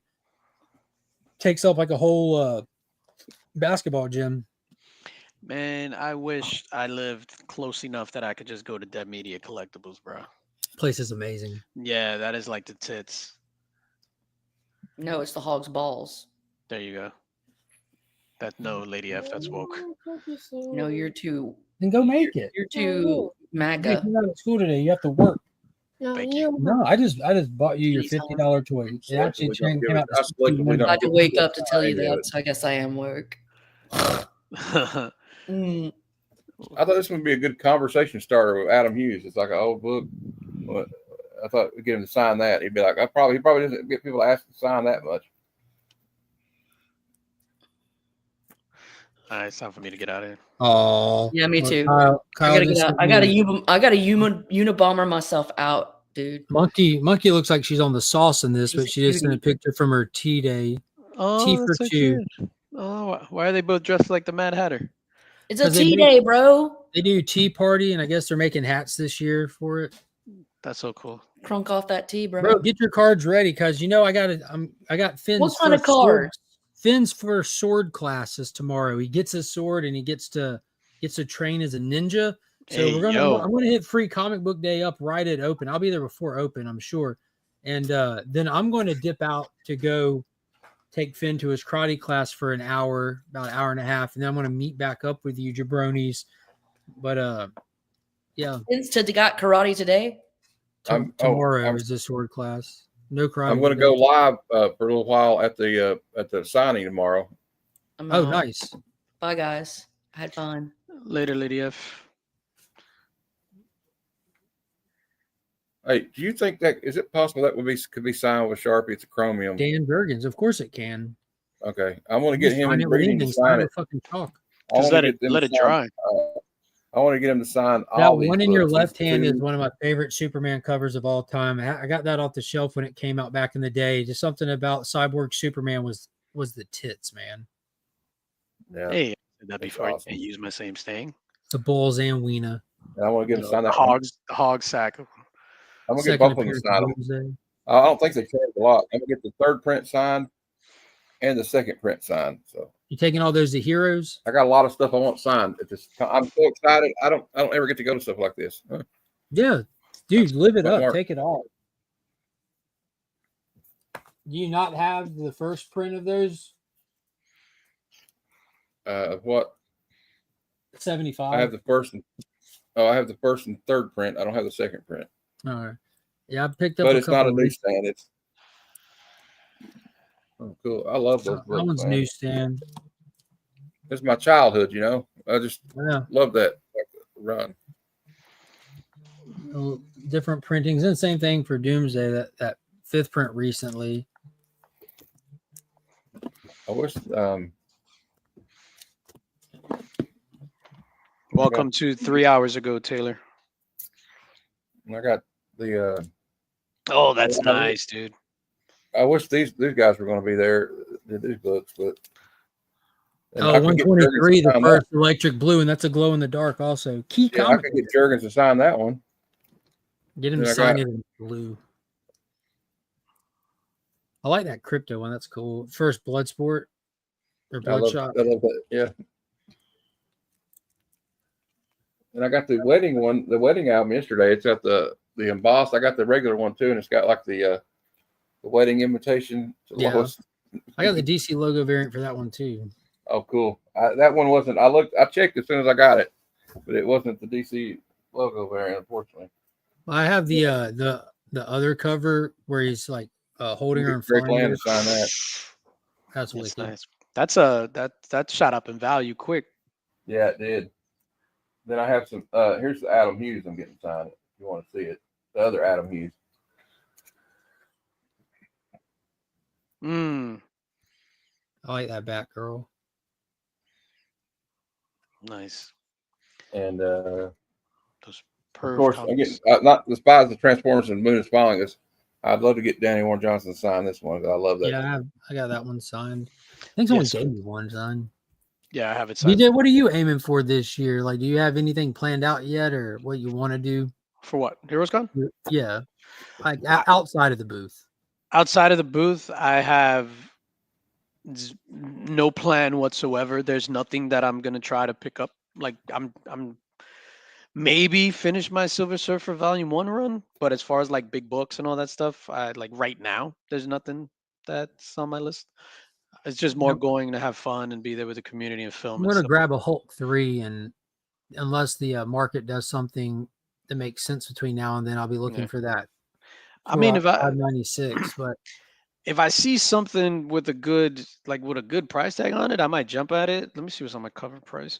I think for my 2025 wish list, I think what's left on my wish list is Fantastic Four 5, which is the first Doctor Doom. just get number 1. First, I will, just not this year. I don't know. It depends if I see something for like, I don't know. Right Like right now, price. like right now, I'm That's not the going in best there feeling. saying, You know, that's how I go through those things. I walk around. I like a lot of stuff, so that works out great. So if I see something I like and it's at a can't skip price, I'm like, boom. Now when I get this, I'll never have regretted it. I'll be proud of the pickup. I'll be excited to have it because I know that I got it for a steal. Yeah, like I don't want to go in and specifically be like, I need to go get this Journey into Mystery 83 and a 4.0. Like if I see it, I see it. I probably want to pick up the Tales to Astonish 21, which is Which one that is that? the Hulk prototype with the The bog monster thing. it's the troll, the Inhuman. Let me I have see. You I probably have have it, Mark. I have a list. I've already made a list of what I'm gunning for. If I may not be able to get it all, but I want to get Uncanny X-Men 141, 142, 266, Captain America 117 and 115. G.I. Joe number 1. I'm gonna be on the look. I'm still on the look before Hero Con. And I hate this the guy. first appearance I of really Black hate this Mask. guy. The first Yes, appearance of Black Mask. it's that one, sir. Jason Todd is, the first Jason Todd is Red Hood. I'm looking for that one. Nice. Matt, just because you're here, I want you to be my witness. I can't stand Mark. I just want you to know that. Okay. So every time I say, hey, I want this, he just pulls it out. Anything No. related to Hulk, he'll just be like, you mean this? You mean this? Oh, this one? Yeah. Yeah. He's got it right there. You just grab it. There you go. So yeah, I pick up that, but yeah, I'm not really aiming to pick up anything crazy. Like Yeah. last year, I had like a, I picked up a lot of stuff last year, and I'm not trying to repeat that. Didn't you get Amazing Fantasy 15 last year? Yes, I picked up Amazing Fantasy 15, Silver Surfer 4, Silver Surfer 1. Case of the clap. Almost. Real quick, Billy, they're doing the free comic book thing like last year, man. Come down. There's going to be a lot of people meeting up, and we'll probably ride around, hit some other shops and stuff. And Irene obviously isn't going to be there. She doesn't have the little fiendish thing dropping, but all the other people will be setting up and sales and all that. So we'll see you at ABX. Be there by 10 a.m. Will there be any artists like set up there? Like Mike and stuff? Rushbrook will be there. Nice. Oh, now that I think about it, I guess that means I need to finally open this package I bought from C3 last year and stuff. You got it right there in front of you? Yeah, the package that open it up. We'll be quiet, and then you could just crop this for a video. Yeah. Just make it full screen. We'll shut up. So this package, I think, is the one that has the Godzilla original art in.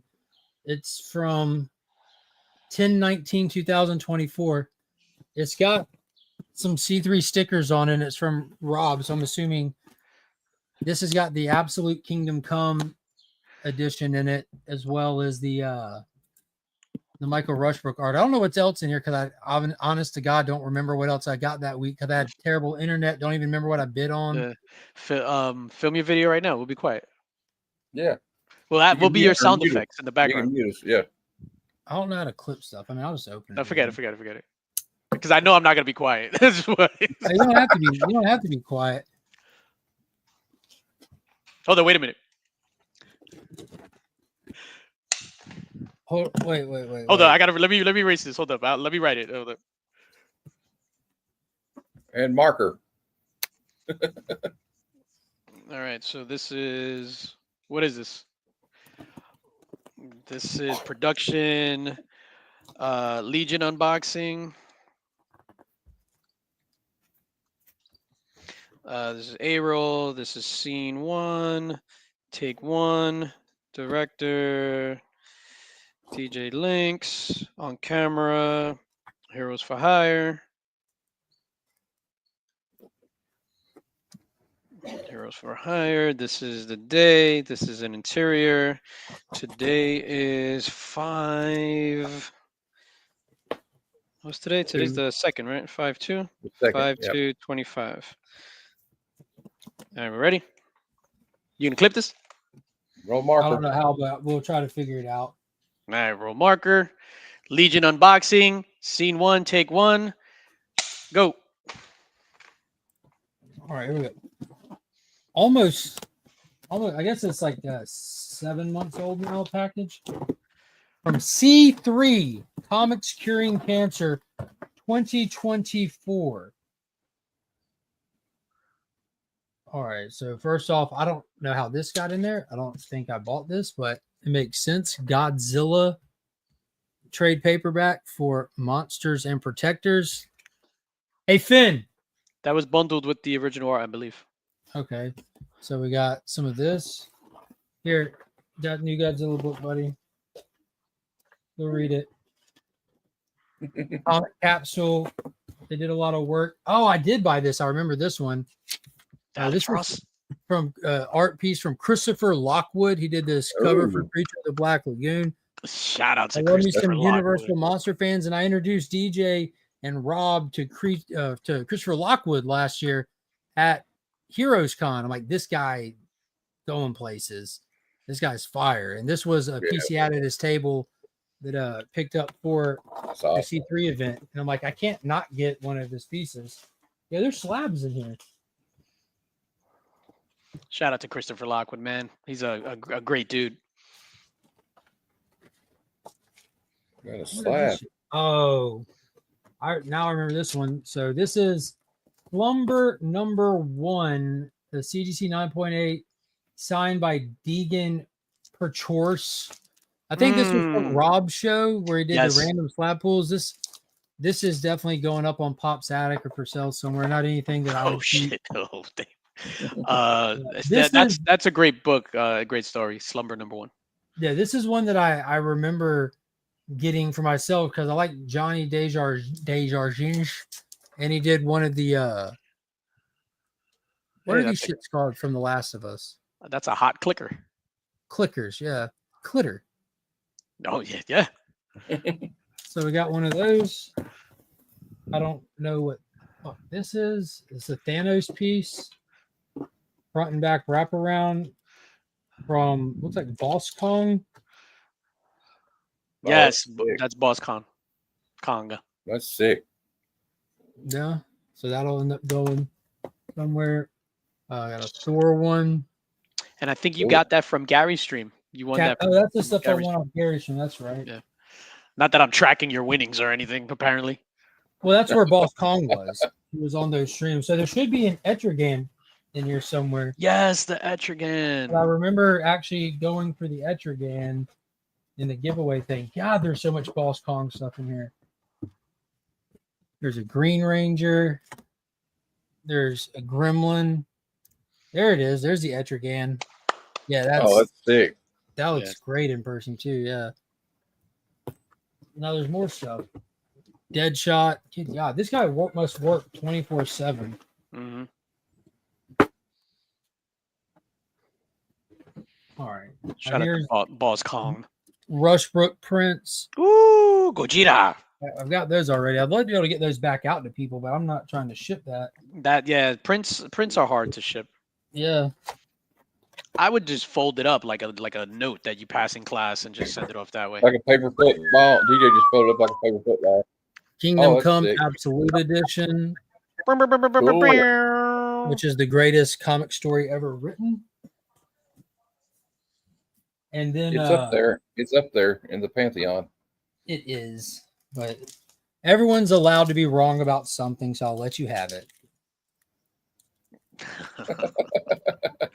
He got you, you dirty dog. All right, I got to get the art book out. So in the art book for Comics Curing Cancer, this one's remarked by John Jang.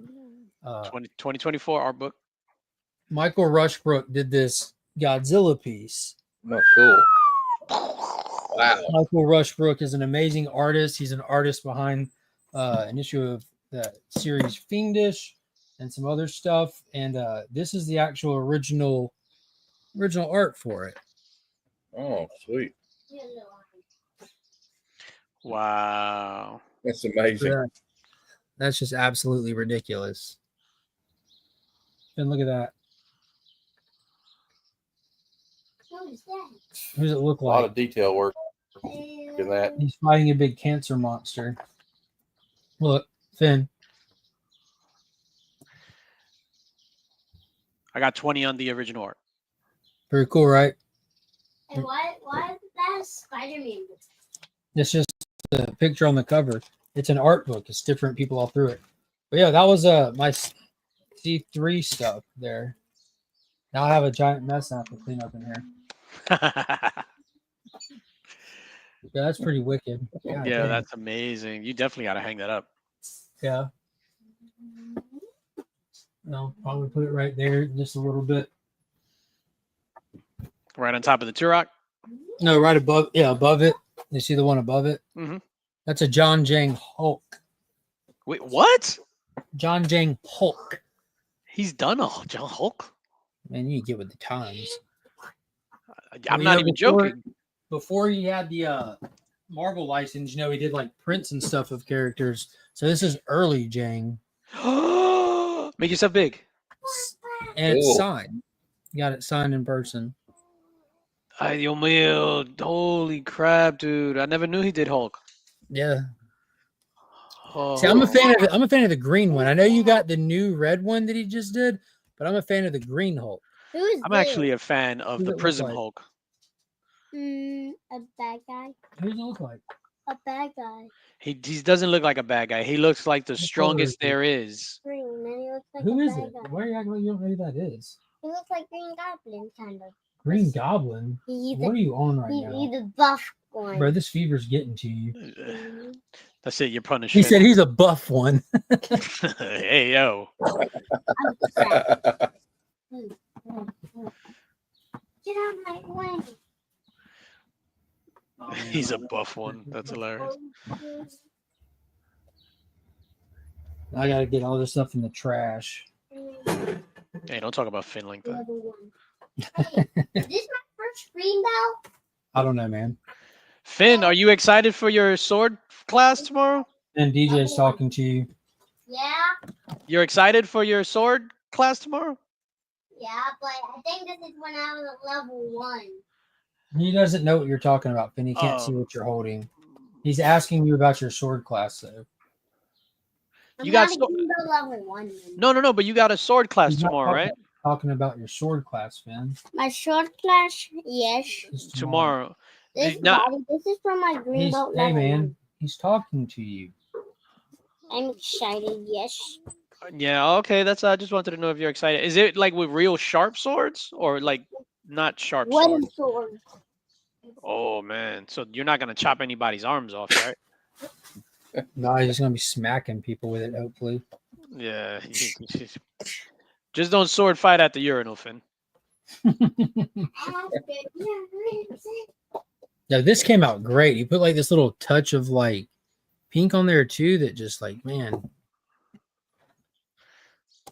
that's really really cool. And he donated like a bunch of stuff, man. So big shout out to Boss Kong. You can find him on IG at Boss Kong. I think it's just at Boss Kong. I don't think it's like graphics. It might be Sweet. graphics or something. I'm not sure. That's awesome. I've got a Kevin Vidina Etrigan, superpower review. Superpower, He did a yeah. really good one for me. I got another one. I got a few of them. Shout out to Karate Kev, man. I'm still waiting on Jang to do one. I was hounding him for a couple of years to do an Etrigan cover. And when he got that DC cover for, I think it was Dark Crisis, it was a 1 in 25 ratio that has like Dark Side, Dark Lobo, Side, yeah. Doomsday, and Brainiac. Like people are like, why is Lobo on there? That was a late edition that he put on there. He turned the cover in with Etrigan there and told me about it. And DC kicked it back and said, we can't use Etrigan on this one. He's like, well, shit. So he subbed out for Lobo and turned it back in. Yeah, almost had it. That's crazy. But since then, I took the Justice League Dark 24B cover that he did years ago which has Swamp Thing, Man Bat, and Detective Chimp on it, but it leaves like this opening because of the way that their heads are staged. And I had him remark Etrigan onto it for me. So I've got an Etrigan from him remarked on it.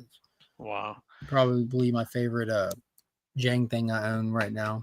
Yeah, I forgot what book it was, but a few years ago we were at Terrificon in Connecticut, and I'm like, "Yo, come on, man, let's hang out, let's go out to go dinner, drinking, and all that stuff." I And he gotta was just- work. Yeah, he was like, "Dude, I have a DC deadline tomorrow," which was a Saturday because we went out that Friday.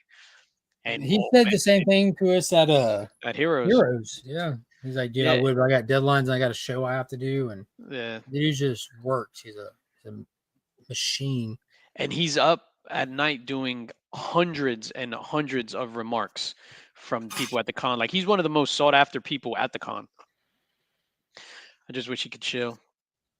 That's where we try to get everybody to go. You know, I dropped off a blank to him last year at Heroes and talked to him a couple of times, and aiming for him to bring it back to Heroes this year. I need to message him and remind him as we're getting close. We're getting close now. Like, yo,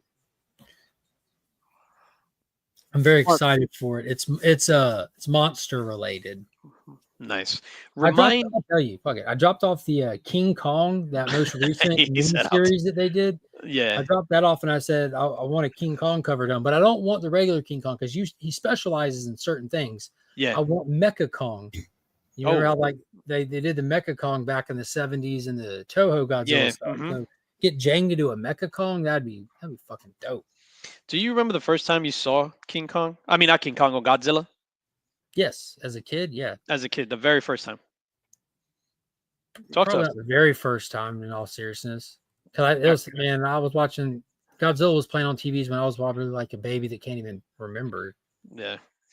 So, the first time I saw Godzilla, bro, and it was like similar to how Terminator 2, that I was just like, whatever. I remember going with my mom. I had to be, I was a baby. Like, I had to be like 4 years old.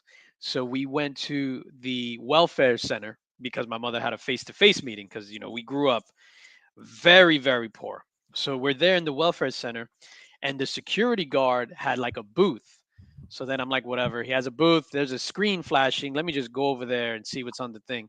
Bro, it was King Kong. I mean, not King Kong. It was the original Godzilla. And I just stood there next to his booth, like the little kid that's like sneaking.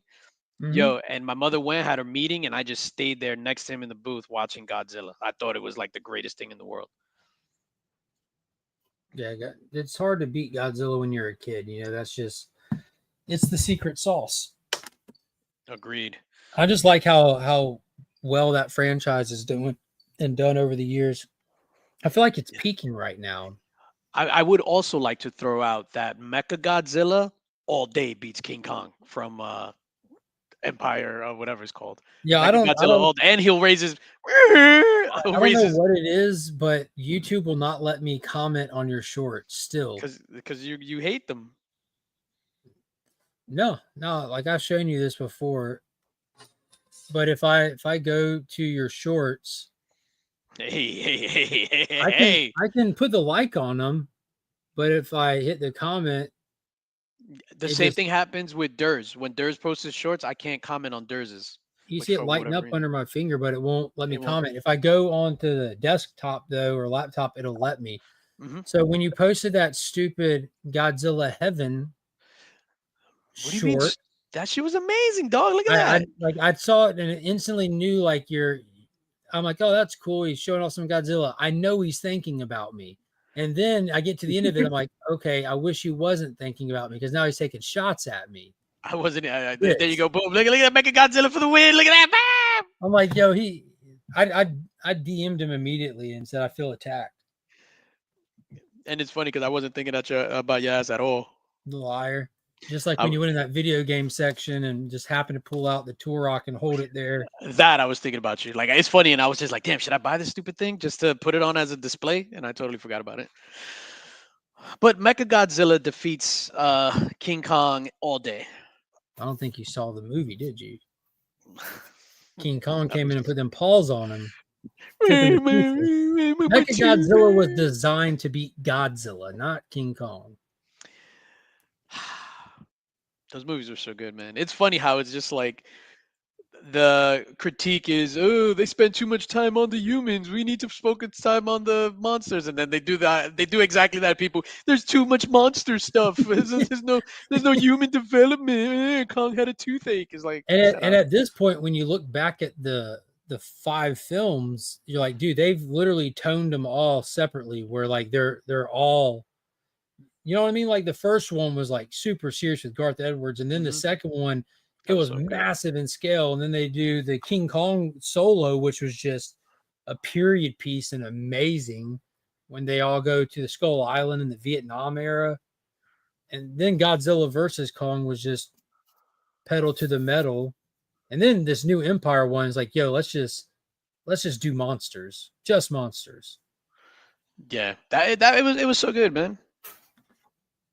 Like it was so good. I wish more people see. It's just fun. But New Empire did great at the box office, and so much so that they fast tracked the next one, which is in production right now. Yo, remind me. I have to talk to you about something. I just got an idea. I'll try not to forget. I'll see you gentlemen later. Yeah, it's about 12 o'clock. I'm about to make like a baby and head out. I gotta clean all this trash up now.